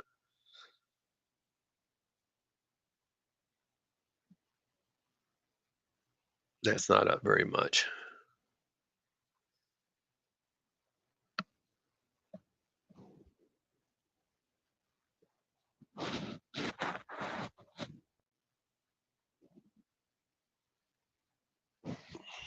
All right. Let's take a look at the leaderboard. Let me drag it over. Boy, it's a tight race between Spanky and Paul. Currently, Spanky is in a position.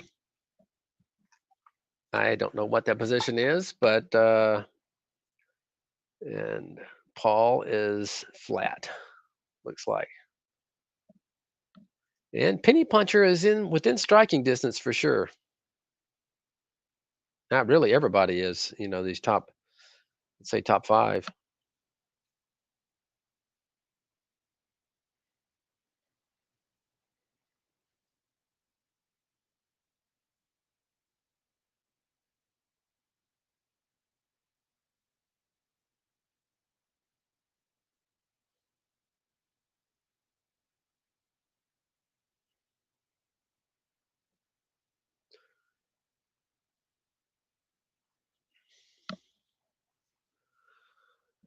All right. Let's take a look at some of the big boys here for those. Nvidia is holding up pretty well. Tesla is the one that I faded up there near highs. Already taken a pretty big chunk off. Let's see if that can ride. Shop. AMD's looking like it's breaking down again. I got a little bit short of that in the form of AMDS. Google, Apple is still up on the day, but giving it back. Amazon. So a lot of the tech stocks looking kind of droopy.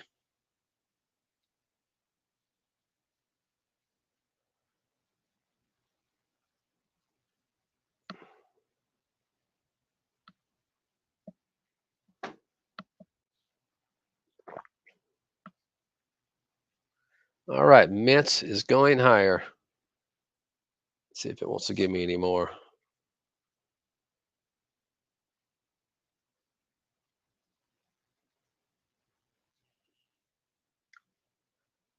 Wait a minute. Oh, I shorted in the wrong account. Oh goodness. Let me close that.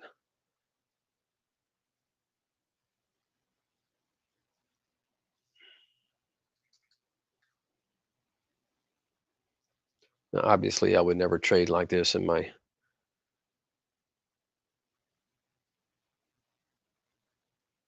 with real money.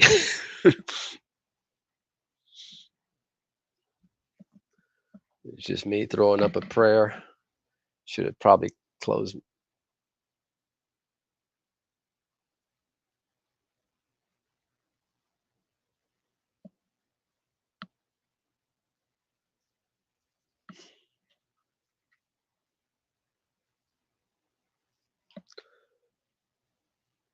Why does it keep giving me? I thought we were capped at like 100,000. See, it wants to keep giving it to me.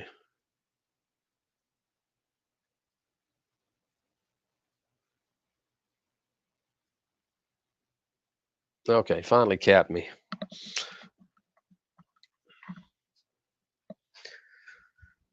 Well, got my average a little bit better there. All right, let's take a look around at the markets, guys. For those who spies, boy, surprised they didn't have enough oomph to take them, to all-time highs. We did have that in XLF, but now it is giving it up a little bit, not far from going negative, another 9 cents. JD, I think I'm gonna have to. It's holding up well though. I'll put alert in here because let me tell you a little bit about JD and the reason my profits or closed profits are pretty good. So this had earnings. You guys know I follow a lot of China stuff, right? So this had earnings the other day. You can see the yellow markings there. So I made some money on this up move, right? So I had a tiny like no. What happened is I bought it on this pullback day. I think I bought it around 28 or something like that. I bought it on this pullback day, and then in after hours, this thing dropped all the way down to like $25.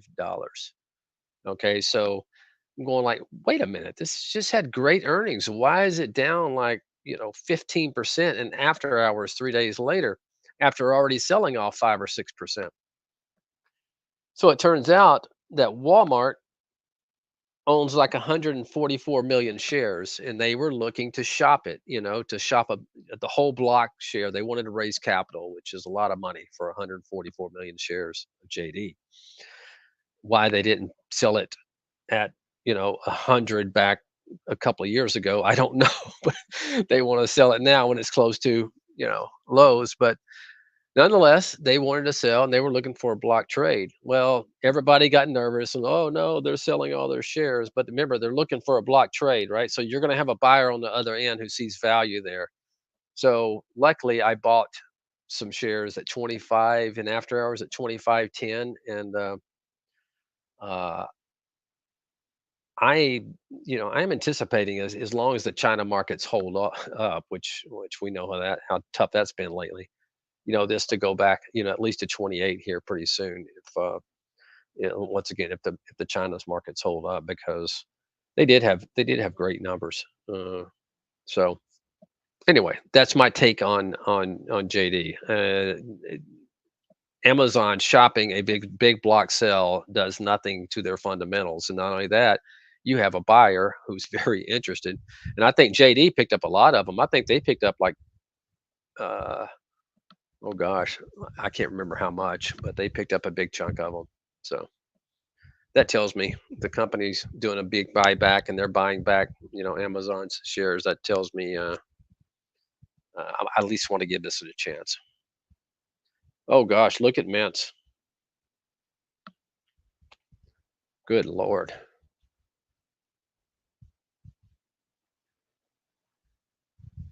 I guess I should have waited for this when I set up here at 2:30.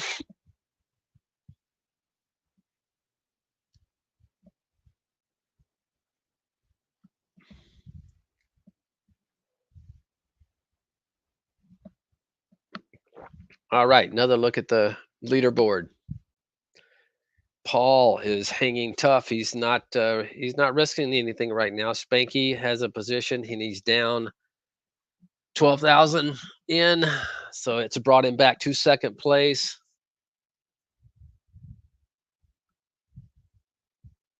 Penny punchers hanging tough in a position up 6,000 right now.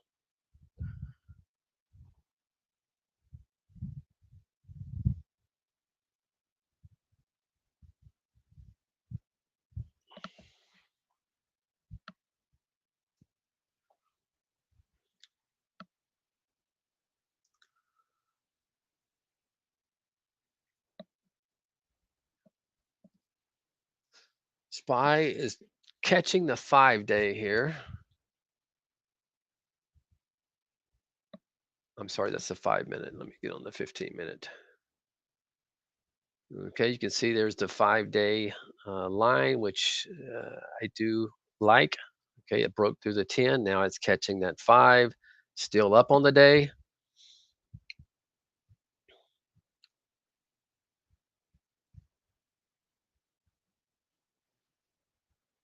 And I am going to, excuse me, let's get this over there.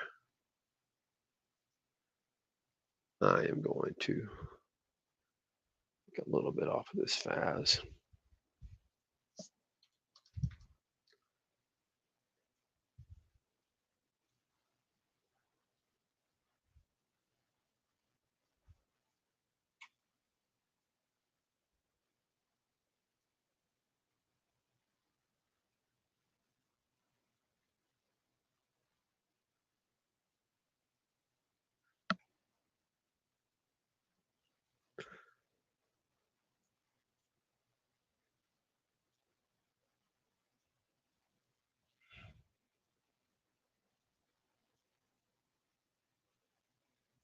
Iris, I just went over it. I'll be happy to share you my top list. Okay, this is the top list that I use, and basically all I do is just look for areas, that I'm looking for these stocks that are up huge, uh, like this one that went off this morning, but I was too busy with other stuff managing, so I missed it. So I set it back in there, but that one was gapping up. Uh, this one just barely missed my alert this morning. But you can see here. So this is a great example. Okay, stock was trading at 48 cents a couple of weeks ago. All right, it's run all the way up to 350. Okay, so that was an area. This is a perfect example. Okay, this is a resistance level. This is a pivot level. You have a lot of data points right here. That would be a level where I would look to fade. Okay, and it's really as simple as that. Look for stuff that's overextended and then where it's going to run into resistance. And you don't jump in, head first. All right. You tiptoe, you put your toe in first. You don't do like I did in Mints. This was just me throwing up a Hail Mary to see if I could get back in the competition. That's how you blow up your account. And trust me, there's plenty of people that do it. Sure.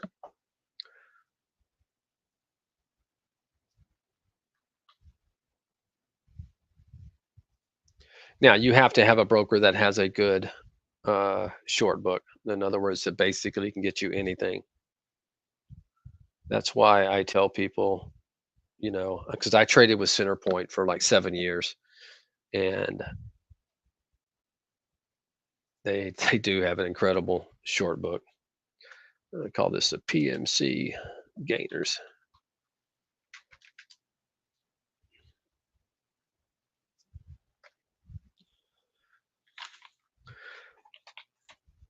Speaking of which, guys, I wanted I wanted to throw something out because we've had a couple of people, Chris and I, that send us an email in. It's more than a couple people that wondering if we have one-on-ones. They won't help either with the software or they want trader help education. Um, we do not offer that. Through we're just too busy at the company to be taking time out of the day. But if you are interested, please hit us up because me and Chris do it on the side. In other words, outside of Trade Ideas hours, we do offer one-on-one training, for a price. So if you're interested in that, uh, hit us up at info@trade-ideas.com. We'll get together, after hours, very informal, and just yeah, work with whatever you need help with, whether it's trading, whether it's uh, uh, configuration, scan configuration. I will say this: if it's trading oriented or like scan configuration oriented, I'm probably the best for that. If you want to get real detailed into the software, custom formulas, working with Brokerage Plus through your broker, whether it's IB, you probably want to do with Chris Barley on that one. Uh, but uh, yeah, hit us up if you are interested.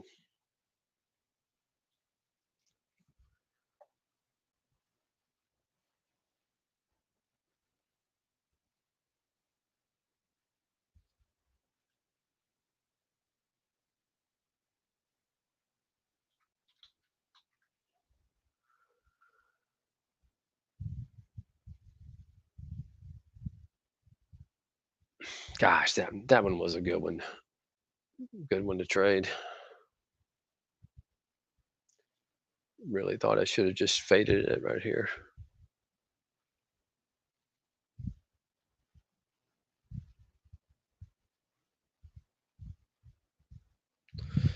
Market's trying to get a little bounce. And JD, if you can get through that level up there, I may just add. Really like the way that one's just kind of hanging in there.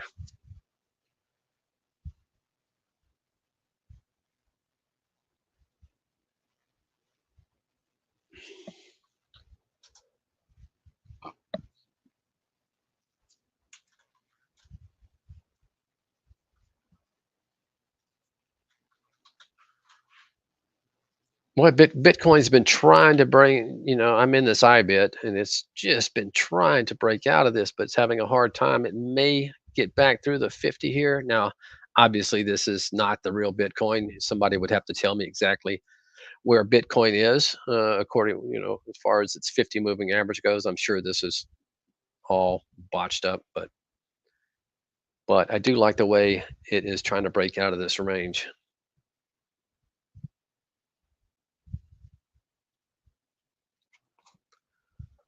Yeah, Michael, just yeah, email. You can just email us at trade-ideas.com.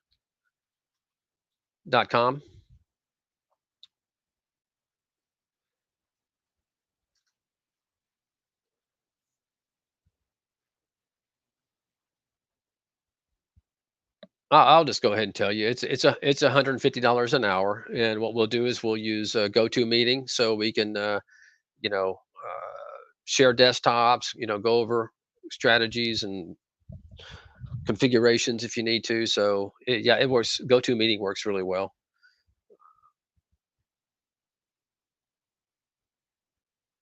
And we'll work with you. It's your schedule, yeah, and we'll have to work with both of our schedules. But typically, it's in the evening. For me, I do it in the evening or Saturday morning. I don't mind doing Saturday morning either.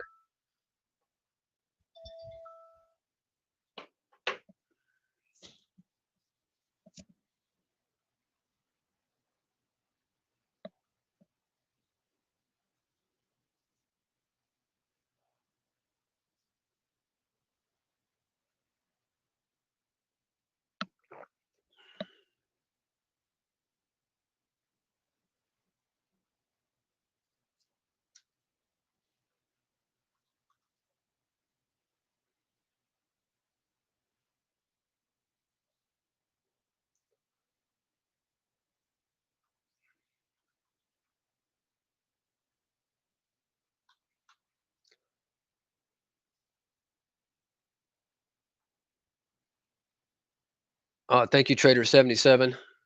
Uh, Trying to break with the 62 level. I've heard that was a big level. Is that anywhere near the 50-day moving average, trader?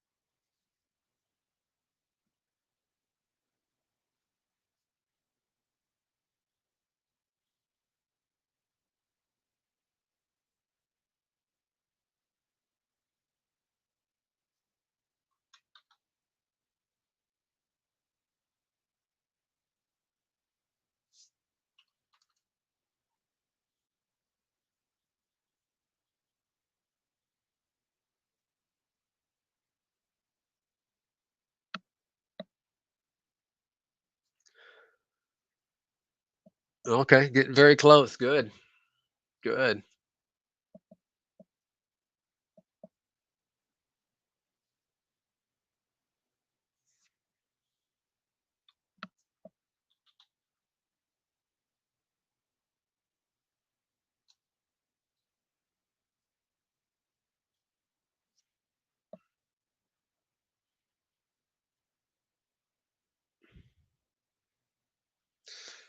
Okay, Mets is getting a little tired, looks like.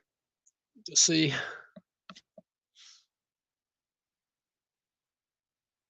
Oh, Scott Trades must be in it. He just jumped to the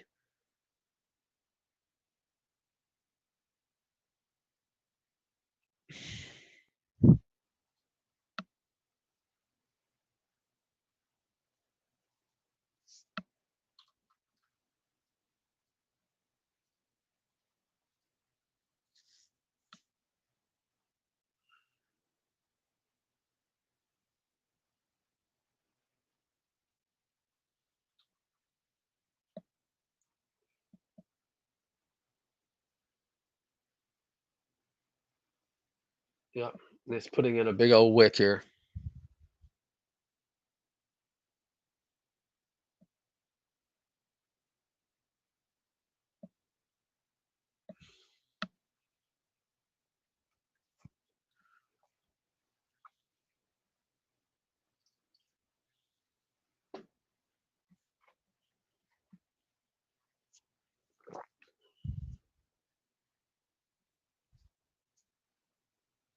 As the market goes to lows,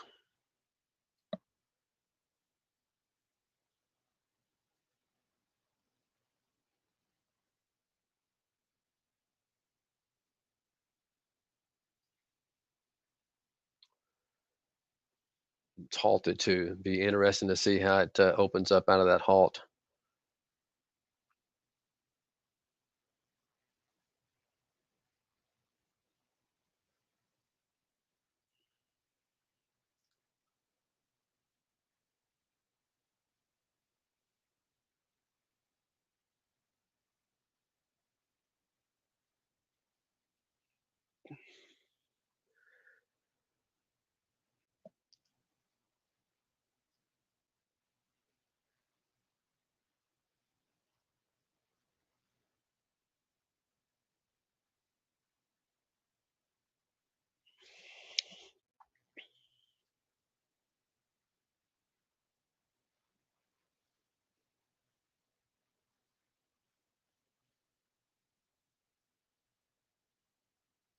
Penny Puncher jumped into second place now.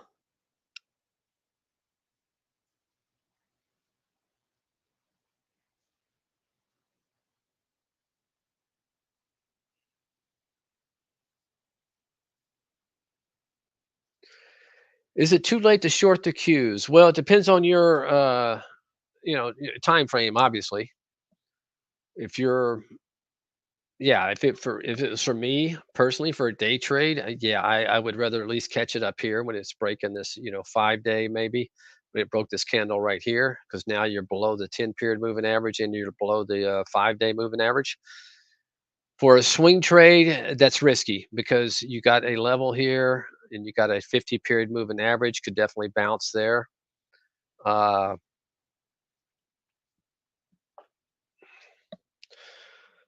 the weekly, yeah. So if you say the weekly, then you're obviously a kind of a swing trader. So I would, boy, I would, me personally, I'm the fading type of guy. Like I did with Tesla. That's the way I like to enter my trades. I know it's, you know, let them bounce up to a level and fade them because now I know I have a good position. I could even though I've scalped out a good portion, now I could still add on a slower time frame once it breaks this 5-day low. But yeah, I'm not going to tell you if it's too late or not because who knows in this crazy market.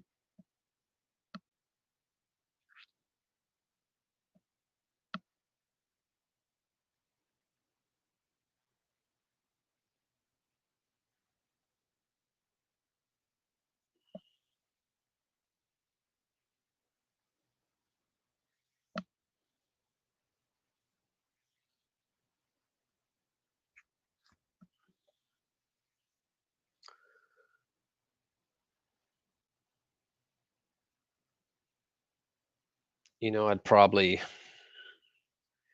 dump this I bit if it can't break out today because it's not one I want to be sitting in over the weekend. Who knows what that Bitcoin will do trading for 2 whole days before I get to punch at it again.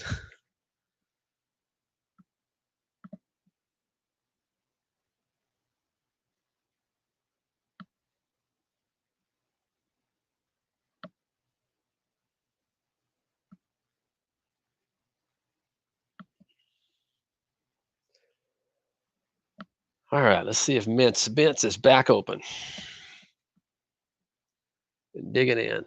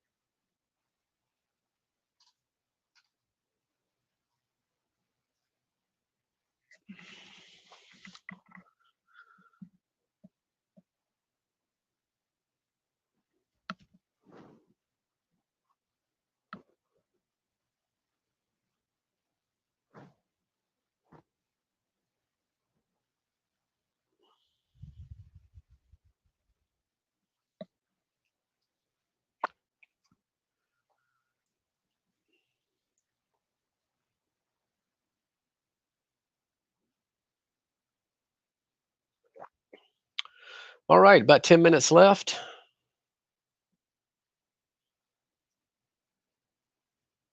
Take a look at the leaderboard again, just to show you. Paul has just been steady Eddie. He's like he's hanging out, waiting for the close to see what he needs to do. Scott Trades made a huge jump, up 25,000 in the current position. Spanky is still the leader, but he is down 7,000 in the current position. Van Mark not far off, no position right now, and Penny Puncher looks to be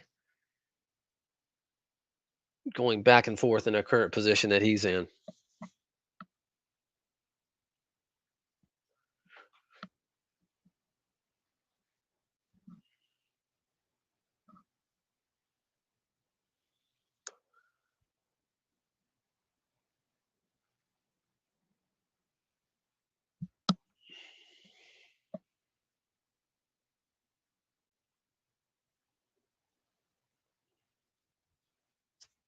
Oh, yeah, I don't even have any idea what the news was on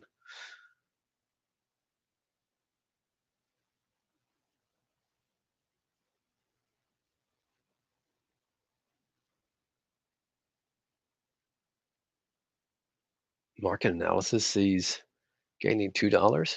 Oh well, if they say so. Got it all in one day.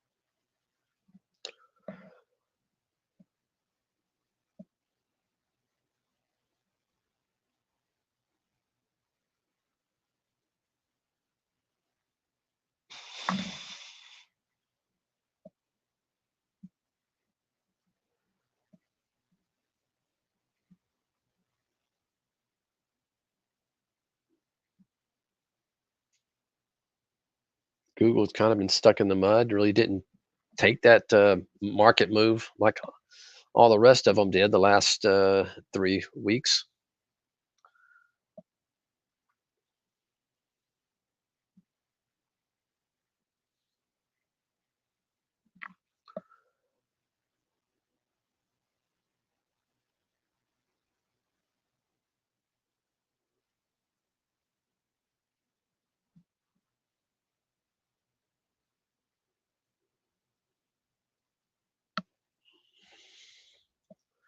SPY getting a bounce.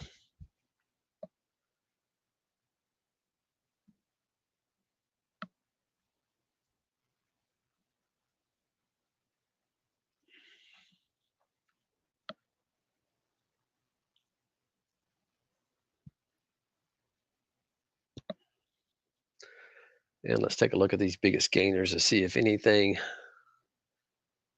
is getting close to a level. There's an alert I set in that one. See, there's a nice little pivot level. It gets up to there. Hey, Barry. What do you mean, hey, Barry? I haven't said anything. I heard you. What a race. What a race. I know. It's a great This race. is Yeah. Look at spectacular. it. It really This is. Truly, truly you is. got- I mean, you got at least 5 people right now that could win it easily. exactly. Mhm. All depends on one of them taking one that the others don't with enough shares, Exactly. and then that's because that's going to be the trick. But these are all pretty. Now it's funny you mentioned Paul has been pretty steady. Now you did see Paul. He was on top yesterday, and then at the close, and then in the pre-market he was way ahead. I saw But then that. this morning, when what happened for him, I guess on the GDC, I can say it Yeah. now, he dropped off the top 10. He was Oh, yeah. he was nowhere to be found. And so, but I think he stuck with the with Yeah, a couple. that But trade. there he is, Yeah. right back. Uh-huh. But yeah, this is awesome. This Yeah, is it truly really is. awesome. So Look now at we that. got 5 guys. You got 3 within like 2,000 of each other. Exactly. We can't do a race like we had last time. It's just not exciting enough. Okay. I'm Yeah, sorry. really. Exactly. This is Yeah, just gotta be the way it this is. should be a fun one. Look at that. Yeah. Now they're only like $200 apart. I know. I know. So, and don't count Captain Para out No? either. Don't count him out. He had that. I'm telling Andy, I don't think he can. No, he's in the other room. But he took a short of Oh, you told me about that this morning. the UBXG. Yeah. Okay, he took a short overnight. Yeah. Now, how the heck did he know that was I going to don't go know. down from 38 I down to wish you would 5? have told me yesterday evening. Yeah. Exactly. That's amazing. What how crazy the trading action on this one is today Yeah. too. But anyway, and what action on the SPY, man? And I guess what's happening is these various guys are talking in Jackson Hole, and Yeah. of course, what's his face led off and popped the market hugely. But I don't know. I guess they're talking all day, and depending on what people say, this is affecting the market to a certain Of course. extent. Yeah. Yeah. Yeah. It's I don't have a whole lot of positions right now because of that. It's just Mhm. it's crazy. You just It's never crazy. know. Mm-mm. But anyway, where is Andy now? Where is Andy? Oh, Andy is still. Whoops. Don't Yeah. tell me you're off the top 10. Oh yeah. Well, you can see. Look at my. You can see I got 90,000 mints. Oh, yeah. You never know, though. No. You never Yeah. know. That drops a buck. Oh yeah. You never know. And because I can't find any news on this one. I don't know why it's doing what it's doing, other than the fact that it's sort of a low. It's not even crazy low. I mean, it's 16 million, but it's not like one of these crazy low floaters. No. It's not China. I don't know. I can't find any news on it whatsoever. There's got to be No. something happening, but Well, I the don't only even thing I see. see is some market analysis sees it gaining $2, Yeah, which it right. basically is done. It's done it. Yeah. Yeah. Well, Yeah. now you gotta. Well, now I'll tell you what. You and I just start an instant newsletter slamming it. Okay. There you go. There you go. Putting a 50-cent price target on it. That'll help you. All right, my All friend. Well, right, listen, Barry. I'm Well, here. I may as well take. Oh, by the way, I wonder if Nate Johnson is still in the room. Nate, are you still in the room? Nate, because you know what? Yeah, I told him to just send an email. I think maybe well, what he happened bounced. is, well, you know what? We canceled the account yesterday, and he received an email, but I guess he didn't see it. Oh, okay. Okay. So I wanted to make sure he knew that. Check his Okay. email. So because we're usually pretty good. I mean, when somebody wants to cancel, I know we're making it a little harder, but we're usually pretty good, reacting pretty quickly. So, but he got an email yesterday, so I guess he didn't see it. Okay, Andy, listen, my friend, thank you again for Yeah. spelling me for the 1 hour, and have Yeah. a great Yeah. weekend. Yeah. Eh, Hey, we got college football coming I up was now, and just going to yes, say yes, college football starts, so yeah. I know you'll be. Not too Is this? many great games this week, but yeah, it'll definitely heat up the following week. But the first game is football. It's football. Just to see Of football course. again, and even Yes. if it's Yes. you know Pee wee. XYZ playing Yeah. ABC, who cares? Exactly. It's football. That's right. Okay, All Andy. right, Well, Barry. Have a great weekend, buddy. you bet. All Okay, right, bye bye. everybody do the same. Bye bye. Okay, guys, I'm back in both rooms now. Get my music going.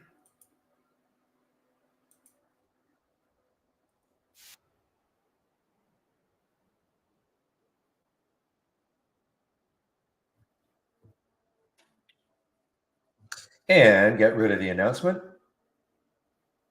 Yeah, so I was just talking to Andy. I mean, what a great race this is, guys. I mean, it's amazing. Look at this. I mean, 67,000. So, within 10,000 and anything can happen. There's Captain Para coming up a little bit. Oh, I see. Okay. You you dumped it.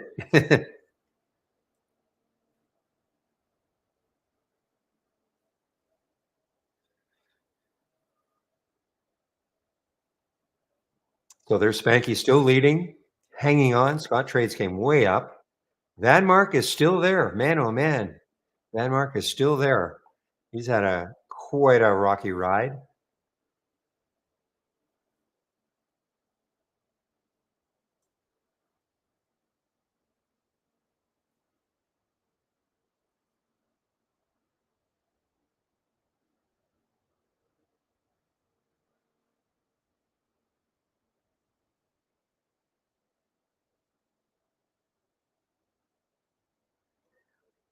All right, guys.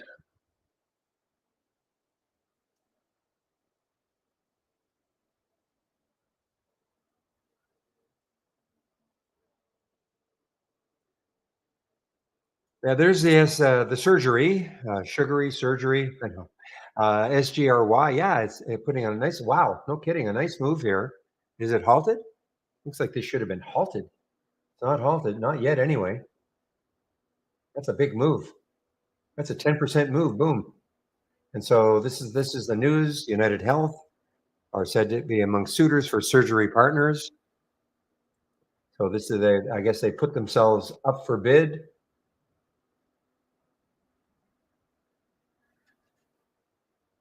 Now, of course, you can't take too many shares.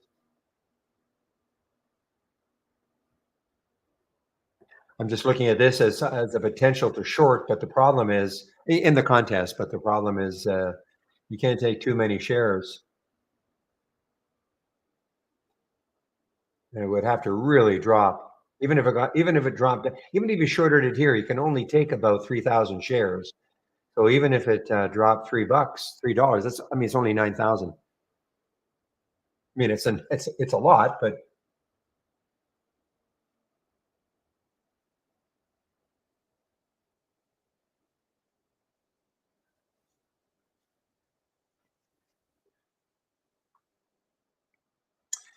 now another uranium play, guys. DNN for the uranium play, and barcode.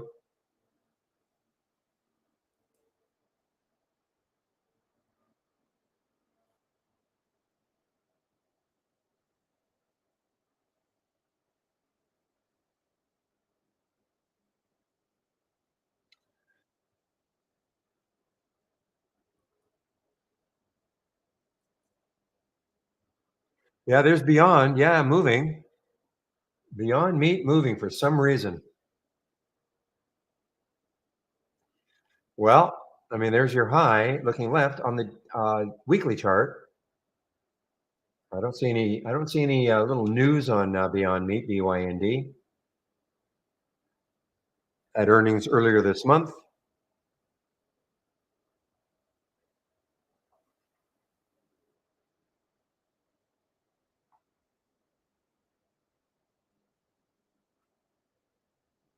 Whoa, my goodness. Now look at you. Don't look, Captain Para. Now look at UBXG halted on the way down. I mean, this is ridiculous action. Not so. I mean, today's action is crazy, but remember now, this closed. First of all, this was on a big run. Okay, this was on a run from $5 all the way up to 35. Now, the thinking is that it shouldn't have done this, but it did, and it closed yesterday at 31.93. Basically, a 90% drop now from yesterday. Imagine being in this one, China stock, and with still really no news on it other than traders circulating a big short position. Other than that, really no news on it that I can see.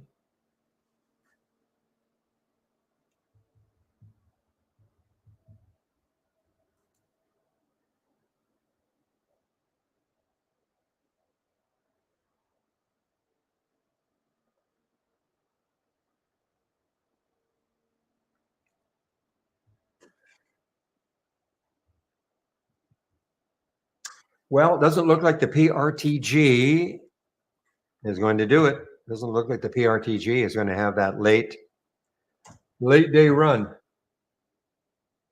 So to me, it's just giving up too much. PRTG.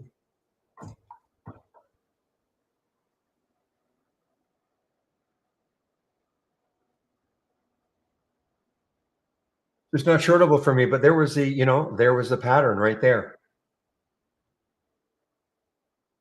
Yeah, I'm going to point that out to Mike. Oh, that's on the 5.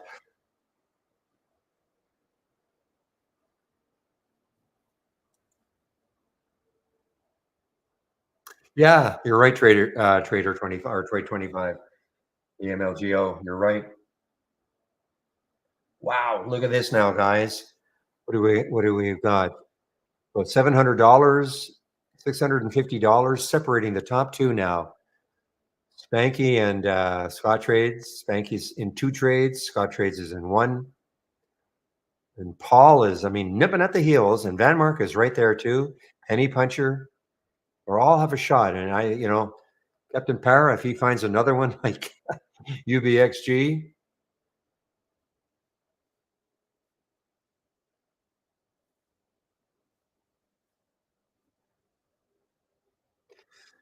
So what do we have? We have another little less than 3 hours. A little less than 3 hours now. Scottrades. I think this is the first time he's been on top.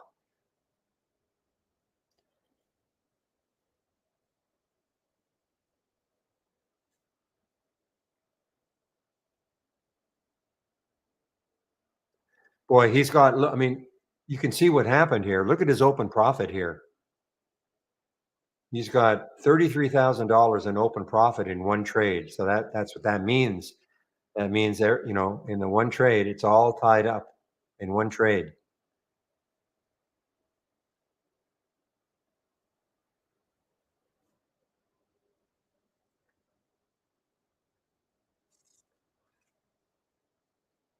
And I think I know what it is.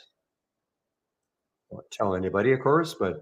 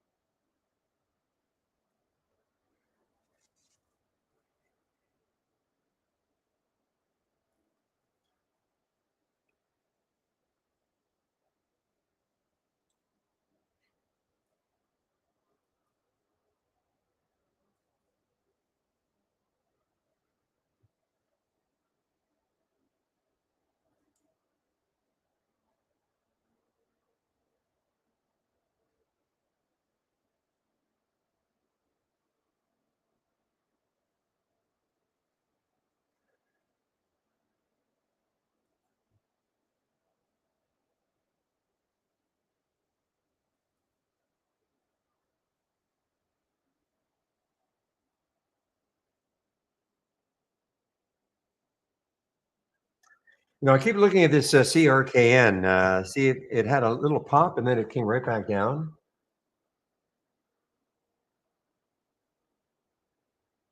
I mean, it's got up to well, the high of the day. Well, actually, the high in the pre-market was way up here. The high in the pre-market for CRKN was $3. So it's dropped $1 since then.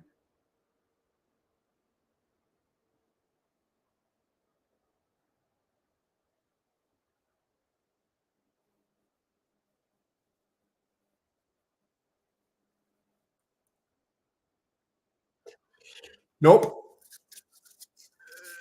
not that one, Shady. Believe it or not. Well, you know what? I shouldn't say it. I'm not going to say anything more. Okay, but it wasn't that first one.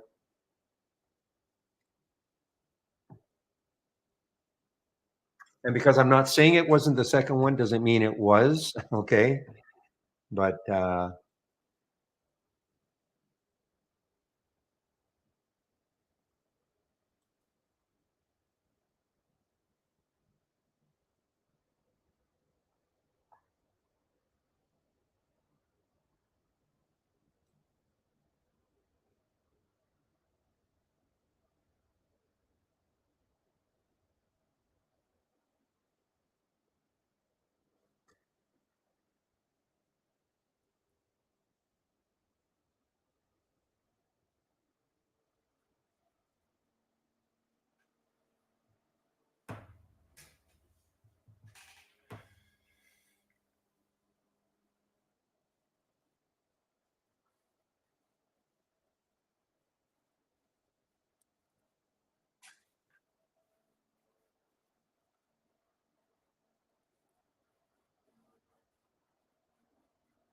okay, at least this one's got a little bit of room. Okay, the HXL.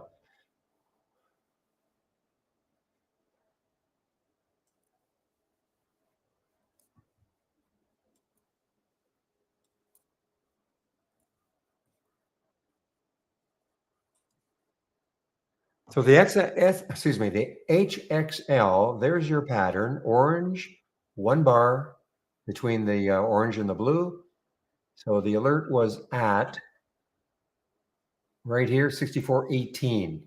So when I look left, it's got a little bit of room up into this area, but if you look left on the daily chart, it's got a lot more room. So what's the volume like? Pretty good.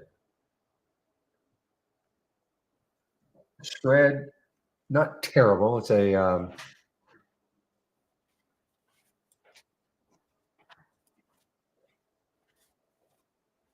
just one moment, please.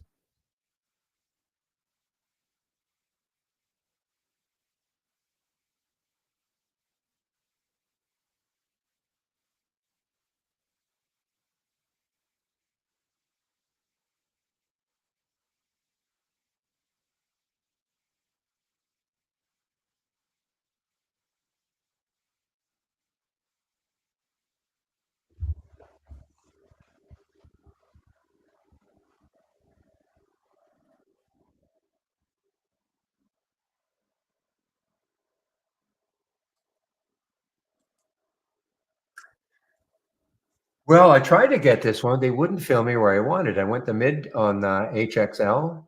It just wouldn't fill me where I wanted. I'm gonna have to wait on this one. That usually gives me pause.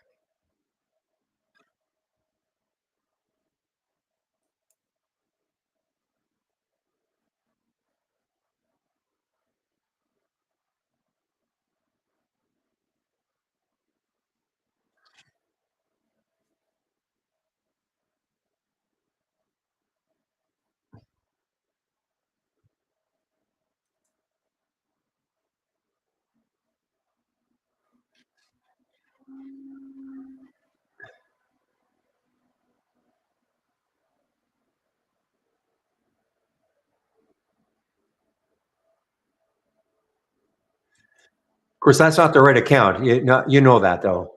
That's not the right account if you want to be in the contest. Captain, you know that.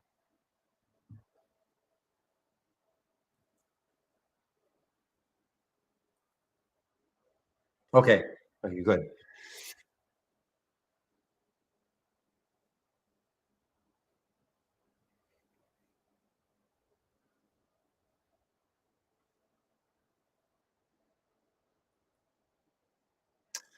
You know what? I think I'm glad I didn't get a fill for the HXL now. I don't like the way it's just sort of, yeah.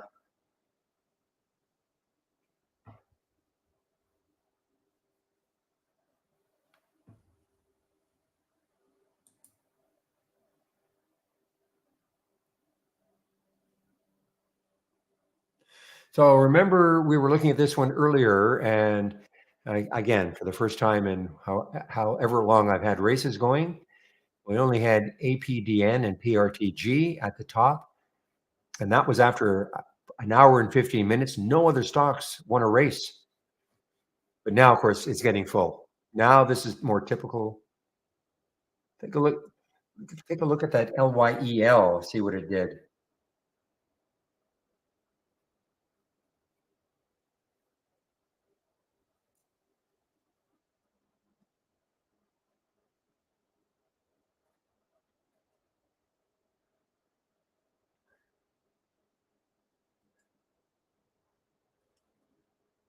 Boy, look at Mobileye. Mobileye, almost an all-time low. 1.6% red. Almost an all-time low for Mobileye. MBLY. Next low looking left could be around the 14 level.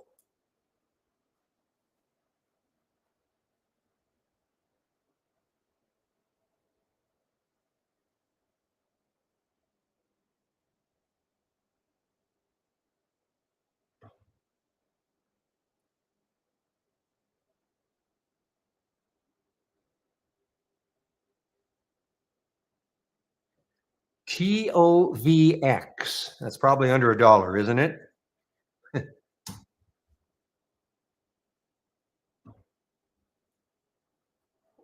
Yeah, way under a dollar. Wow.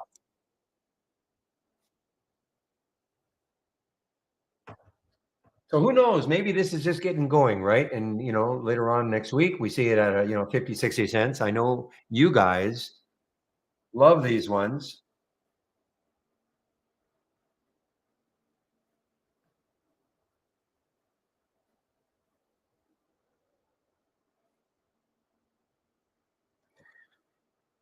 Boy, oh boy. You're reading what they do must be really smart guys. No, but seriously, we're reading what they do. You think this would be like a mega cap? Boy, look at Beyond now. BYND.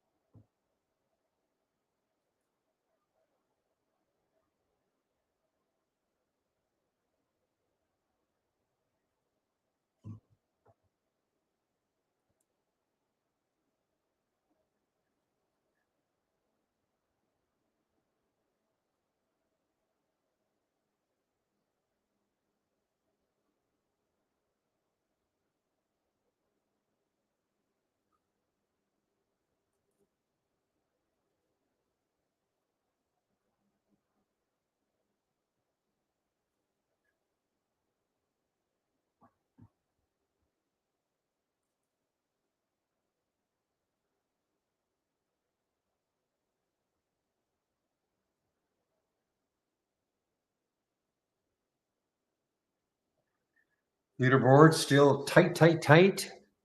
A little bit of distance now between the top two and the third down to the fifth. A little more distance now. Was that what it was? 25 for one reverse upcoming? Ah, upcoming. Of course it is. Okay. So that's what he is saying. HE is saying, helium is saying. So that'll be effective on Monday. So that is the TOVX.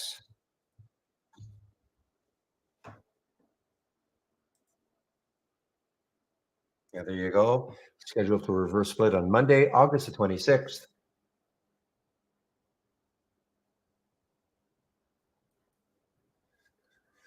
So they traded lower the day before on the 19th. That's when they announced it, that they were going to be doing a 1 for 25. Then again, if you're new to all this, typically a company does a reverse split because one of the NASDAQ listing requirements, among others, but you must have a stock price of over $1.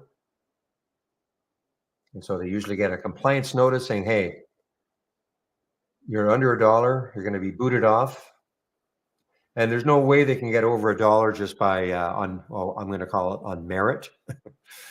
Okay, so what they do is they do a reverse split. So what happens is 1 for 25. So you multiply, let's just say it's 20 cents. So on Monday, let's just say this closes at 20. This will be at 5. And the number of shares outstanding will be divided by 25. So that float right there. So this is going to be another one of these micro floats under $1 million. And more than likely, they've done reverse splits in the past to have that low float to begin with. Well, yeah, this could be interesting on next week, sort of like the FFIE.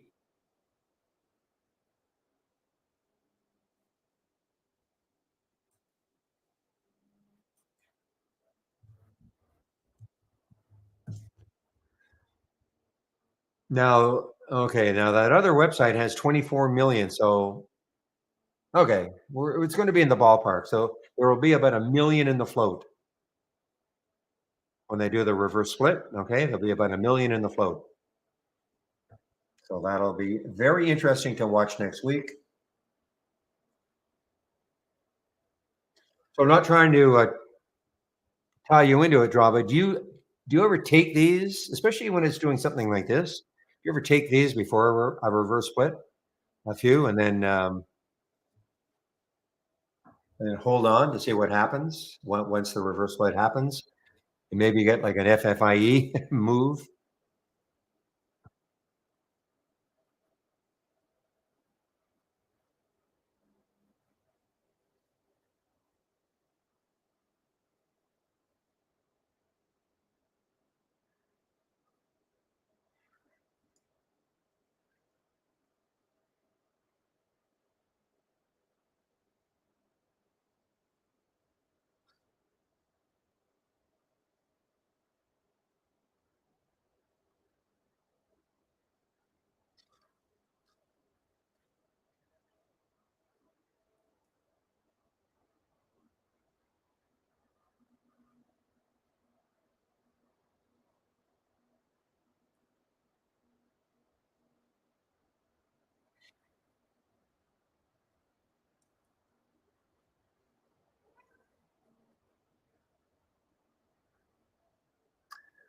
All right, guys. Wow, 120 already. So what I'll do one last time, take a look at my home page.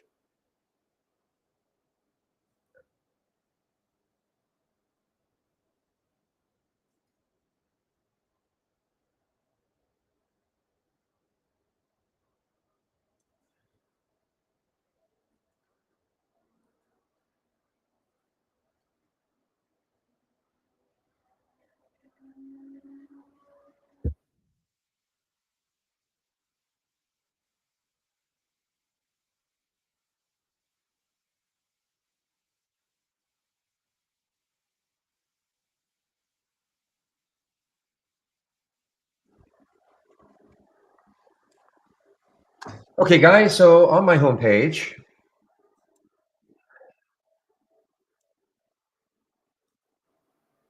to find the link.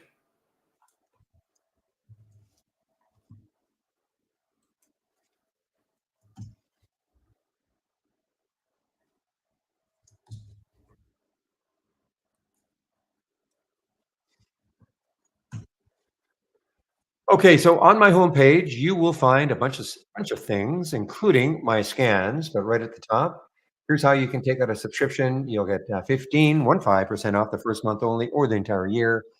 Use my code that will help the room keep the room free. Okay, so at any time in the future you want to take out a subscription, please come to my homepage. This code will change from time to time. I'm anticipating a better percent next week. Usually we do that once the test drive is over and all. Getting started, you must do the get started. If you do take out a subscription, 10 short videos. First one, the download and install. Scroll down a little bit. Introduction to scans, top list windows, and alert windows. Two of the key aspects of trade ideas. Trading 101, if you're new to trading, this is for you. A series of videos, or they are all free. Stock of the day video that I do, you can sign up for it here. Trade of the week is also free. You'll get it before the market opens every Monday morning. If you sign up for it and you don't think you're getting it, please check your spam folder. And if you have Gmail, check your promotions folder. And then here are the scans that I'm currently sharing. I took the other two races off. I think they might have been slowing my system down a little bit as time went on. So I decided to take them off. But here they are. This is the biggest scanners from the start of the race. Okay, this is the one here. This is what I'm displaying. The other two, I'm not displaying right now, but here they are. I'm sharing them. Halts resumes has been super active all day long over here. Momentum scan down here. And this is a good one. I like this upside movers versus the downside movers. I like this. You know, you're looking for potential shorts and all. When you see something in red, click on it. This is just basically two competing strategies, okay, or two competing scans. One to the upside and one to the downside. And sort of you pit them off against each other. And you can see that since, and I was running this at, well, basically when the market opened at 9:30. Since then, 93% of the symbols that have come through here have been green, which gives you an idea. So, well, with these filters in place, the movers to the upside greater than 300,000 shares, downside greater than 300,000 shares. I obviously have other filters in place, but this is just another interesting way of presenting our data. This is a crawl. You can click on an alert. I saw this CCL a lot earlier.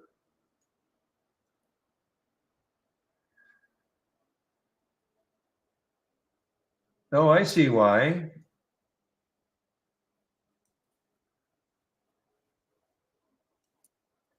All regions. Okay.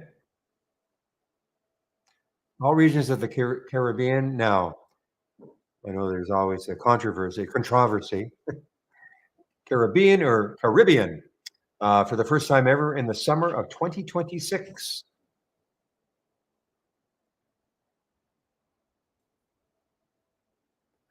And interestingly, this is now through the 200-day moving average. Let's see the other cruisers. Let's take a look at NCLH, Norwegian. Let's see if they're moving also in sympathy. Yeah.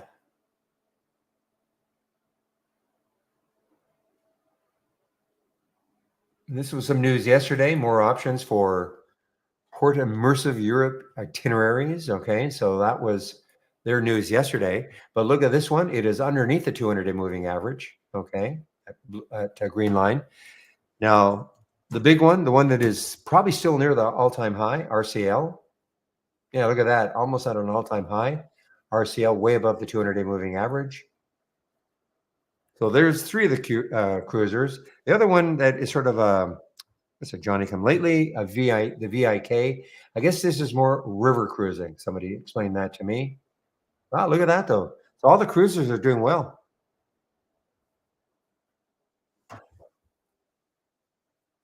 Percentage wise, I mean, that's, these are big jumps.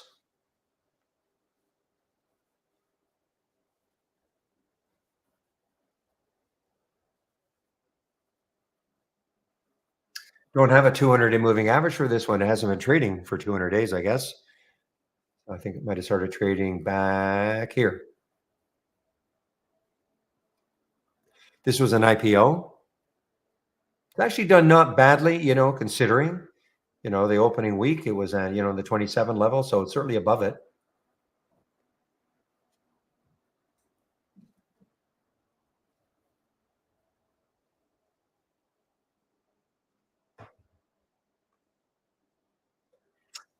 That is the VIK, the Viking. No kids. We take a kid. Can imagine taking kids on a cruise anyway, no matter what the cruise would be.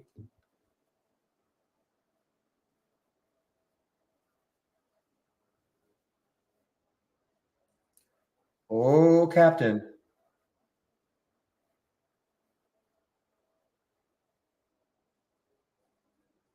Oh, you didn't do what I thought you did.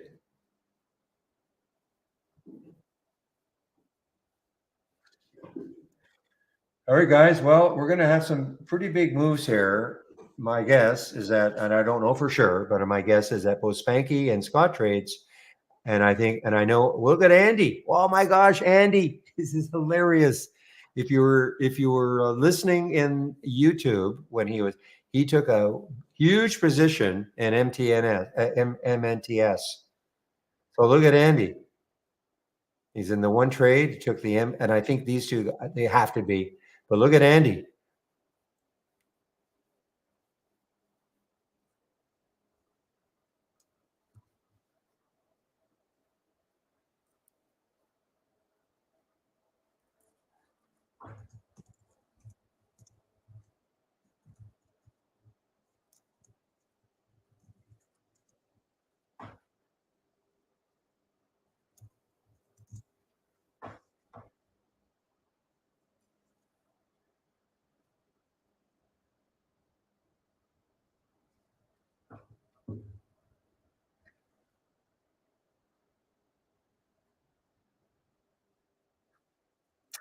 But at one point, he was way down. I mean, this is no way to trade, of course, with no stops and all that. But in a contest, hey, but but he was way down on it when it was ripping higher. And I'm only saying that because he said that in YouTube. Okay, that's what he was in.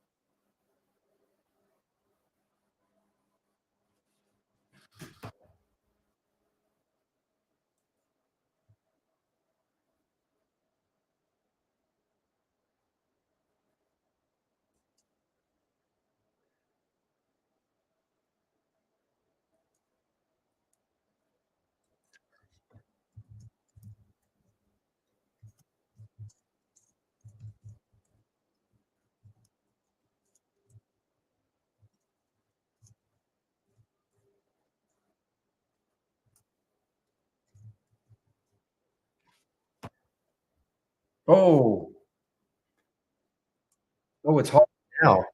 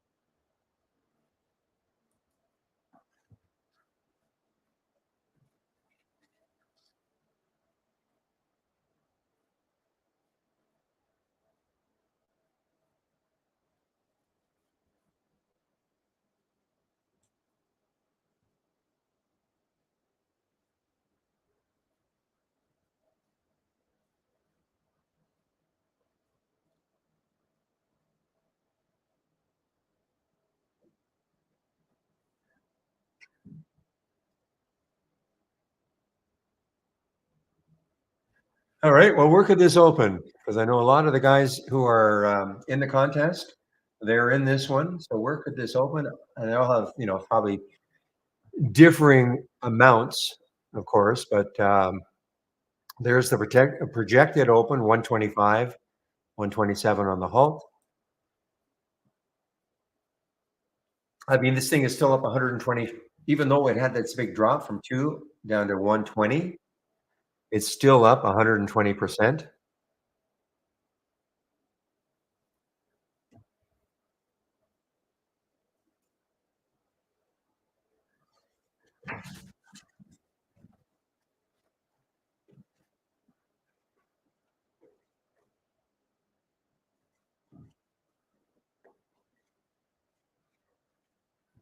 All right, we just resumed. Just resumed on the MNTS. So what did it do?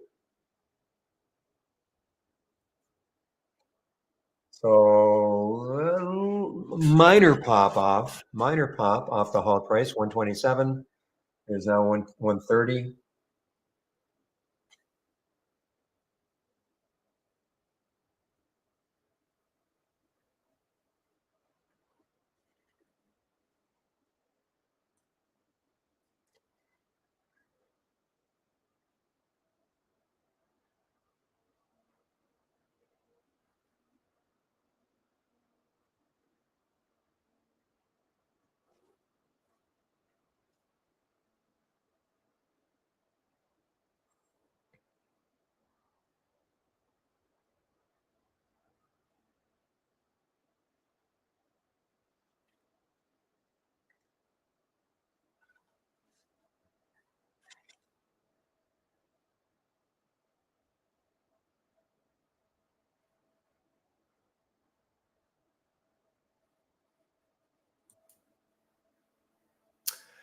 That is VRAX. Okay, let's take a look at VRAX.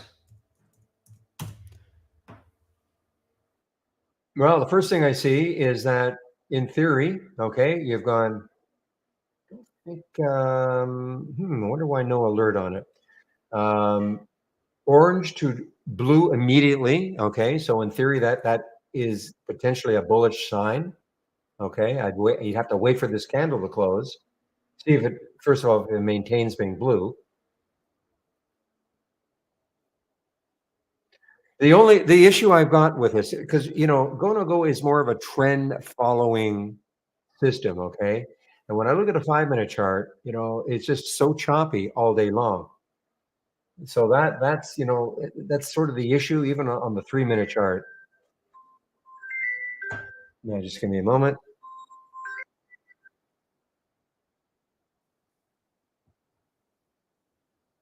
So to me, it's been, I mean, look at the 5-minute chart. It's been rather choppy.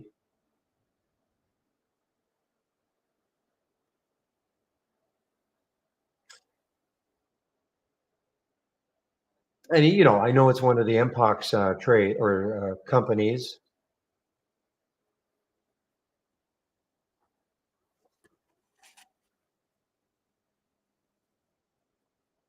But you see what I mean, how choppy it is, on the 5. Not really what I call a really great trend.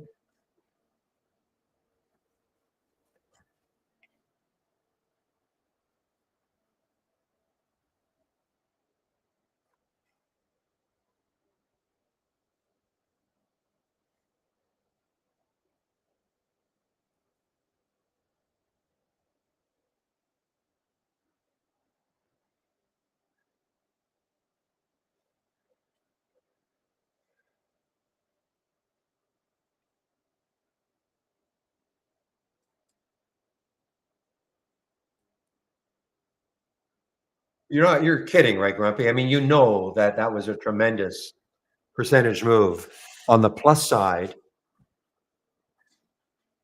And of course, it's given it up now, but I mean, on the plus side, it was a tremendous. Well, I'm not defending it, Grumpy, but I mean, if you're going to make a statement, almost insinuating that, oh, look, Holly went alerted long, and it's a great short. Of course, these things can turn into great shorts later.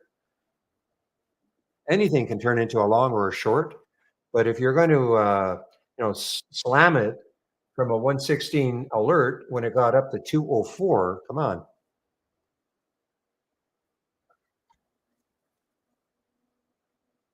I'm no big defender. Listen, I use it like a watch list. That's all it is for me. I'm not a big defender in terms of, but I will.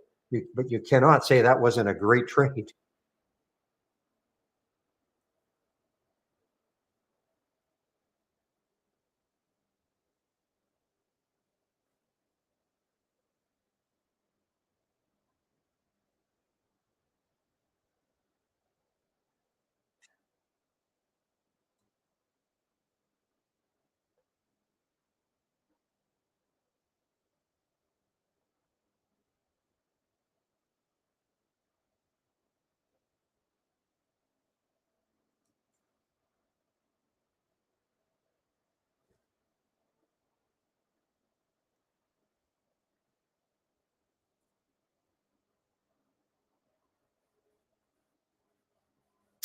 Hmm.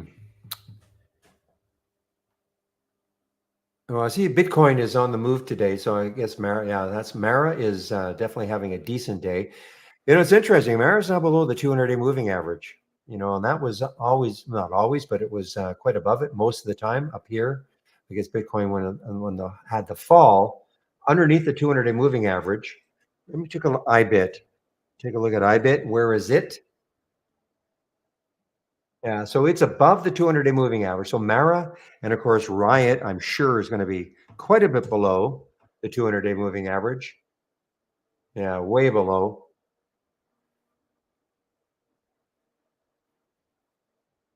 Well, you hit the nail on the head though. They're marketing emails. Okay, they're marketing.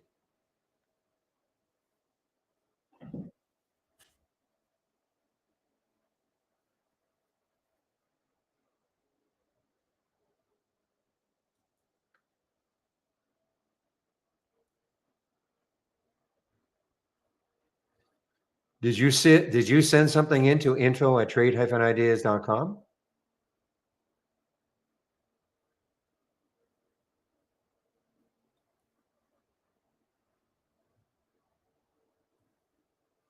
Yeah, you.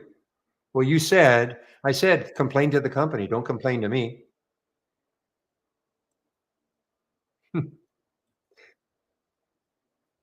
Always, always, always SMA, KV Ray. Okay, always. I would say that that is 99.999% of the people when they're talking about the 200-day moving average is the SMA, not the EMA.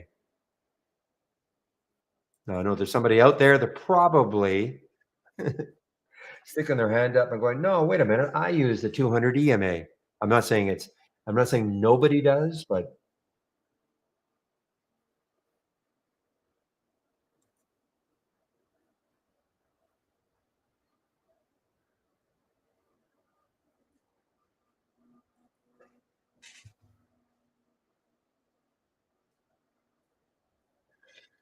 well, Spanky is widening his or her lead. Well, I'm going to say his. Could be her. I don't know. $12,000 now, and there's only man, oh man, 2 hours and 20 minutes left.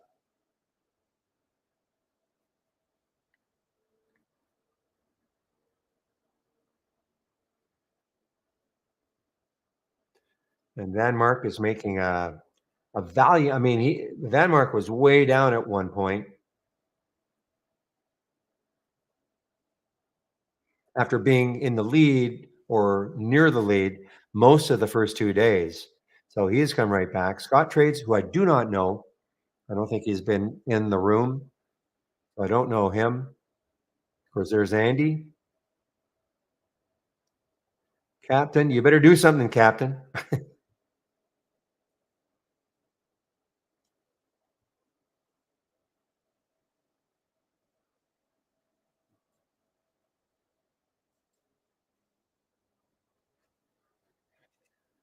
Hmm. INDV just had a pop here, guys, for some reason. INDV. Hmm. I wonder what's happening here. Other than the lawyers coming out, being sued, possible law violations, and stakeholders encouraged to reach out.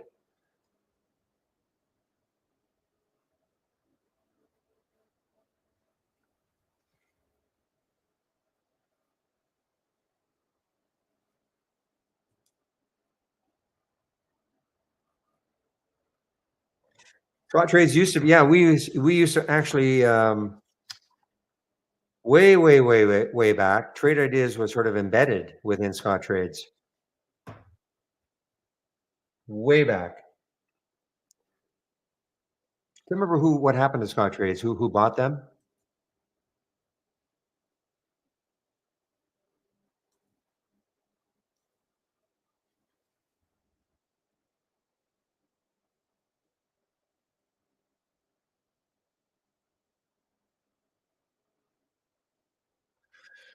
Well, I mean, this has got a little bit of room, this INDV. I mean, it's a crazy looking daily chart, big drop, then a gap up, holding.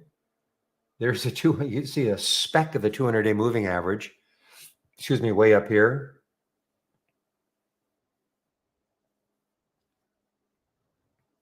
However, well, the next high on the weekly chart, not that far away at 1295, so it's not that far away.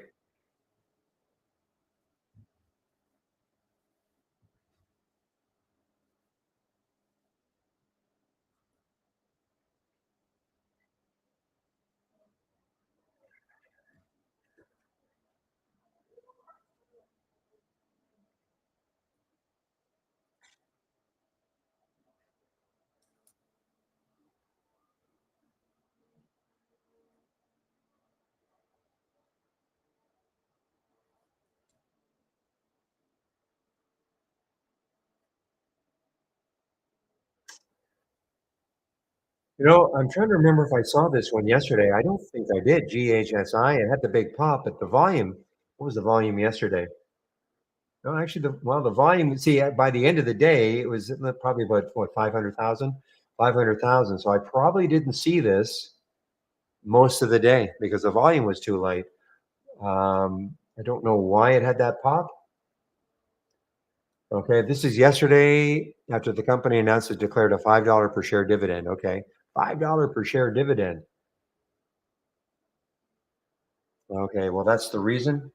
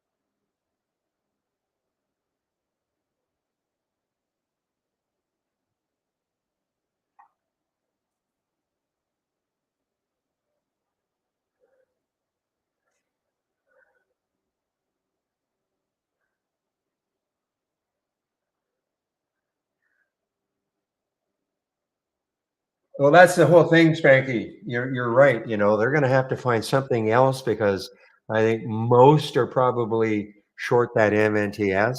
I'm going to assume. Okay, and I haven't looked at your account, but I could. But you're right. They're going to have to come up with something different from you. It's not easy now because you guys are all looking. You're going to see the ones that are potentially gone parabolic, and you can just see how this how typically how this has to work is that you have to find the ones that have gone parabolic and then short them, as opposed to finding a weak stock and shorting it. I mean, that can still work, but to get the biggest bang for the buck, of course, is these real cheap ones, and then shorting the heck out of them. Not easy though.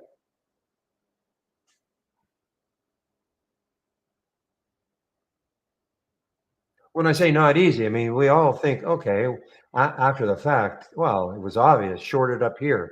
Yeah, but there were many times where people, and that's what happened. You know, I can tell you right now with Andy, he shorted MNTS way, well, he shorted MNTS and he was down a lot at one point trying to pick a top. But then, eventually it worked out for him. And speaking of Andy, there he is. Numero dos. Well, numero tres now, but hey, great race still.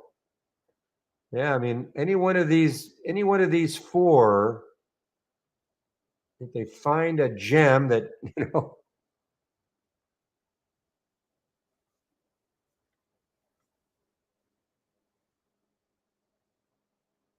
they find a gem that nobody else can find, like Captain Para did.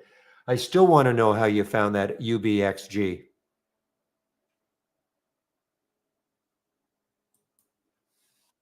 But unfortunately, you're not revealing your source.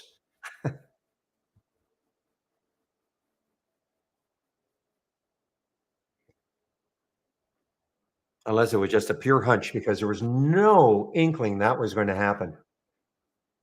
There's where it closed, okay? 31.93. That's where it closed. And then it was after hours. Or was it after hours? Or was this morning? No, it was this morning. Yeah. I mean, even, but yeah, you took this. Yeah, you took this here.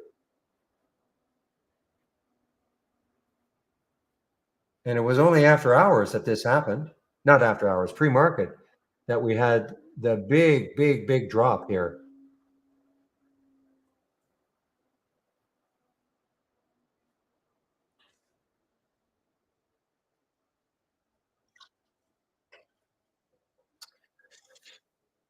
Well, Oliver, you have nothing to be ashamed of. Of course,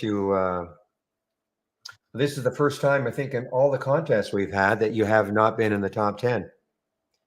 And of course, you won two in a row.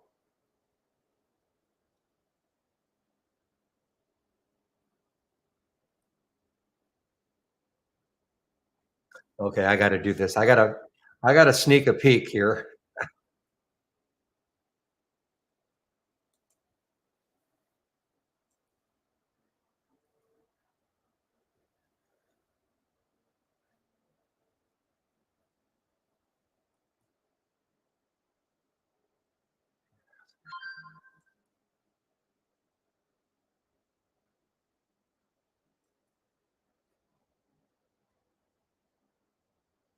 Ooh, okay.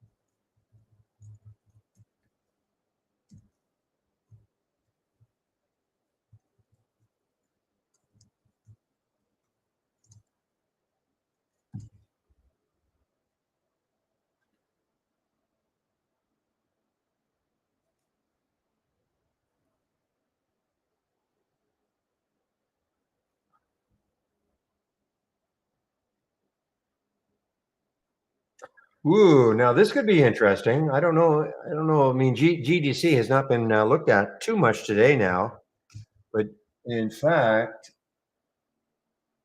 ooh, yeah, GDC. So look at GDC on this drop. You know, there were a lot of people that had that one short, and you know that's a $1 drop. And look what's happening here. Look at Penny Puncher getting into third position, and he's all out of his stock. Penny Puncher.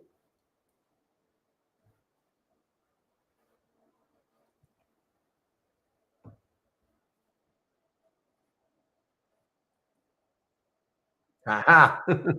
Well, you probably guess why Penny Puncher moved up.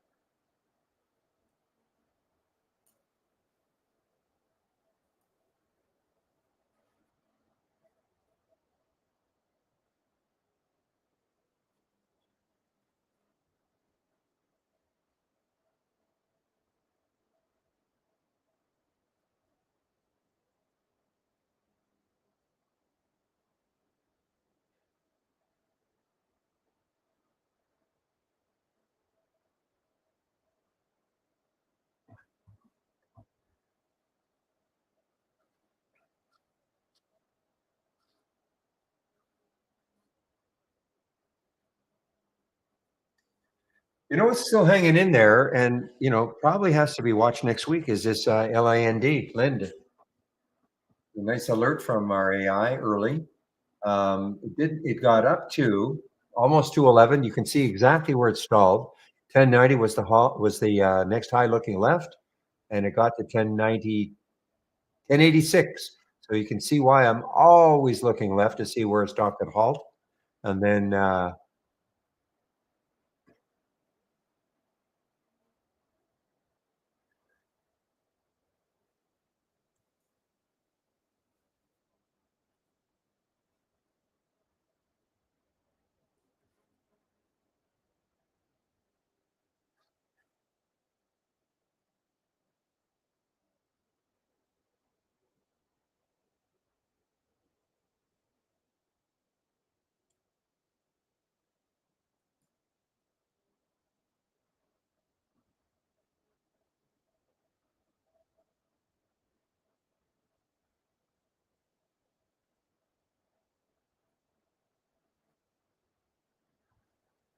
okay, Shika. No, there's no such thing. You don't be shy. Yeah, anybody. Okay, Shika's asking a good question. Trying to build my doc default layout, something like I have, but for me, all the individual charts or windows I want to include in my main default layout are all scattered and not able to arrange them like you have. Also, it's difficult to even trade properly because each individual a window appears tiny. Well, I can't do anything about the 15-inch screen, obviously. Okay. I mean, I'm on a 32-inch, 30, I can't remember anymore, 32 or 34-inch 4K monitor. So I can't do anything about the 14-inch screen or 15-inch screen. All I can just show you how you can dock. So have you ever docked before? Docking is not is not necessarily going to help you though.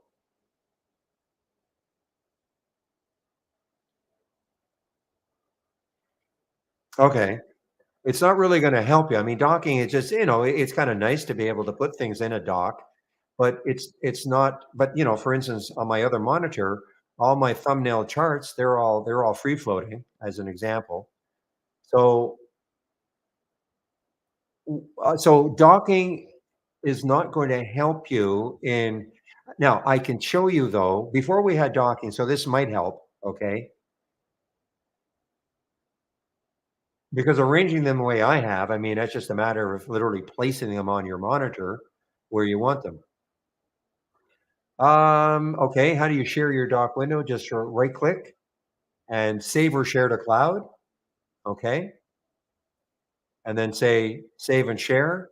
So now it's copied, and then you can paste it by control V it into the win into you can control V it. Okay, so just right click on your dock window, save or share to cloud, click on the save and share. So now now you've basically copied it and now paste it in, control V. No, no, paste it here. Paste You can't paste it in YouTube. Right where you are. Just literally right underneath where you said paste in YouTube. You guys can't paste anything in YouTube. You can't put links there. So just paste it right underneath where you just said paste in YouTube. Just give me a moment, please.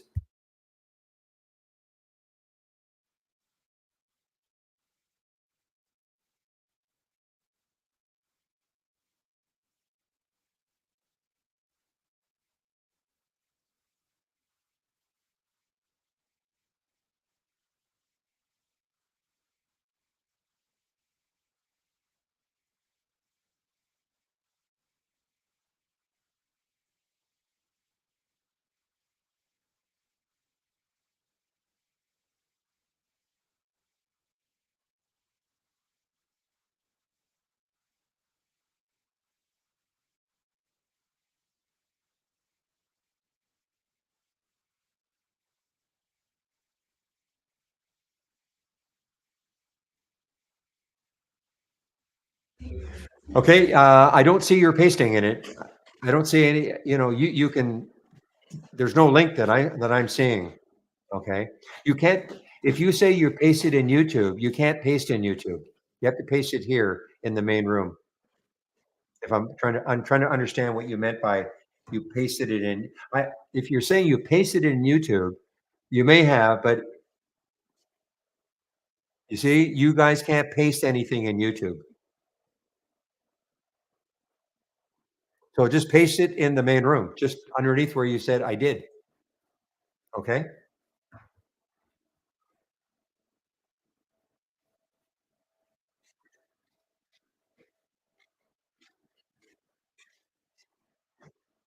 Again, all you have to do is right click, save or share to cloud, save or share to cloud, click on the save and share. So now it is copied. Now you've copied your link and then just control V will paste it in. Just right underneath where you said I did.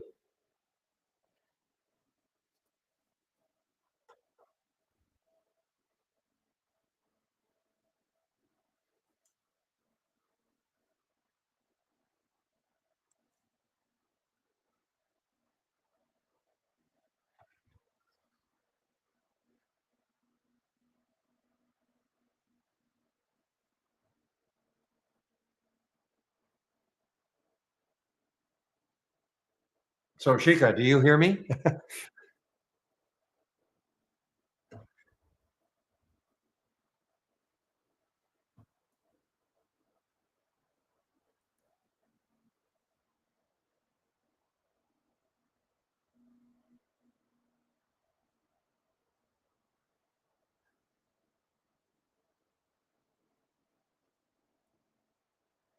Well, you're not obviously taking that link and pasting it right under where you just said, well, my layout is outside this screen. How do I bring it in now? Um, I mean, if it's on a completely different monitor that's not linked to it, all this, I'm not sure if that's what you mean.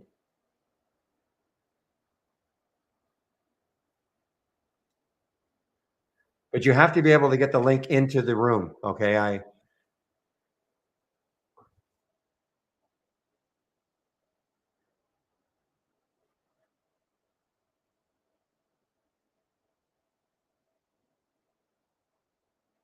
Otherwise I just can't see it.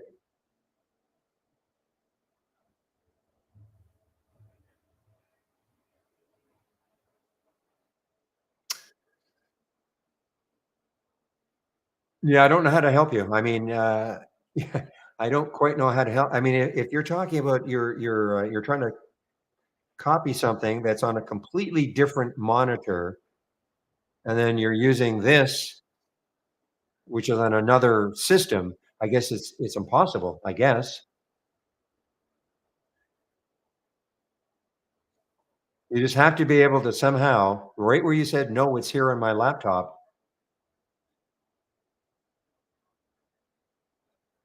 Well, you have to paste it. You have to paste it. Control V. You have to paste it. For instance, watch. I want to share this earnings plays down. Okay. Right click. I right click. Save or share to cloud. Okay. Save or share to cloud. Save and share. Okay. Okay. I've copied it. Now that I've copied it, I control V and there's the link right underneath where we're talking. Okay. Now I'm on one, I'm using a desktop.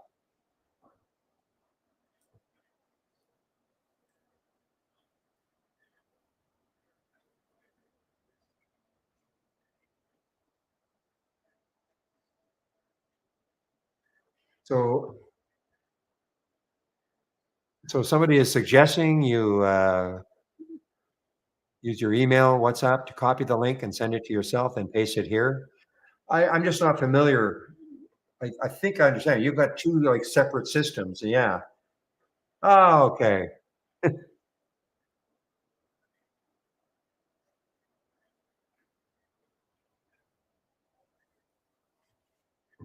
So let's see what it looks like.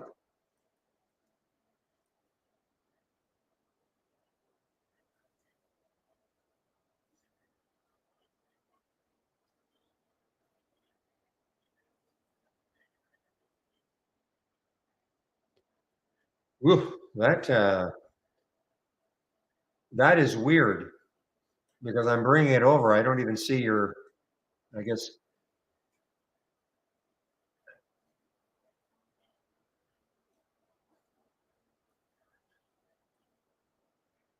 Yeah, I don't know what you've done.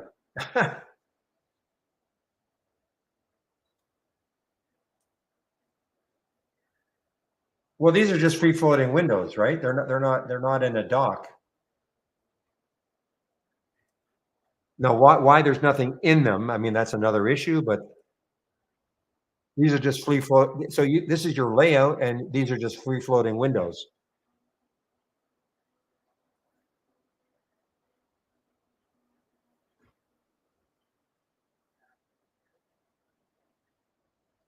So again, I mean, in a dock, it would look more like this.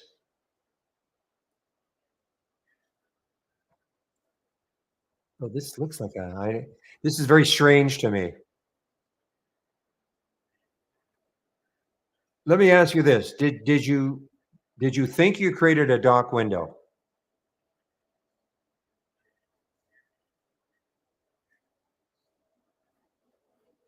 Did you start a process by going new and then docked window?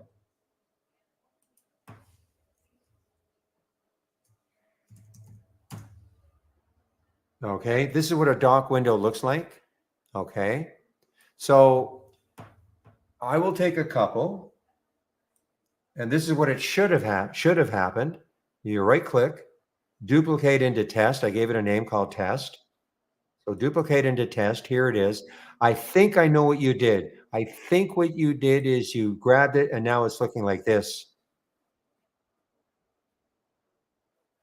Okay, that's easy. Okay, I can help you then if that's the problem. I'll just do one other one. I'll put the earnings plays down, duplicate into test. When you first did it, they should appear like little tabs at the top. Okay. Now what happened is you didn't grab it. You grabbed it, but what you didn't do. So I'm going to grab this. Left click. I'm going to grab it. Now what you did is you released it. What you should do is you see how that little icon is above? And I've got an up arrow, down arrow, left and right arrow. Pick one of them. Okay. Let's pick the down arrow. Now it'll be below.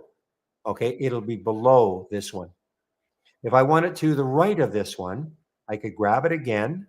What you did is you released it and now it's free floating. Not a big deal. Just grab it again. Okay. So that's what all you have to do now in your layout is just grab them again. And now, hit, excuse me, one of the arrows as opposed to the box or releasing it. But you see how you do it. If I now want option activity below this, I just don't release the mouse. I don't release anything on my mouse. I just put it where I want it. Okay.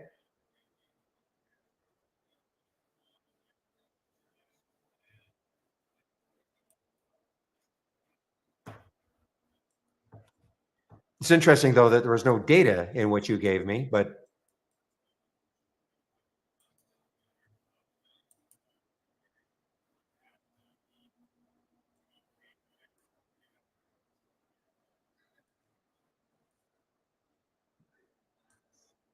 yeah, that's weird. That's weird because I would have thought there'd be. I don't know what. Oh, there you go. There you go. Okay.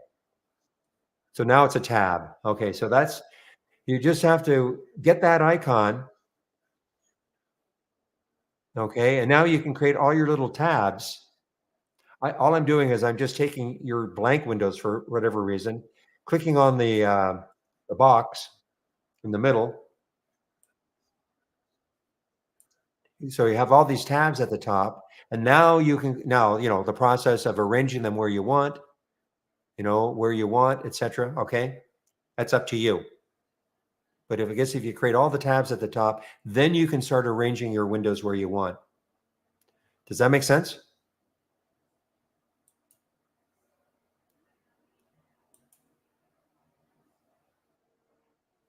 Maybe when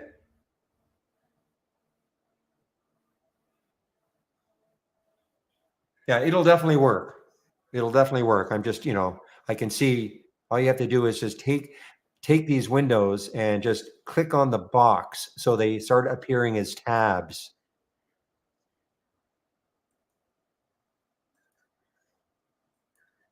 And then again, it's up to you to arrange them where you want. Okay?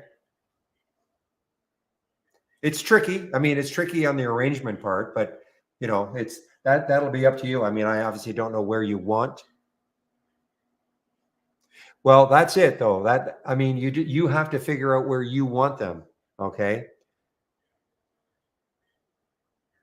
You have to just don't release.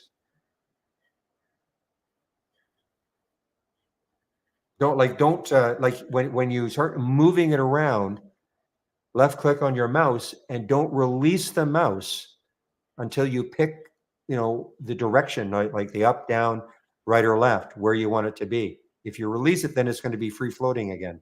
And it's not hard to get it back, but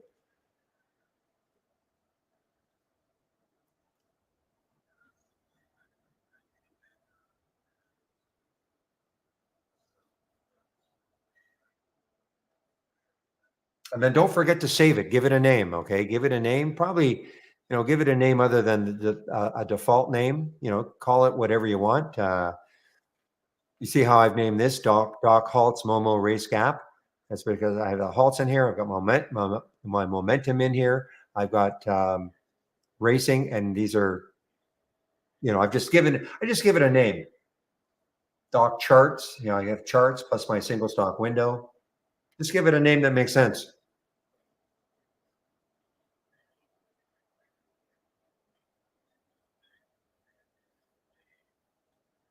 And in order to just give it a name, just right click up here, change title.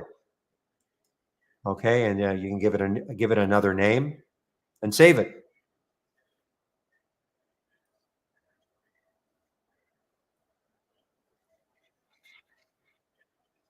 Well, can you paste it in again? I'll take a look again.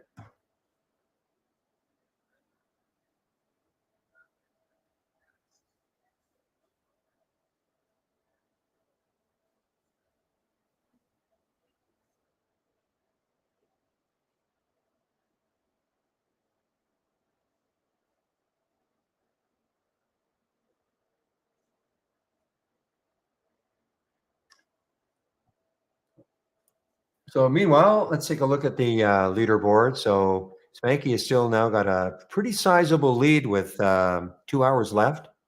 I mean, anything can happen, but look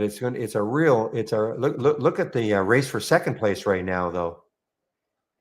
76,000 down to 2,000. So there is a real race for second place. But if any one of these people, I'm not trying to scare you, Spanky, but if any one of these people come up with something that nobody's really traded before and hits it,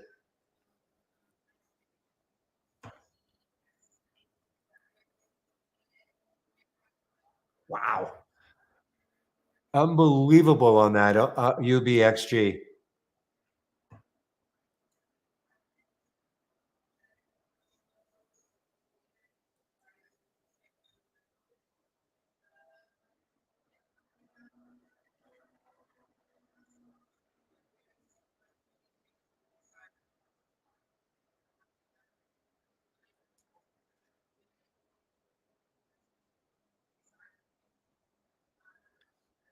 Why the time stops reporting?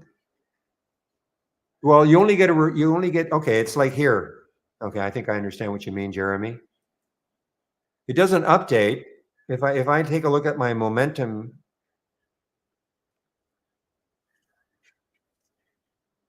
let's take a look at my momentum. Well, if you can see it down here, unless GHSI made a new high, it's gonna get stuck at 209. It's not going to, the time is always when the alert happens. So if there's no alert afterwards, it's not going to keep updating.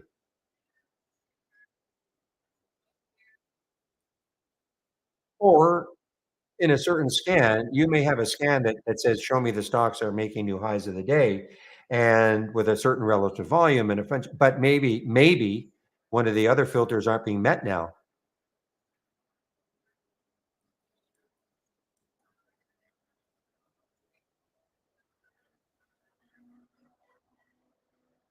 Now, are you talking about the little, I'm trying to figure out what you mean. Are you talking about this?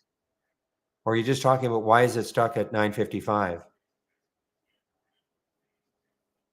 This is just, oh, well, you just have to, oh, okay, that's easy. You just have to expand the time column. I'm assuming that's the reason. Because 955 is what, 4, 950, well, 3. So the other ones, you see, you just have to expand the time column. And you do that by doing this.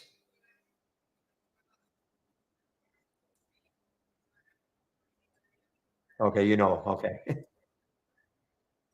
Yeah, you just do this, grab the right hand corner and you can expand it. Now you can get the date.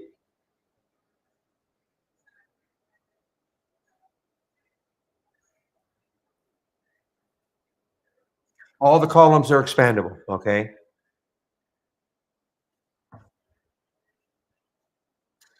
That's why we're here, Jeremy. Something is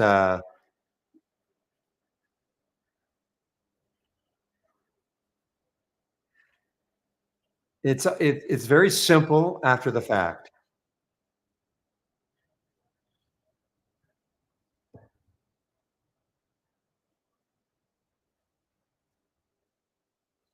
Absolutely, Spanky. You could be the one to find it. But if I'm you, I'm resting on my laurels right now. Unless you get a challenge here.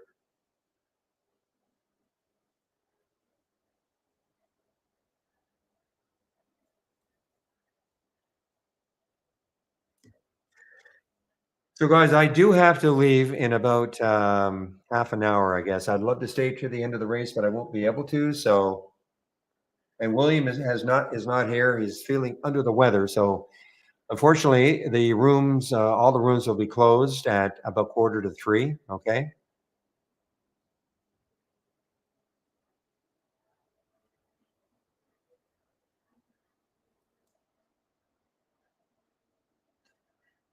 But for those of you who are in the contest, I'm assuming you all know how to load this, the leaderboard, so you can see exactly where you are.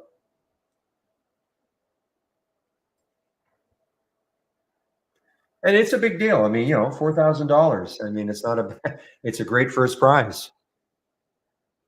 $4,000 Amazon gift certificate. So it's a great prize.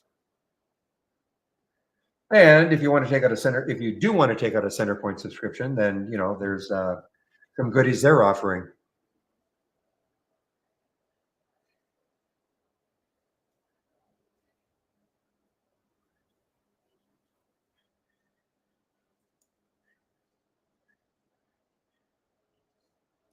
Haven't heard that for a while, Ori. A Zach Morris tweet. Haven't heard that for a while.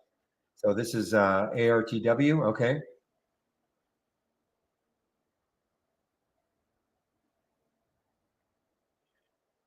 Yeah. So Michael Noss will start at 3 o'clock, I guess, into the close. So you guys can head over to YouTube.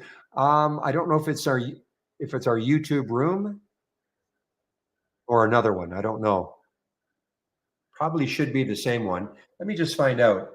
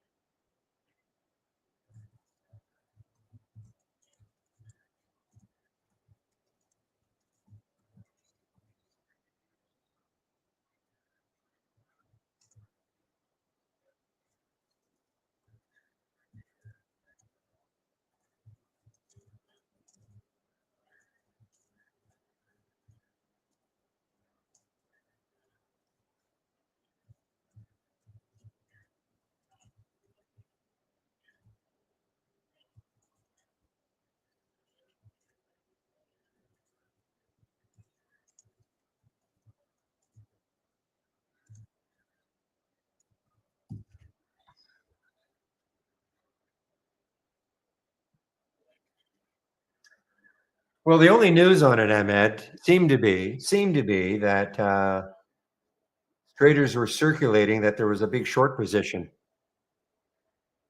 and that was this morning. I don't even know if I can see that headline anymore, but that's the only thing we could see.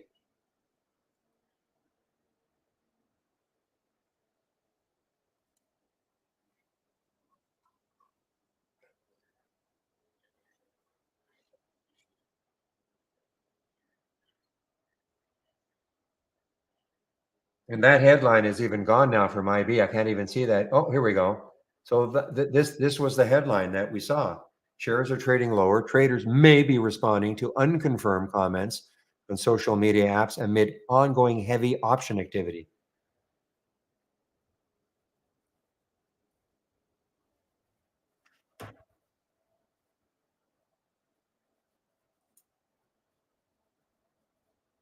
Okay, thank you, Pepe. So it's the same room. The problem is I have to leave at 1:45. There's no.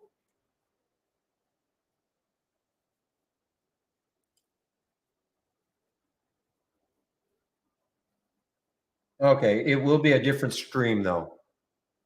Same room, but different stream. So, okay, so I can shut down. Okay, I'm just Chris is telling me that.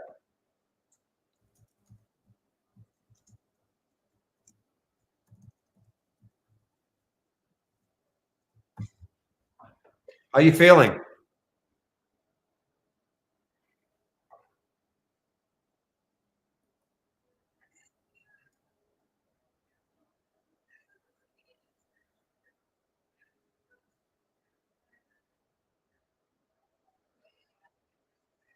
Can I take a look at Lucid? Sure.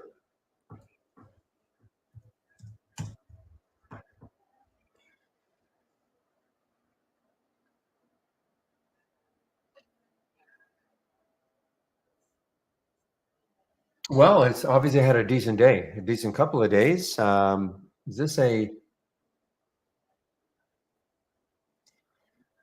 So I don't know. I mean, it had news yesterday. Unveils 3 affordable EVs to compare with Tesla's Model Y, Model 3. That was the news yesterday. So, I mean, so it's news based from yesterday. Yesterday had a pop. Continuation, I guess, today. As far as it on a, I mean, a nice breakout out of this on Go No Go, right around 419. Ah, really, Pepe?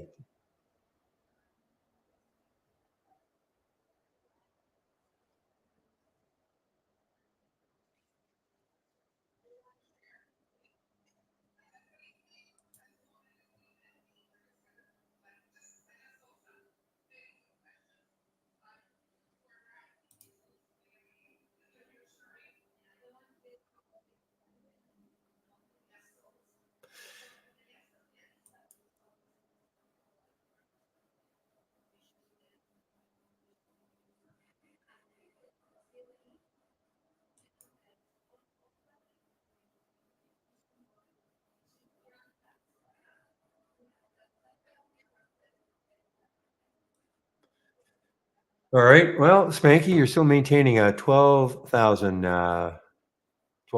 lead. And look at Penny Puncher. Remember, he was almost in second place, but whatever he's in is not as up as much.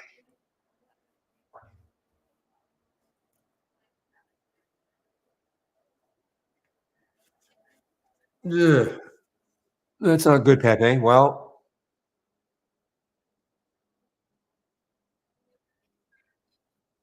I've had flus like that in the past, just what I would call normal flus like that in the past, hanging on for, a good 3 weeks. And one day you feel, okay, I'm over it. And then the next day, boom, again. This is way before COVID and all, but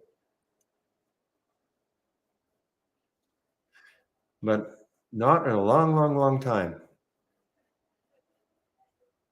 Well, you know what? We always call it a flu, okay? And I remember had a golfing partner was a doctor who said in his all his years of treating people, only had one case of the flu. What we call a bad cold, what we call a flu, typically is just a cold. But anyway,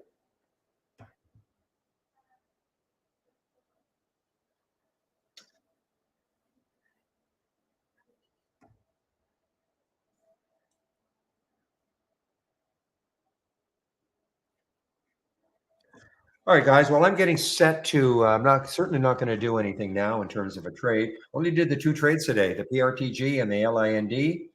Um, did okay on both of them.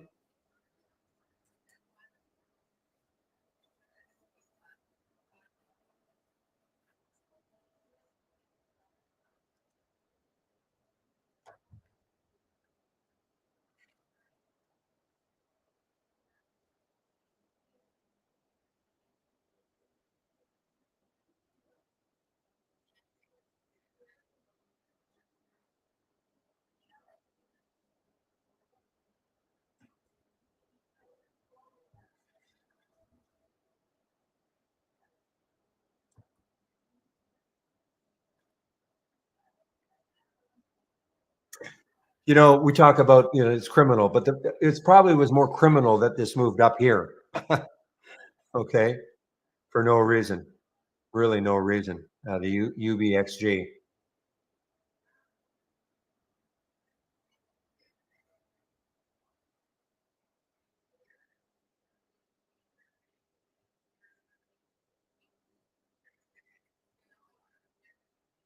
Andy is all about Bitcoin too. Not in terms of in the contest, but yeah, look at Bitcoin's having a nice little run. IBIT. Let's take a look at IBIT. Moving away from that 200-day moving average. We'll see on Monday. This is an orange bar. We'll see on Monday if we get a blue bar. Okay, which could give you a bit of confidence going long Bitcoin. If it goes right from orange to blue on Monday, assuming this stays orange.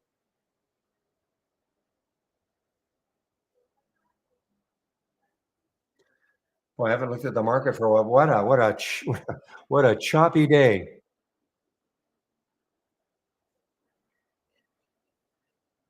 Now, this is almost telling you to go long, orange to blue. Okay, but it's if it broke out though.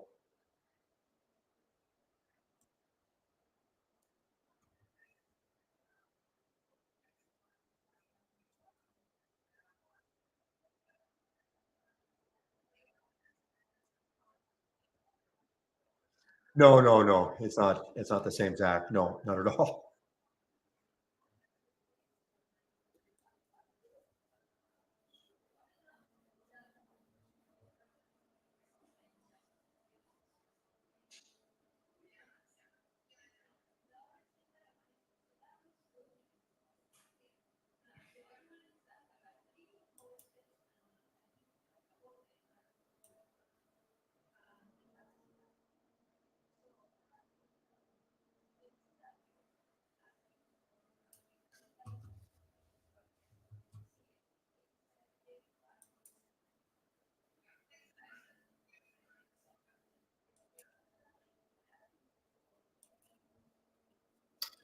All right, guys. So again, I'm sorry, I do have to leave very soon. So, are there any questions that before I do leave?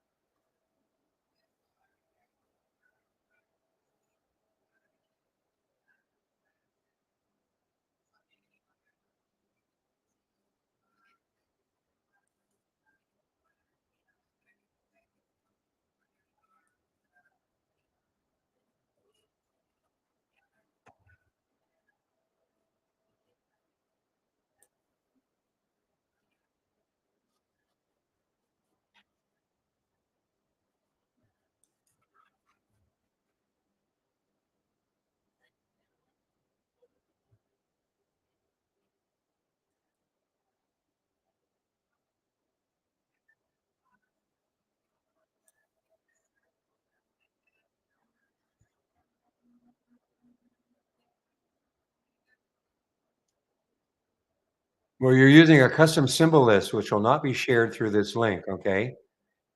But you were able to share it before, so why not? Why not now? I can't, why can't you do exactly the same thing you did the last time to share the layout? It's because I cannot know what the reason would be.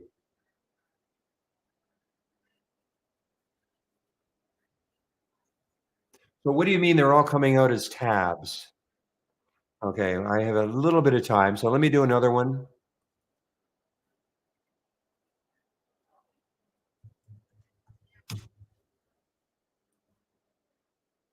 Okay, still juggling with the placement. Okay, let's do it again. Right click, duplicate into test. There's a tab. That has to be the way it starts, okay? I'll duplicate. Here's another duplicate, right click, duplicate into test. This has to be the way it starts as tabs. So if you're talking about juggling with the placement, again, what I'm doing as I'm going up, you see where my pointer is. Now, left click on the mouse, I'm holding it down. I'm not releasing it. I'm not releasing it. Okay, this icon should show up. Okay, it should show up. I'm not releasing. Okay, that's why it's moving around. I'm not releasing it yet. Now I just pick where I want. I'm right at the, if I wanted to go underneath that other window, this window here, then I pick the down arrow. I want it to be to the left of it, or to the right of it, or to the left, or to the right, or on top of it. I just have to pick. I can't tell you what to do. It'll be up to you. And then I release it. Whoops. I released it. I must have released it in the box. Okay. And then I release it. I want this now to be to the right of it.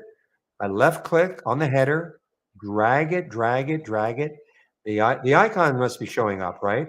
And then it's just tricky. I mean, yeah, I just pick. I have my pointer right at that right arrow. I release. Okay.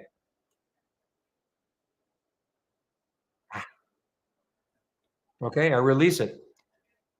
It takes a little bit getting used to it. I don't know if you have a mouse or how you're doing it on your, but it does take a little bit of getting used to it. But I mean, it's just a matter of, again, left click, drag it, drag it, drag it. Icon shows up. I want it to be now below this one up here. And I just, go up to that little down arrow, release it.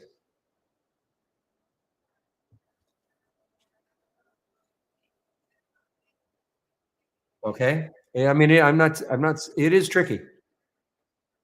I want this one above or below this one. Right click, drag it, drag it, drag it. Then the icon shows up. Okay. And I just have to click, get, get it in here. You can almost see, I mean, the shading is basically telling you that it's going to be below and release. Just tricky. That's all. I mean, I can't help you any other way.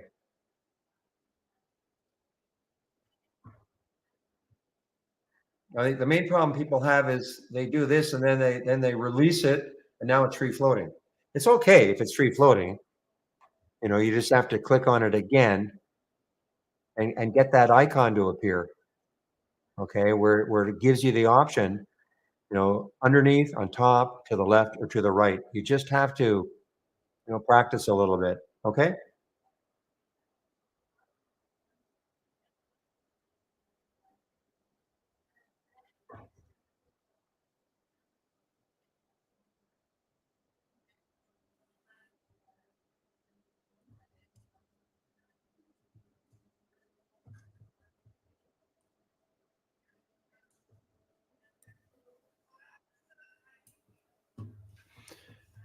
Yeah, hopefully it works. But again, it's not 100% necessary. I mean, all you really have to do is, arrange the windows close to each other, like that.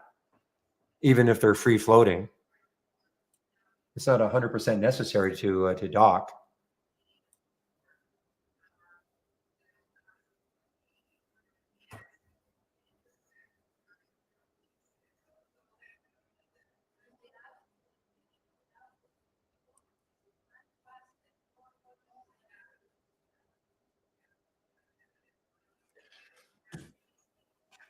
Hey, appreciate that, Captain. I will pass that on to the rest of the TI crew behind the scenes, of which there are, well, we have a few.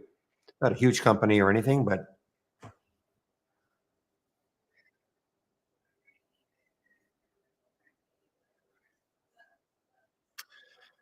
okay, guys. So getting close to the end for me and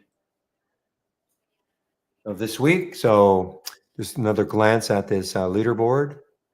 Andy's coming back a little bit. Boy, it's a great race for maybe just for second. Spanky's got I don't know, about a little over a $10,000 lead now. And we still have an hour and a little less than an hour and a half left. I wish I could have stuck around.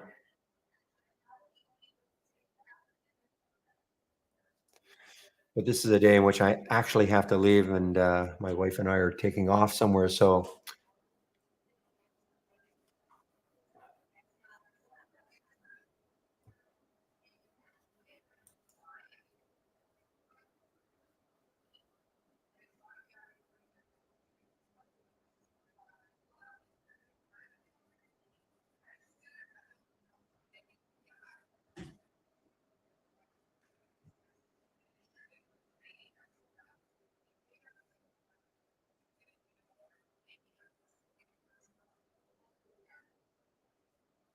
oh, the GDC pop, yeah,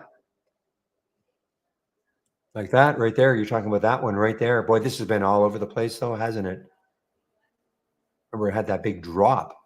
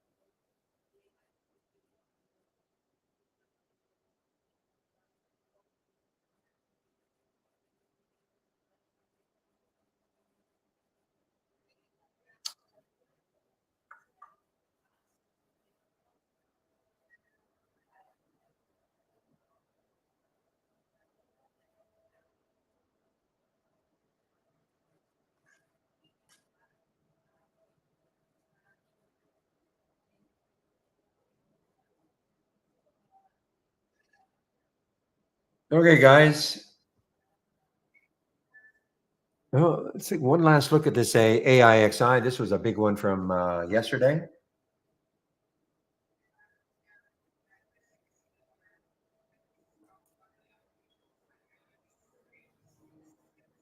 I think this got halted on the way up. Yeah, got halted on the way up. UBXG. This will be interesting to watch next week.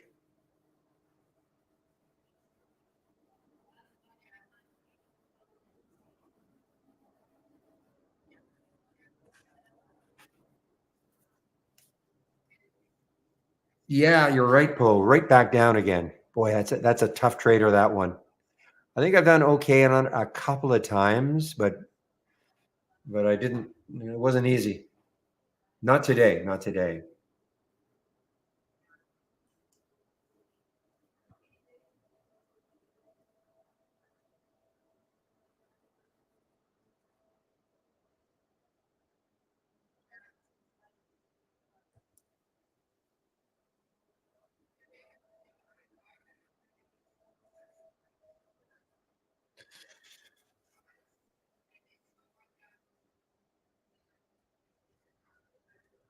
More look at FFI now. FFIE also from 740 down to 688. Are you talking about in your real account, Oliver? Oh, here's a. I haven't seen this one. I don't think I've seen this one ever. WVVIP. That's why. Willamette Valley Vineyards. Series A redeemable preferred stock. Okay. Huh.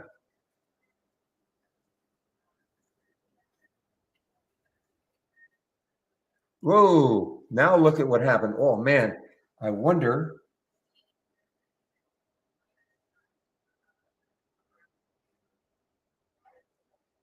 See here, yeah, I was just going to say, if somebody in the contest thought, okay, you know what, I got nothing to lose. Let's short this one up here, 760, and now it is halted on the way down. Wow. But I don't see, well, it is possible, but look at, ooh, Spanky. Ooh, Spanky, look at you now.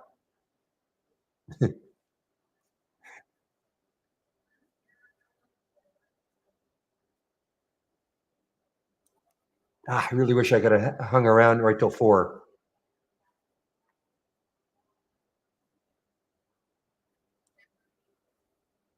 All right, before I leave, I have to see what's happening.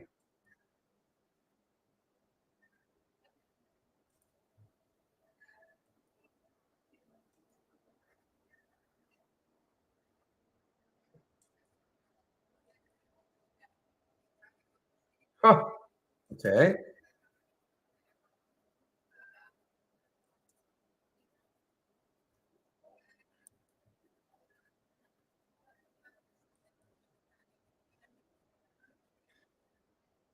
Interesting. Okay, guys. Well, I see what's going on.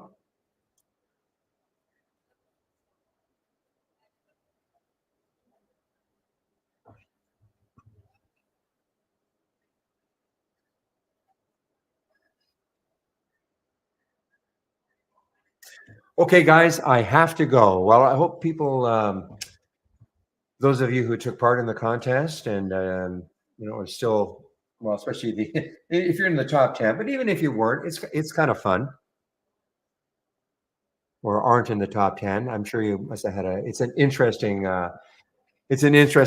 thing to be able to do, to take, especially those of you who have never shorted stocks or don't often short stocks, just the mechanics of doing it.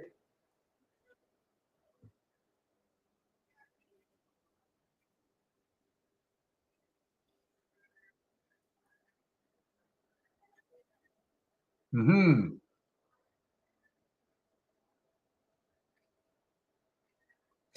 Well, Spanky, I wish you luck. Van Mark is Oliver's friend, so Andy I don't care about. Captain, I don't think, I mean, unless you come, really pull a rabbit out of the hat on the, late. So good luck to anybody who is actually in the room, okay, right now, that I'm not, well, look at Scottrade. It's just good luck. I'll be back. I'll be back after 4 o'clock, so I won't be able to even come back before the close. So, but good luck, and we'll see you on Monday. Okay, I got to shut down now.